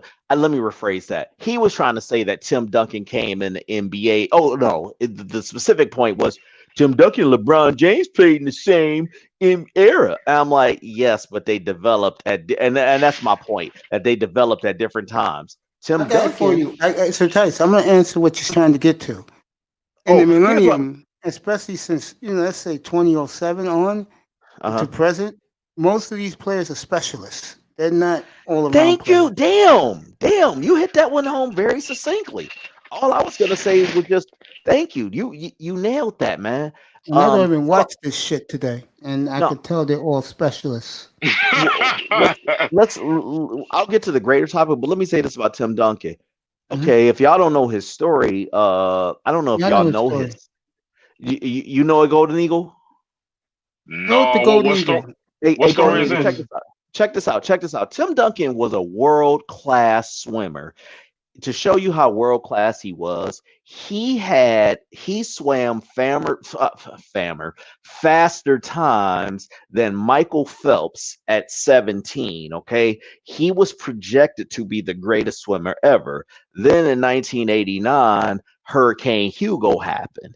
He never touched a basketball in his fucking life. And he had to move because it fucked up the Virgin Islands. I think he was 16 or 17. Within 15. Within 2 years, he gets good enough to get the scholarship to Wake Forest. And well, I'll never forget the real first time. I shouldn't say the first time. When I said, hey, y'all, this dude is going to be the fucking truth. Yeah, I Y'all said need the to watch same out. thing. I said, Everybody was laughing at me, man. I said, what? But it was just an exhibition game. I'm like, nah. Y'all didn't see what I saw. It was in 1996. The U.S. Select Team was playing the so-called Dream Team 2 team. I remember that game. Yep. And Tim Duncan put in work on Shaq. All And you this had was to do was see the 99 Western Conference this semifinals when they was that shut against down the Portland? LA Forum and swept the Lakers in the second round. You're He was right. unstoppable. You're right. They Shaq did. couldn't He touch him, was. bro. Yeah. Shaq couldn't touch him. That's when Shaq called them the big fundamentals. But let's bring this up. I don't like the so-called GOAT discussions because one, I think that they're purposely put out there to bring a casual fan in, and that's what the NBA has That's why I become. did. That's the reason why I did it tonight. I wanted to Yeah, get in the you're audience. right. I got you. No, but I think that you have to judge it by the era. And I think every guy, and I have three guys. I think these guys have extremely strong cases for their point. When we use Mr. Abdul-Jabbar, who's never talked about or whatever, we're Well, he talking would have been about tonight, but Starscream stole the show with his love for LeBron. And the other guy I told you okay. about said Magic was in the top 10, made me No, made my general go nuts. that's hilarious. And I don't want to keep Golden Eagle out of this conversation. I can't believe what Golden Eagle just said that somebody said on your show, Mace, that somebody said that Magic Johnson. Listen, Oh, I ran his ass out of here, I bro. do not like the Lakers, okay? As a Detroit Piston fan, diehard, I cannot stand the motherfuckers. Magic is from my home state, though. Hey, listen, we ain't seen Magic Johnson since Magic Johnson. That includes motherfucking Absolutely. LeBron.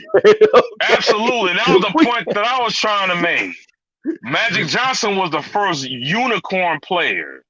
Oh my He was the God. first really, truly unique player I mean, that the NBA has ever seen. And for this guy to say that LeBron was better than Magic, I said, bro, get the F out of here, bro. I got You a are cool your Magic goddamn Johnson story. mind. I got I a mean, cool Magic story. oh I got a man, cool Magic I Johnson went story. crazy, man. I went ballistic on this guy, bro. How the I got a fuck can cool you? Magic. I got a cool one, and it ain't about the bitches that he fucked because he was trying to catch up with Wilt on that shit, you know. But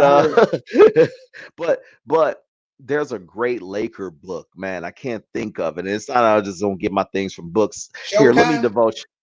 Showtime? You read it. Let me divulge. But I know it I has read all it the too. stories. Oh, he read Oh, it. so you Okay. know. Let me divulge. Excuse me.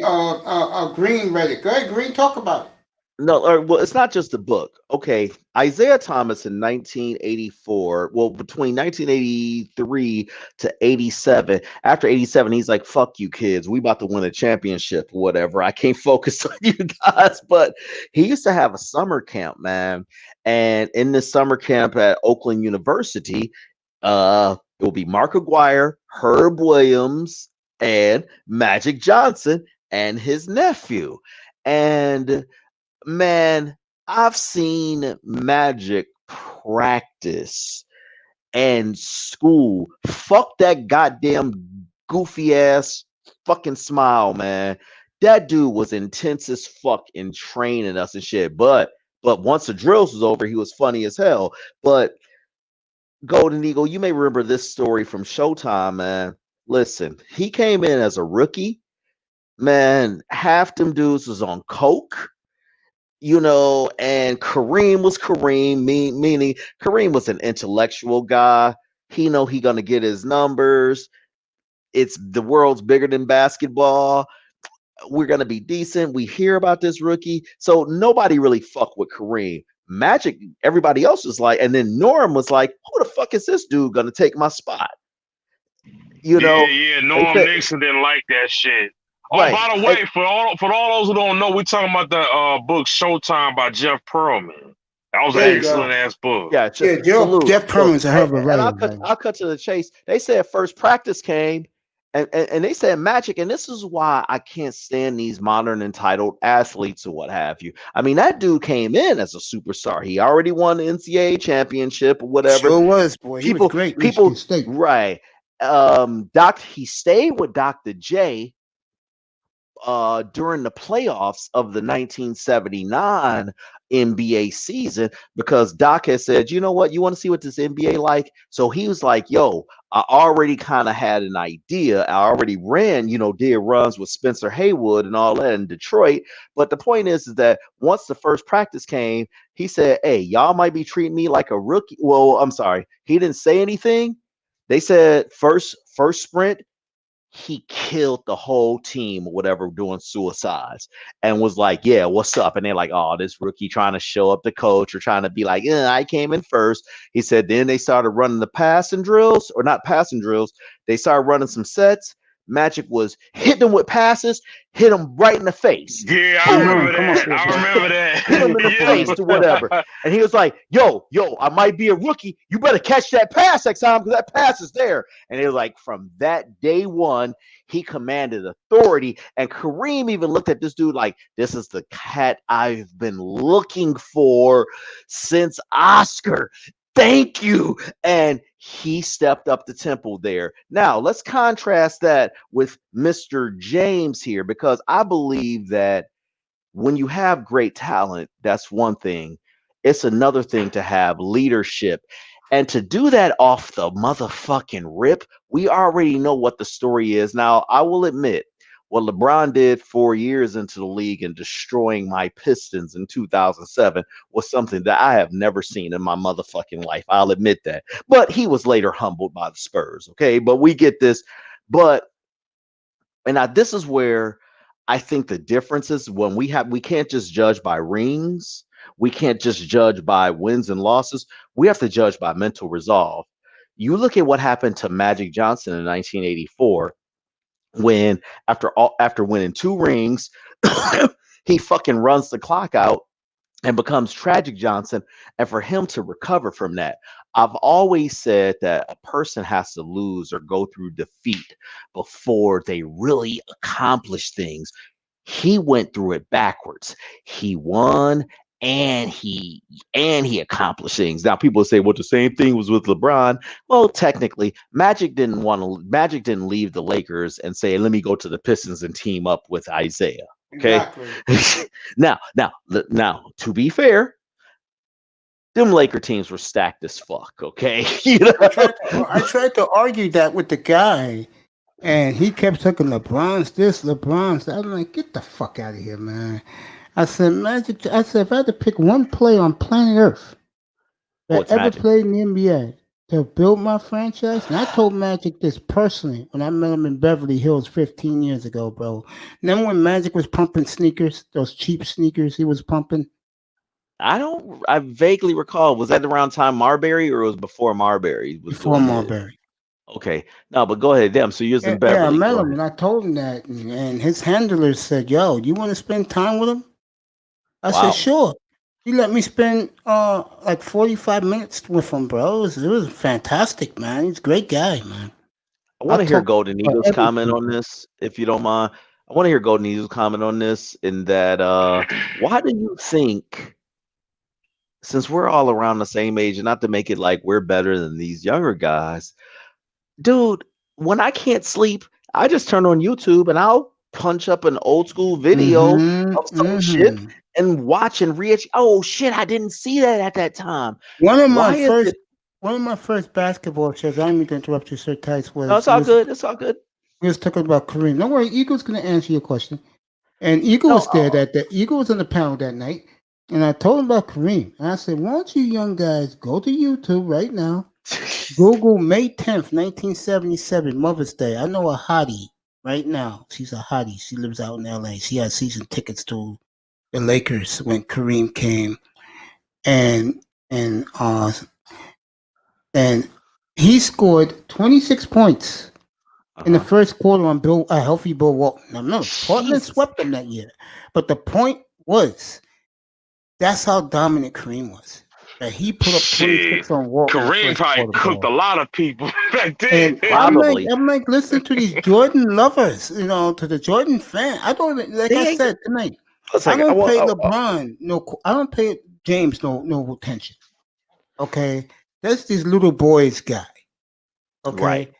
When I'm talking to grown men like yourself, like like Golden Eagle, like the guy who has said tonight that Magic is now a top 10 player. That's why Kareem to me is the best player ever. But Because I saw him do that to a healthy Bill Walton.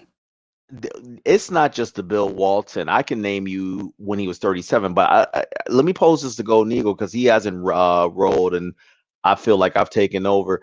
Why do you think young brothers, like, we got the history on our side? We like I said, the reason I was bringing all those old school references, we actually had to study the game, and then when we got the ability to watch it, we watched it. Why don't these guys who got all this shit around them go back and check? Yeah, it's plenty of film. It's plenty of Right. film on out there on a lot of these players. It's not that hard to find. That's why I have a little bit more of a respect for the players from the 60s and the 70s because, like, even though I wasn't born, I was born in 1976. But I can at least, if I can't find a whole game, I can look at highlights. Let You me know go what a I'm step saying? further. But And I think both of you will be intrigued by this. Let me go a step further. I'm let Sir Tice rock it. Travel not even close like it is now for these players. Oh, I already know where you're going. Yeah. Oh, yeah, that's These true. players got their own jets. They got whole stewardesses. Back in the day, the N.B.A. guy had to Commercial. ride with every civilian. But I wasn't just want to commercial. answer Sir Tyson's question this way as what I was telling you a few hours before Maze is dead. I think right now, currently, people follow sports different. It's like right now, it's like we've been conditioned to believe that whatever is the latest and the most current right now is automatically better. Meaning, we kind of look at sports like we're looking at technology, and I think we shouldn't really do that. It's the analytics. But brother. I kind of set you up with that question. Dude, that's exactly what's happening socially and shit. I'm saying, people have a short side mindset. I mean, people really believe these bitches on Instagram, for example, look like they Instagram photos. I'll never forget one time I met a chick and she was like, "Oh my God, you look like your photo on Instagram." I'm like, what the fuck was I supposed to look like? And she was like, and I'm like, well, you don't. You got the filter. Now, what does that have to do with what you said? We're just so in the moment. People don't have an attention span. Like, case in point, do you realize, gentlemen, guys don't even watch games in their entireties anymore? They watch the highlights and they look at the fantasy thing and then they think they know it. Am I wrong? No, you're right. No, you're right. Especially for basketball. I ain't gonna lie, but see, the thing is, I've been following the NBA for so long that I understand what I'm looking at, or I understand what I'm seeing, even if I didn't watch the whole game or the game at all. But you got to remember, like I said, my dad used to tape a lot of those games when I was a kid, and sometimes I used to rewatch them. Your dad. I think Sir Tice said something that's fascinating, and he's right. Okay? I didn't hit on it, but he's absolutely correct. When we were growing up, we had Sporting News, Inside Sports, Sport Magazine, Sports Illustrated. Yeah. Remember the National? Only lasted a year. Remember that newspaper, the National? Nah. Oh, that shit was awesome, bro. It was like the new Sporting News. They used to come out every day for about a year. They came out, I think, in 1989, 1990. You forgot two of my favorites. There was Basketball Digest, Football Digest, and Baseball Digest. I remember that. They were like TV guides and shit, but they had. I was reading that shit when I was in elementary school. That was the teachers were like, "Oh, Kareem loves to read." Now I'm just reading some sports shit. Yeah, I remember those. I remember all of those, dude. And I think what happened with us is we learned. See, here's the thing, man. Rock with me on this, fellas. It's kind of like when you building something yourself, you really appreciate it. No different than in fact, let me tie this into a manosphere topic I was explaining to somebody earlier, and I'm gonna give a shout out to one of these. I fuck him. I won't give him that because I don't care for the dude that much. Whatever. He's not a manosphere person, but he was basically saying that like with women, the reason why women get fucked up in the game more than men is that women get more, how do I say, get more kudos based on their looks when they're in their prime. Okay. Whereas men, when we're 20, between our 18 to 25, we got to earn our motherfucking keep and shit. Then, as we earned our keep, we then are able to, as we get older, okay, hey, we work. I'm just using a hypothetical. We grinded it out or whatever to learn whatever skill we have. We making our money and shit. So when we 35, 45, 55, we're straight. Whereas a woman, well, she really didn't earn her looks. Those were given to her. So, so when a guy, so when she turns 25 and she's not getting the attention that she once used to get, because as I love to say, a woman every day a woman turns 18 and 21. Well, unless she cultivated that shit, she didn't get it. Now, what does that have to do with sports and how we came up? We had to use our imagination and shit, okay? And we're hearing these stories and we're reading this shit about who the fuck is this Chris Jackson short dude on the goddamn, I need to, oh shit, he's on CBS right now on Saturday. Hey fellas, let me watch this game real quick. Fuck it, we'll hook up later. I gotta see who this guy, goddamn. And that was the predecessor to what Steph Curry is right now. Real talk, whatever. Mahmoud Abdul Rauf. I'm just using him as an example of somebody who I read about first, and then I actually had to see, but I had to just create this memory. God forbid in baseball, shit. Some games, I'll never forget. I'm like, who the Ken Griffey? You mean his father or on the Yankees? Like, no, he has a son. I'm like, whoa, that's this guy who's, oh shit, I have never seen a swing like that. God damn. Yeah, people follow sports a lot differently back then, man. Like sometimes, man, I mean, it was just easier to watch. People had a longer attention span then. Yeah, remember we didn't because have you phones read. back then. Because you read. That's what I'm getting at. Is Yeah. that not just you read, you watch. I mean, dude, think about it. You couldn't do no shit like no goddamn miniseries nowadays. That shit has to be all released on Netflix in one season or whatever, so people can binge watch that shit. We had to wait, for this. Then I mean, but let's just bring this back home to not necessarily just the greatest, but just with sports and what you just said, Golden Eagle, about how people watch. Because I debate, and I do it mainly, one, because it keeps me competitive, but two, I'm like, these guys have some piss poor reasoning skills. I used to be that 20-year-old killing guys in the barber shop or whatever, one of the older guys, and they'd be like, oh, you didn't know or whatever. And I'm like, yeah, I do know whatever. I could explain it to them, but that's because I had a father and uncles. These guys nowadays, they'll just be like, well, person X got more rings than person X. I'm like, so you're saying that Warren Moon ain't shit in comparison to Tom Brady ability wise, even though Tom Brady's, and I'm not shitting on Tom Brady for the Tom Brady stands. Yeah, of all course. I'm saying is that Tom Brady's first two fucking Super Bowls, he got fucking outplayed by the opposing quarterback. Okay, even that was Kurt Warner and Jake Delhomme. The only reason he didn't get outplayed by Donovan McNabb is we all know that fourth quarter situation or whatever that Terrell Owens is revealed. But those first two Super Bowls, the first one, the defense fucking won, and the second one is Vinatieri won. Okay? Well, you could say the first one, the Vinatieri won too, but I'm just simply saying he gets credit. He's on the team. I get it. Warren Moon could make every throw. Dan Marino could make every single throw on the run, sidearm, you name it.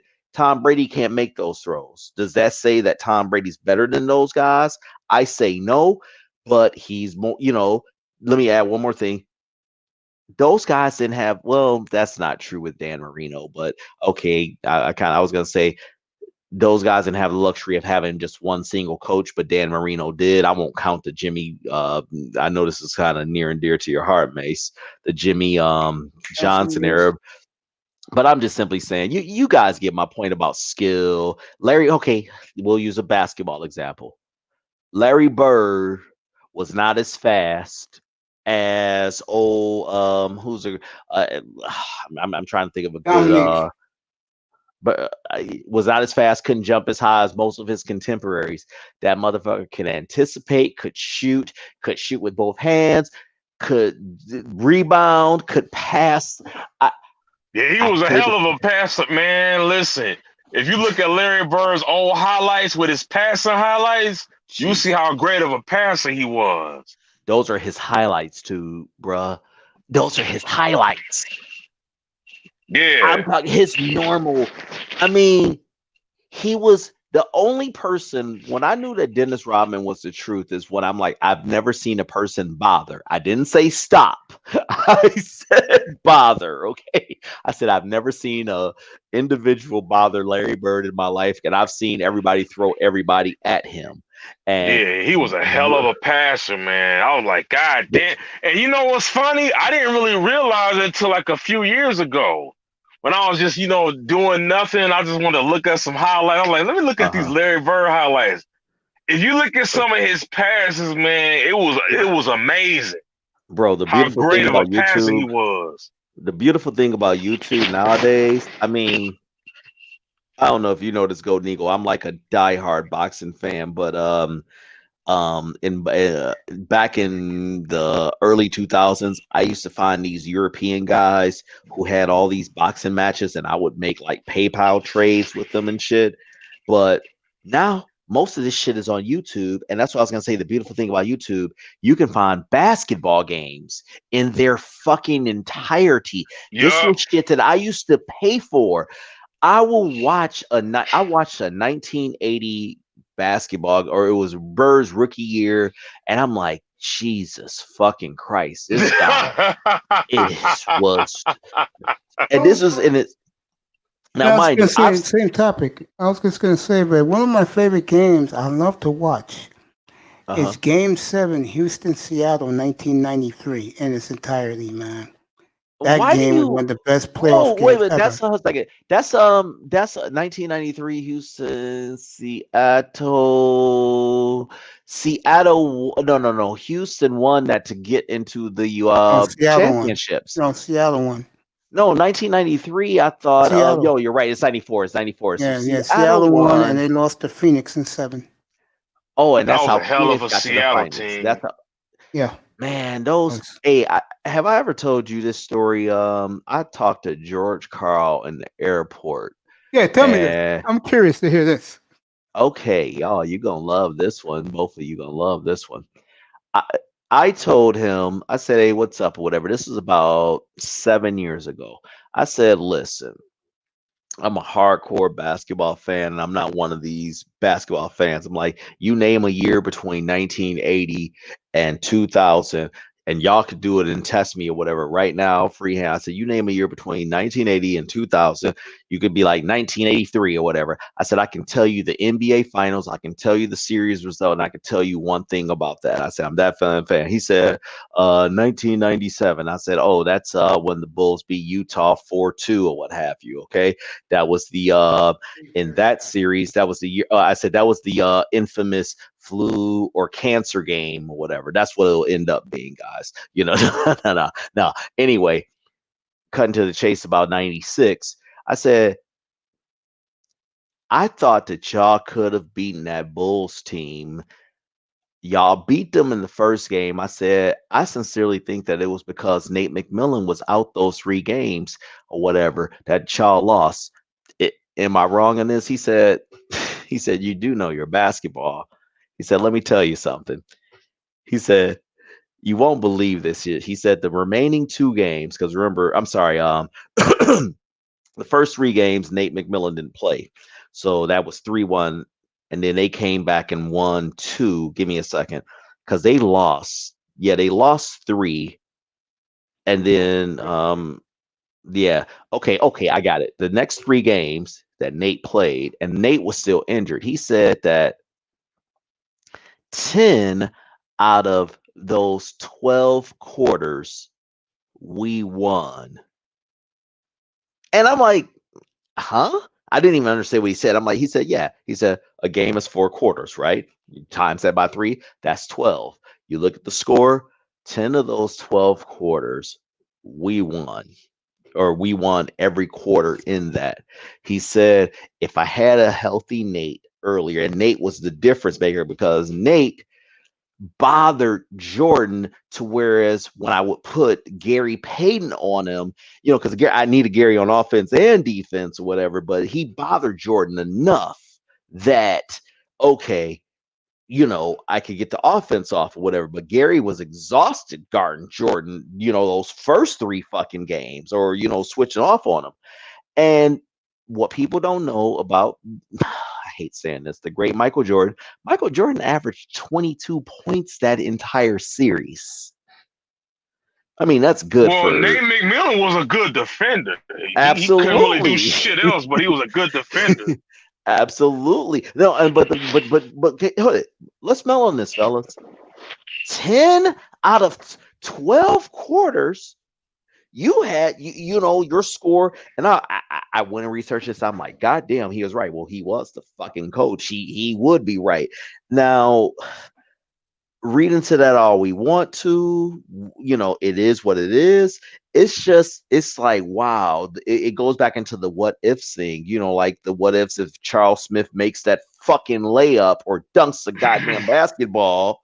Well, as far as that, whatever, I don't think that Sonics team was beating those Bulls. That wasn't gonna happen. You don't think so? I don't. Man. If anything, the Bulls slightly underachieved that year. The Sonics wasn't gonna beat the Bulls that year. So here's the thing that nobody talks about with that Bulls team. What they were vulnerable against were teams with quick point guards. So if we go through their losses, and I can't believe I know this from memory. I know all these irrelevant facts and shit. Toronto, Damon Stoudemire, rookie Damon Stoudemire. Denver, Mahmoud Abdul-Rauf, or what have you. The Knicks beat them, but that was just whatever. They didn't have one, but they were just playing under fire. Seattle beat them, Gary Payton. They could not defend. This is why the Pistons also gave them problems, with Isaiah Thomas. That triangle offense, if you have a quick, creative point guard, he's going to give you problems, but you need your other things to cooperate too. That was the year or the second year of their run of the Bulls run. I call the run of the Bulls when they got robbed. Man, there was a really good Washington team. Y'all remember when Rod Strickland, Juwan Howard, and Chris Webber? Oh yeah, I remember them dudes. I mean, but see, you know what, Sir Tice, man? Here's another thing that people leave out, man. B.J. Armstrong wasn't there no more. Ron Harper was the point guard for the Bulls. He was a pretty good defender in his own right. Yeah, but he wasn't at his prime. I remember Ron Harper in Cleveland, where I'm like, this dude is Baby Jordan. People forget that. But he was an effective point guard who could be a good defender. Because remember, he did that with the Lakers after he left the Bulls. No, absolutely. So it was like, I think they kind of. I'm gonna let you guys rock for a while. I'm gonna let both of you guys rock for. All right, fam. All right. I'm about to be out, man. I gotta get some sleep, man. All right, so give me 5. Yeah, give me 5 minutes, or we'll give us 5 minutes. What you were saying about? Do you agree, Golden Eagle, that I get it. Sports is media and all this. I'm not knocking that.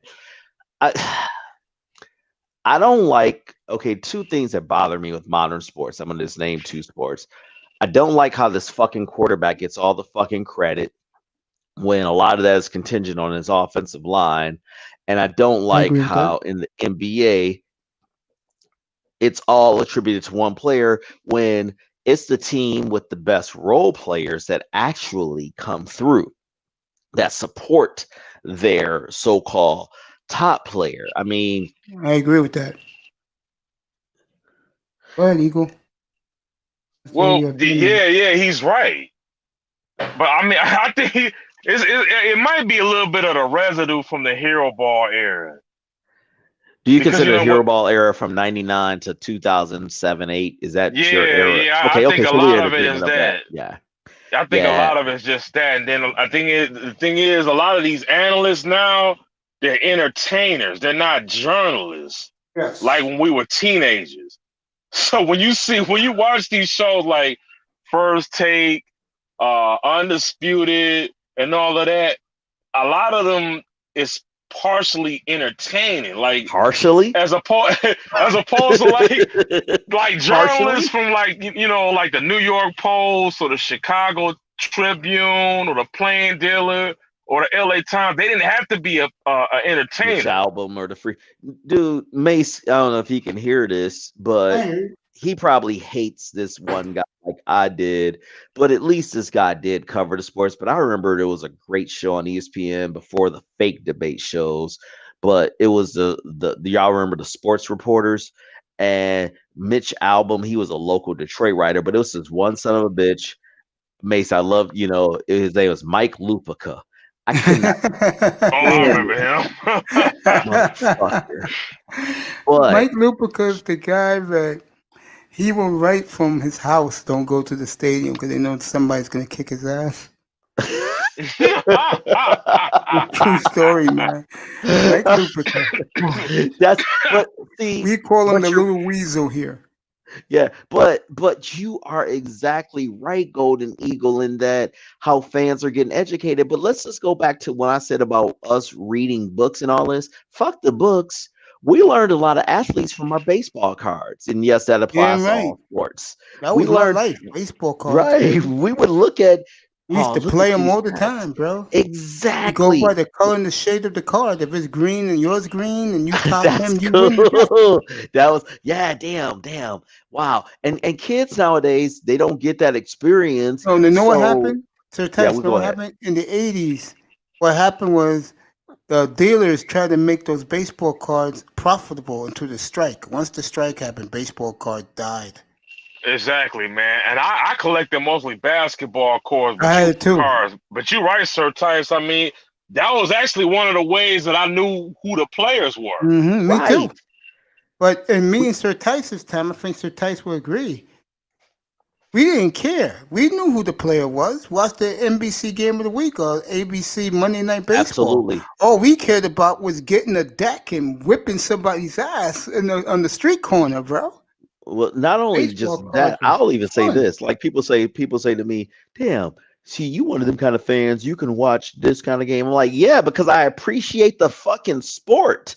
I mean, I could watch a high school goddamn game because I like watching guys with skills, but even he was like, yeah, I was using an example in N.B.A. He's like, yeah, you'll watch an Atlanta Hawks and Chicago Bulls game. I'm like, yeah, why not? If it's nothing, I'm saying if I'm not doing anything and everybody had TNN back then, so right. I'm just I'm saying even now. My thing is I rather watch. Well, I'm gonna get into whether it's scripted or not or whatever.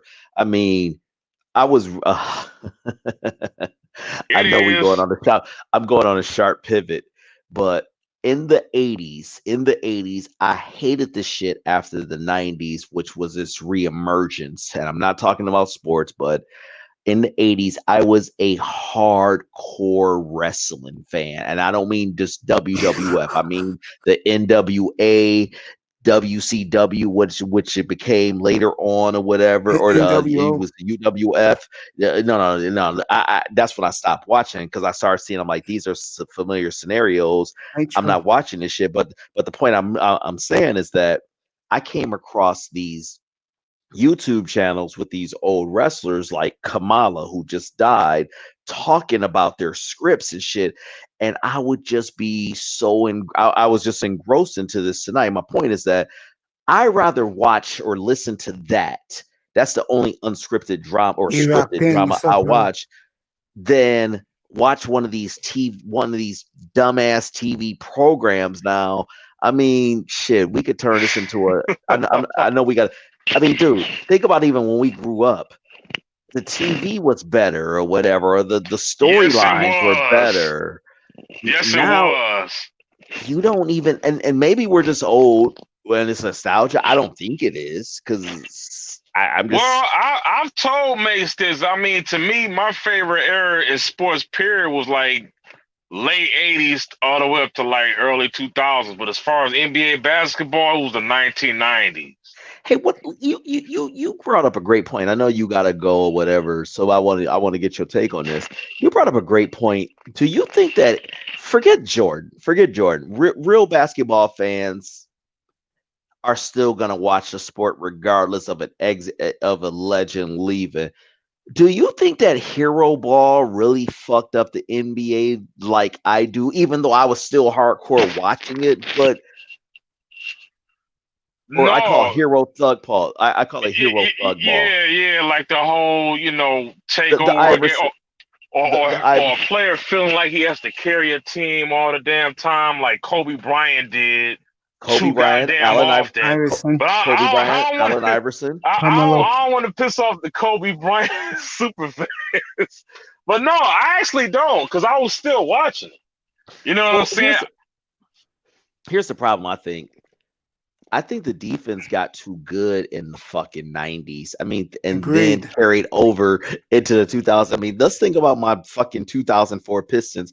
Y'all realize we had a 10-game stretch where we kept teams under 70 points? I watched Okay. every one of those games, bro. I had the NBA League Pass back then, bro. Yeah. Those But see, fucking those Sir Pistons Titus, you gotta teams with George understand. Blaha. You Those gotta Pistons teams understand with that George Blaha. basketball, it's already hard enough to play defense in a Right. game like basketball. So any team that tries to get an advantage on a defensive end, that's what they're gonna do. Now, I like, obviously, David Stern didn't want that, so he changed it. yeah, I'll So tell why you one not thing. David Stern? I'm sorry. Why not David Stern? Okay, case in point. Let's use it. To me, the greatest NFL player I've ever seen to this day, I don't give a fuck what people say, is Lawrence Taylor. Okay. I was gonna go with your And boy on your team. yeah, no, but okay. I've seen a defensive player change the fucking game, and the NFL in its infancy in its marketing be able to educate the fan like, yo, y'all need to be watching this motherfucker. Fuck that Well, Sir quarterback. Tice, the difference is in basketball, the offensive player always has the advantage. And has the ball. Agreed. That's the thing. Well, That's why a lot of teams they saw what your Pistons did in the late 80s, and then Pat Riley's Knicks, and then it was like almost half the teams followed suit. So I right, think and the average per game point, as far as point score, was probably the lowest in the 90s. but why do Now you the thing think? is, what's that? Why do you think? Why do you think? No, you're rolling. I just want to add into this. I'm simply saying, educate your fans with your marketing the same way you educated them using LT or whatever that got people to love defense. You see what I'm saying? Versus Well, always. I have to tell you this, Sir Tice. These pro sports leagues today, right now, they don't market to the diehard to the niche real fan, fan. right? Yeah, they have to market to the casual fan, because the casual fan likes offense. They do it in baseball. They I do don't it in disagree with you. football. But no different. The pushback I'm saying to you is not offensive, so please don't. I'm simply saying, just like you highlight the home runs, you can highlight the great glove work. Just like you highlight the dunks, you can, we grew up in the NBA is fantastic thing. You could do some kind of like how Ben Wallace became a household. Well, I should say a household name. He could be a household name to sports fans because of how he could block shots. You see what I'm saying? I'm just saying you can just That's as true. susceptible. You can do this, but the league is always just focused on I call it the path of least resistance. Just the more these leagues grow, the more they realize that people want to see offense. This is part of the reason why you see a lot of these leagues changing like that. People want to see offense. I'm like you. I don't mind seeing a 2-1 baseball game. Right. I don't mind seeing defense, but that the average casual fan just doesn't want to see that. And the commissioners convince themselves that they have to change the game, in the favor of the offense. I agree with you. Let me be clear. I agree with you. Trust me when I say this, but hear me on this, and I'll be very brief and concise. I know we all want to get to sleep. Then let's explain. I think that this is an American problem. And Yes. I specifically focus on American. Because you look at Canada, you already know what I'm going to say with Canada. But you look at the world, we got we got soccer and we got hockey. Let me backtrack. The World Cup was a couple years ago. It's a lot of Brazilians that live here. Man, I went to some spot to watch Brazil. Man, the energy in that spot was unreal. I was glued to that game. And one thing that I did not know about soccer until I was watching this, whatever, the clock always runs. Yep, that's what's beautiful about it. And that's Soccer is so cool. But let's say you're bored, but you look at the World Cup and you see Spain versus Brazil or Spain versus Portugal. Colombia. Yeah. I'm watching. I'm watching because it'll kill time, and I can go get me something quick to eat, like a sandwich or something, and Game is gonna be and the almost over. game is right back on. Then the game's over. It's lunchtime, bro. Right. And the reason I was using the soccer example, Golden Eagle, was just these are low scoring things and they're popular around the world. So Except it's here. just us dumb, right? It's just our dumbasses, who we got if you score. It's kind of like, I don't want to use women as an example. I'll use another one or whatever. It's kind of like the only thing we like is pizza. There is no other food. No, there's plenty of other foods. Yeah, and like I don't like that either. I don't like when they get an advantage too much to the offense. Like I could see in a game like basketball because it's naturally an offensive game. But these commissioners and owners better be careful about this, especially if you're talking about a sport like baseball. Like you can't. Baseball is naturally a defensive game. But when you can't promote offense for the casual fan to the point where you got 50,000 home runs flying out of the park. Well, let me get. I'm glad you brought that. 'Cause I was going to say this a few minutes ago. Now I got my train of thought back.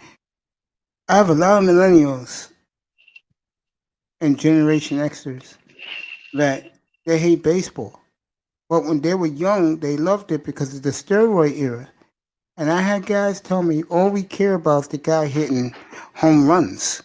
But now that they got the steroids out, we don't watch no more. And I'll tell you right now, I do not support steroids. But you know what? It ruined the game. I don't Baseball will never support be the juice same. balls either.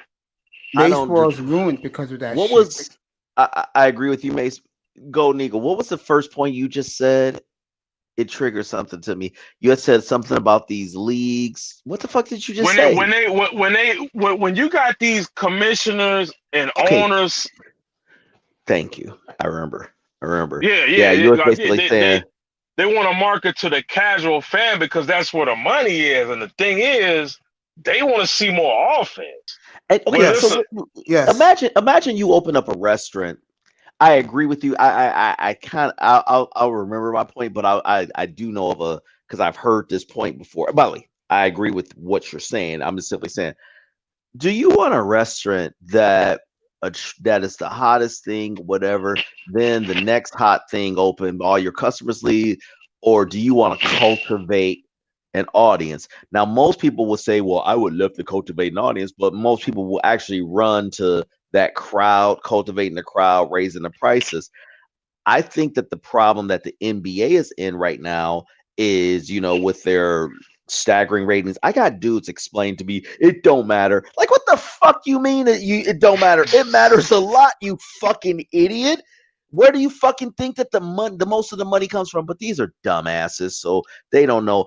I said the NBA has placated too much to the casual fan to where it's turned off even its most hardcore, some of its hardcore fans. And it definitely turned off the older fan like myself. I don't give a damn about it. Right. That is the worst thing you can. I mean, it's like, fellas, we all probably have a restaurant that we love growing up or whatever we move, and then their quality change, and we're like, man, fuck that shit. And we spent good money there consistently.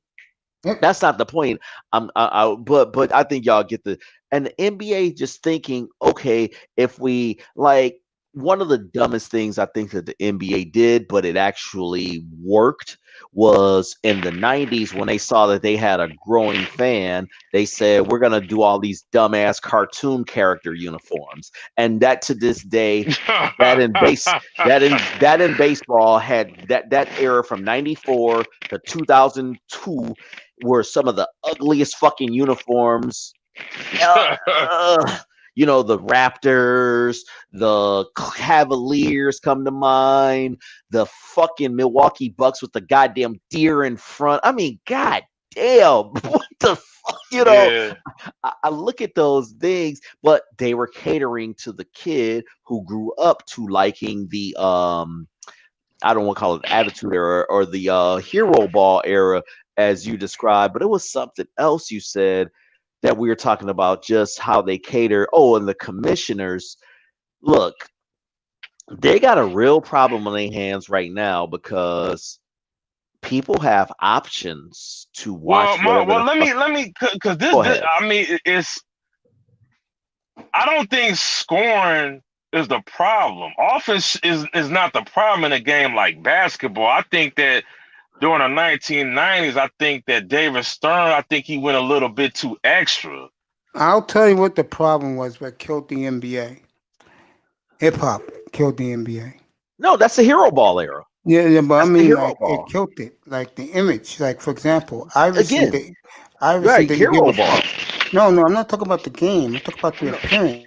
No, Guys like Iverson didn't give a fuck. He wore his no. do-rag, he wore his Mace. jewelry, Mace. he wore Come on, Mace. his No, throwback jersey. Mace. It all ties in. Hear me out. Okay. In the hero ball era, you hearing these guys and they're like, yo, I can get a name drop in a rap song and shit. Mhm. I can listen. Allen Iverson, I still think, actually, I know Isaiah Thomas is still the greatest small man ever to play the game, but Allen Iverson had every single fucking skill that Isaiah Thomas had, but he always had to have the ball in his fucking hand. Chris Webber told me, we both from Detroit, we in the same class and all this or whatever. It's no big deal. I don't care for him or whatever and all this. I won't get into that. But he said Allen Iverson was the most talented player I played with. He was also the most difficult. And what he was basically saying is that motherfucker would not give up the fucking rock. Yeah, He sure wouldn't. And I don't want to solely blame Allen Iverson. I can name you the names or whatever, through that era, but T-Mac. These guys combined with that individualistic, look at my gold chains. Yep, that's it. Everybody don't want to see. Let me say this because it's touching to manosphere topics. But okay, so I turned 30. I turned 30 in 2002 because I'm 48 right now. So okay, so I remember seeing these dudes. I mean, these dudes. Look, I'm like this. Play the fucking role. Play the face on TV. Be the villain in your real fucking life. Oh, I mean, you cats. It's funny how, as a former lover of hip hop, how everything was about, this is what you do on front, this is what you do in the background. And these dudes like, no, we gonna show this. And that is off-putting, image wise and all that stuff, and then combined with the play. I mean, dude, as much as I love defense, some of them games I've tried to rewatch some of those games. I'm like, you know what? I'm not going to rewatch this New Jersey versus Boston 2002 final. Nah, this is Kenyon, but I mean, Kenyon but Martin. you don't want to handicap the defenses though. That's all I'm saying. You're spot on. Damn, you're bringing me back to my point. It's almost like you're not letting the defense, like to me in football as a former DB. I mean, if you bump and run, these guys are too goddamn fast. You'll get burned. So you can't you can barely breathe on these guys, man.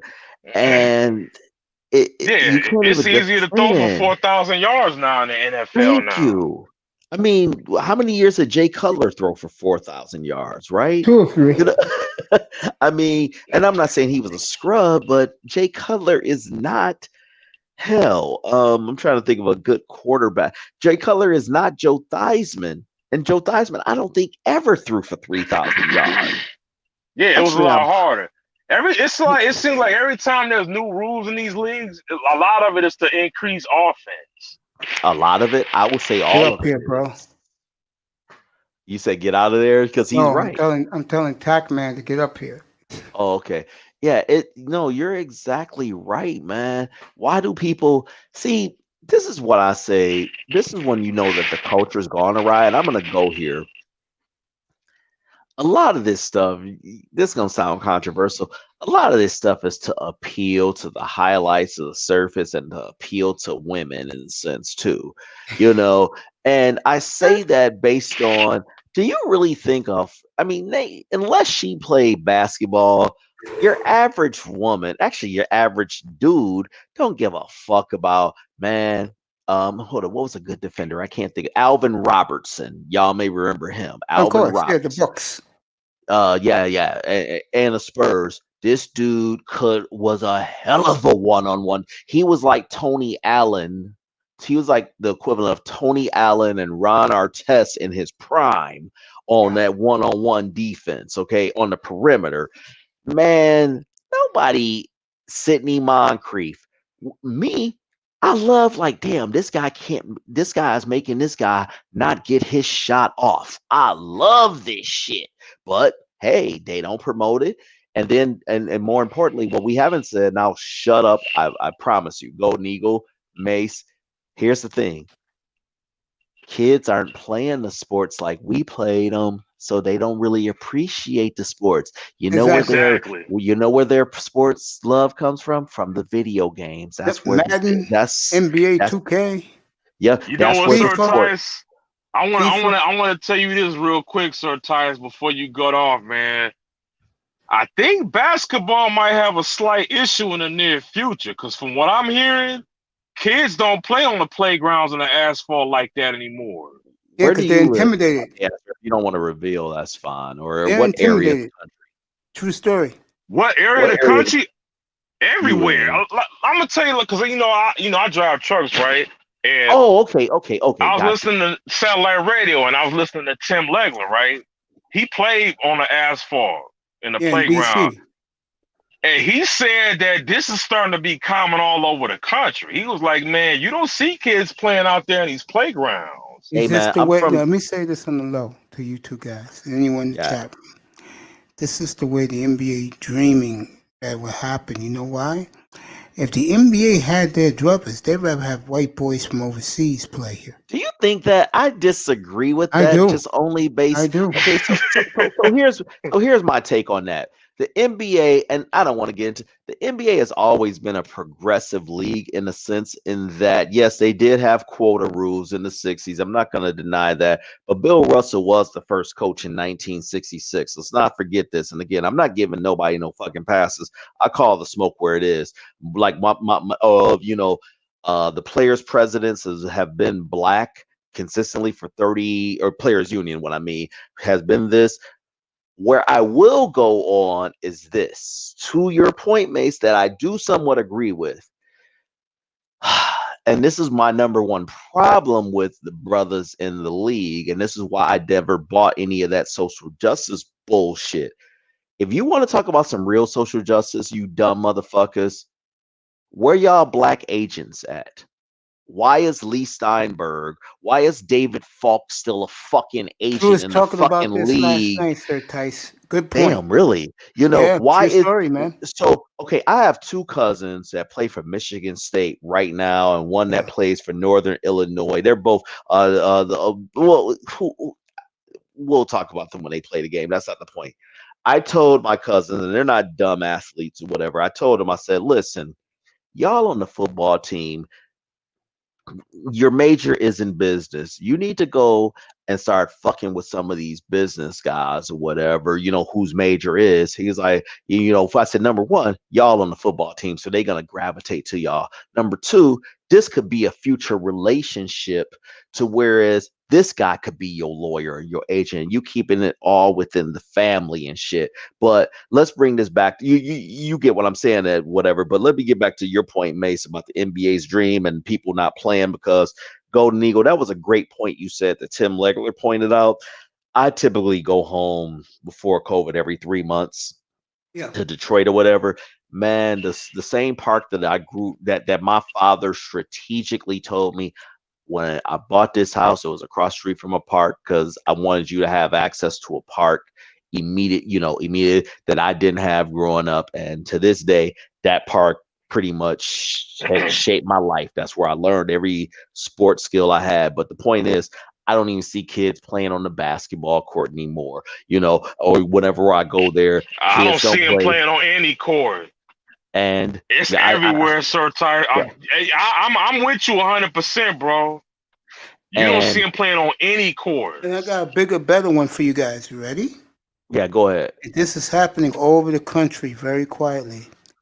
They're replacing basketball courts and baseball fields with soccer fields. Take a guess why. Repeat the first part you said. They're replacing basketball courts and baseball fields with soccer fields. Why do you think that is? I know the answer. I don't know, but I'll let you tell us. I don't know. More foreigners live here. The more they get us I got out you. of the hoods and all the places like gentrification. They get us out, put the foreigners in. There you go. Okay. You bring is a great point because all right, so a topic came up in my sports group about I'm gonna be brief and concise as I can be, fellas. A topic came up about, and it was one of these simplistic topics. It was the same person who brought up that skills topic about why brothers don't play baseball. And you got all these bullshit answers, it's That was expense the and all this. topic last night too. Okay, damn. I should have contributed to this because I said I know the fucking answer. I said I can tell you this. I said I can tell you the answers. Go ahead, So all right. So I said, gentlemen, fuck the expense. I've been to Ghana. They play baseball over there. Shut the fuck up. It's not expense. It's not. I said it takes nothing to get a baseball in the bat in the mid or use mid off of eBay. I said, fellas. It is the culture. Yes. The culture does not cultivate this. It's not immediate gratification. There you go, my friend. That's the answer I gave last night. Yes. Yeah. Thank you. Okay, yeah. I said, and that's it. I said, and to prove this, because they were like, oh, you trying to act like you know how it is. Brothers can be like, that's a good point. They said, no, you act like you know everything. I said, shut the fuck up, you insecure ass bitch. Let me give you my point, and you can tell me yours. Baby mama ain't gonna wait 7 years for her baby to get the first payday. Oh, well, not only that. Okay. Not only do I agree with that point, brother, I was gonna go back deeper and then tie into this. And the deeper part is this. I said, stop acting like this isn't, well, we just don't like it anymore. I said, I'm glad you said that word. I said, excuse me, because all right, it's all good. I said, because if you have a sport that was littered with black people for 75 years, and then within 25 years, it's not being played, that completely tells you it's something with the culture. Yes. Now, to what Mace just mentioned, I said, now, Mace, I do agree with you. I'm not disagreeing with you when I give this, but I'm going to say this here so that it'll make sense. I said, like one dude said, it's easier to get into the league in the N.B.A. than baseball. And people was all liking this and agreeing. I said, easier. I said, y'all niggas love the path of least resistance, don't y'all? I said, you act like anybody that can go out and play, if they just stick with shooting 8 shots, they're going to get the league. I said, let me throw this at you. How many, do you know the participation? Well, not the participation. I said For kids that play high school basketball and baseball, what percentage of them get scholarships to play? Oh, I'm sorry, not scholarships. Go on to play college basketball at the D1 level. And he said, I don't know, whatever, 30. I said 30% of people that play high school sports go into college. Are you? Well, here's the thing. Here's another thing to throw in there too, Sir Tyus. Yeah. There's a lot of little league baseball leagues in these inner cities. I think, Mace, he's from New York. They got a little league in Harlem, right? Bro, pause on that. RBI league. Hold that point. Hold that point about RBI. Let me just get to the numbers. I said, bruh, it's less than 3% that go on. Less than that get scholarships to go and play at the college level. Now, we all know who go to college to play the league. So don't tell me it's this easy path or whatever. But, with this, now, maybe people see that. I said, also, we're talking about playing baseball. We ain't talking about you playing to get in the league. I mean, what the fuck? Now, what you just said, Mace, I have another cousin. He's my second cousin, actually. He was drafted by the Cleveland Indians in 2010. He ended up making he played rookie ball and single A ball. He didn't before he got cut. He played on RBI in Detroit. Name is Mark Brown. Okay. You can look him up. But here's the thing, man. This is why I laugh at that expense point. He's a coach now. They provide the mitts and gloves, and they still can't get kids to play. I'm laughing. Wait, Sir Ty, so you saying even in a little league, they getting kids? It's hard to find kids. Yes, it is. Find kids. Yes, it is. You know why? Because a lot of these kids rather be on the internet or playing Madden. Right. Exactly. Or playing N.B.A. 2K. It's strange, man. What's that game? Fortnite? They rather be doing that than playing. Hold a second. In the entire city of Detroit, because he has a good team, he gets about 50, and they try them out. And they pretty much have to travel because they don't have teams that they can compete against in the city or whatever, even though they are subsidized by the major leagues. Now, what is as hard as using a stick to hit a fucking ball and running to the, I mean, we're not acting like this is the fucking difficult sport here, I mean, I played this shit from sun up to sundown. So it's cultural. We care, not us here. But that is true, and it's also that we don't, black kids don't have a passion for the game anymore. No. Hey, Golden Eagle. Why do you think that is? Or let me hold on, back up. If you don't have a certain person in the home as you grow up. Oh, okay. I see where you're getting at. I'll say it again. I think a big part is baby mama, unless he's a top 10 pick player. Because in baseball, you're not top 10 pick. You ain't making no money till your 7th year in the league. That's where you get your big money as just an average player. But let's back up even that baby mama thing for a second, real quick. Yeah. I've always loved to say, yeah, most of these single parent. Oh, no. Here's actually a point that's rarely mentioned. This is all on the serious side, no sarcasm. And this is truly sad. I think coaching plays a part in this, and hear me out on this. You see, there are more 20 to 30 something brothers who can relate with the kids that know football and know basketball than know baseball. Facts. Which is the difference maker between that 13 and 14-year-old kid knowing how to anticipate a curve, which, I mean, that's the one thing with baseball, that the skill level. I was a good baseball player till I was 15, and I couldn't fucking hit a curve to save my life, and I didn't want to spend time with it or whatever, but I was playing other sports. And that's the thing, that the coaching, the expertise isn't there or isn't accessible unless they pay for it, whereas football. So that's one point or whatever. But the baby mama point I was going to simply say was just that It's funny, man, how these dudes are so programmed, and we all are. We all do love our mothers. I get it. Their mother didn't throw one baseball, one pass, one this.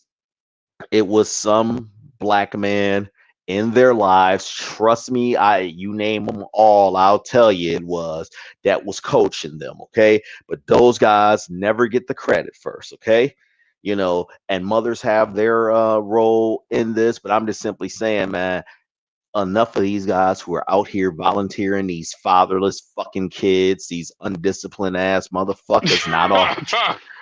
I know I can't do that shit. Fuck all that. Yeah, I tried coaching 2 years, and now I'm too old. I'm too old for it as far as my patience. Yeah, when I was in my 30s, man, Ooh, I man, tried I don't coaching blame you. I tried. I did do boxing, but I had more control over that. But I tried coaching baseball, and why my son ain't playing? Excuse me. I was like that whole Oh yeah. Oh my goodness. Oh yeah. man. Yeah. I couldn't deal with that. I What's couldn't the do running it. back? What's the running back from Oakland? What's the running back from Oakland? No, he's from Oakland. That don't do the Marshawn Lynch, interviews. Thank beast you. That's mode. him. You remember, yeah, Beast Mode. Remember when he that did that viral clip or whatever, and the woman was recording to him, and he was trying to explain to the mother why he yells to the kids. Did you ever see that clip? If you 2 years haven't, ago, yeah. yeah, okay. If you didn't see a Golden Eagle, just a description. Some two fat ass mothers or whatever. They were actually Mexican, but it doesn't fucking matter. Doesn't Whatever, matter. it's The the bitches were same fat. shit. Right. Yeah. Right, exactly. Okay. They brought their kids to one of his camps, and he was like, y'all gotta fucking run, y'all gotta be intense, because I don't want this shit, like a coach would talk. And she was like, you don't have to talk to my son like this. And he said, excuse me, where is your husband? Where is your husband? And that's when she started recording him. Basically, like, bitch, I don't need to talk to you. Let me talk to his father. He'll get this. But he wasn't in the picture. I want to wrap it up with this though, and I want to get Go back ahead. to something we talked about last night, and you Go brought ahead. it up. The agents. We was talking about this last night, and the funny thing with the agents is that we was talking about how the black ball player won't get him a black agent; he'll go get him a white agent. The white agent will tell him bullshit, while the black agent will be looking out for his best interest to build his clientele. And we was talking about how a black woman could be an agent faster than a black man agent. And the guy we was talking about LeBron's guy, Maverick, and Yeah. Chris Paul's brother, who has no college background. And now Right. the NBA and sports is making it harder for black men to become agents. While black women, all they have to do is wear their panties right, and they got agents license, bro. You're okay. Okay, you touch on a couple things. Okay, let me be clear. I am not okay. As much as I do not like LeBron and his crew, I gotta give them respect for starting their agency. The problem that their agency, I think, did create that they brought too much attention to themselves on is like, and I'm not focusing on them on this per se. I do agree that attempt of the Rich Paul rule Yeah. was bullshit. Thank God they rescinded that. I'm glad that they did that. That's one of the few things that people complain about that I agree about. But when you doing hostile takeovers on teams and shit, with the whole Anthony Davis bullshit. Okay, it's like, look, motherfucker, we already seen how you fucking with the league here with this. I have no problem with free agency. I love it. We need to, I sincerely believe, Mace, Golden Eagle, I'm not for sure if you're familiar with this. I sincerely believe that every free agent in every single major sport needs to give 1% of his free agent salary to the Kurt Flood estate, because if it wasn't for that Totally black agree with man, that. Yeah, I totally agree with you. okay, right, 1%. But why aren't these guys even championing that? That's why I'm like, I don't get into the whole race politics thing, because they're not doing it unless it's for show. But back to Mr. Rich Paul, BJ Armstrong's an agent. He's a black man. he has no problems or whatever, okay? And he has some pretty top clients. And in fact, I love the fact that he transitioned from basketball to being an agent. Yeah, what's the name of his company again? Let me look it up. I'm in Because I front of my forgot. computer right now. I hear a lot of his interviews. He be on satellite radio every now and then. Yeah, BJ, Derrick Rose is his top client agent. And I mean, he's from Michigan too. That's why I know this. And he smart guy. We'll get to the agent in a second. Let me just say this. I tell my cousin this all the time, but I try to tell him without preaching because he really thinks he's gonna make it to the pros. And he's not he's a 3.8 and all this or whatever. So he's a good kid. And I tell him, I'm like, look, man, learn other skills. Right now, you are the fucking man at the university. Learn, introduce yourself to these companies or whatever. Hey, I'm XXX player. I don't want to say his name or whatever. I'm XXX player from Michigan State. Hey, you want to come intern here? It is so that they're going to give you their skills. And then if you don't make it, you've already built a relationship with them versus you're now done with your school. No, you were doing it with here. Let me pause on this. I know I keep jumping from story to story. Malik Rose, I used to travel for a living, by the way. That's how I met these guys. Okay. It's not like I'm just in the know or whatever. I met Malik Rose also in the airport, and he told me, he said, and he was on satellite radio at the time. Now he works in the N.B.A. office. Previously, he was a assistant GM to the Pistons. But he said, do you realize that I was our team's agent, not agent rep. I was our team's union representative. Player rep, yeah, player rep. He said, I was our team union rep. He said, do you realize that free of charge, we offer to look over our players' books just to make sure everything right, and only 20% of them jump on that? And he said, wow. He said, but wait, there's more. He said, when I realized that my career was about to be over when I was at OKC, there's various programs you can jump into. Do you want to learn this construction business or this? He said, I've always loved talking about the game, and every announcer is damn near from Syracuse. Bob Costas, I think Marv Albert went there and all this. He said, so I went to this 6-month program at Syracuse and learned announcing. Boom. I got a job doing N.B.A. radio. Then I was doing Philadelphia 76ers shit. That led me to being an assistant general manager for the Atlanta Hawks N.B.A. DL team. That's how I got the Detroit job or whatever. And now he left the Detroit job, and now he's going to be working in the league offices. Man, that's you talking about Malik Rose? Malik Rose, yeah. Oh, okay. That's the thing that, he said, I would have never been able, this is the main reason I told this story. He said, I would have never been able to get that Syracuse opportunity if I was an ex-player because I had no cachet. But while I was playing, hey, you're currently in the league or whatever. I mean, does anybody give a shit what Dolph Shays is doing? Or let me think of another player. Kerry Kittles is. You know, and this is no disrespect to Kerry Kittles. I'm just saying, no, he's just an ex-NBA player to us now. But his equivalent, Kentavious Caldwell Pope, for example, has more cachet to him now because Kentavious Caldwell Pope is still in the league. And I'm not saying he's you get what I'm getting at? Like when the irons is hot, you gotta strike those, man. A lot of these guys don't realize that till it's too late. Yeah. All right, but man, I gotta get some sleep, man. Y'all Yeah, have great a good conversation, one, brothers. So, Tice, Yeah. I will see you later on this afternoon because Cypher right. is coming up to plug the fight. Yeah. He mentioned that to me, and I will. All right, man. Hey, great. I'm glad I was able to Hey, chit man, chat. you gave me a great 90 minutes. I appreciate you. I love you, bro. Come back tomorrow. All right, man. All right. Salute, brothers. Have a good night. Hello, too, man. Everybody in the chat room, good night. I love you. I'm not even going to do my speech. I will see you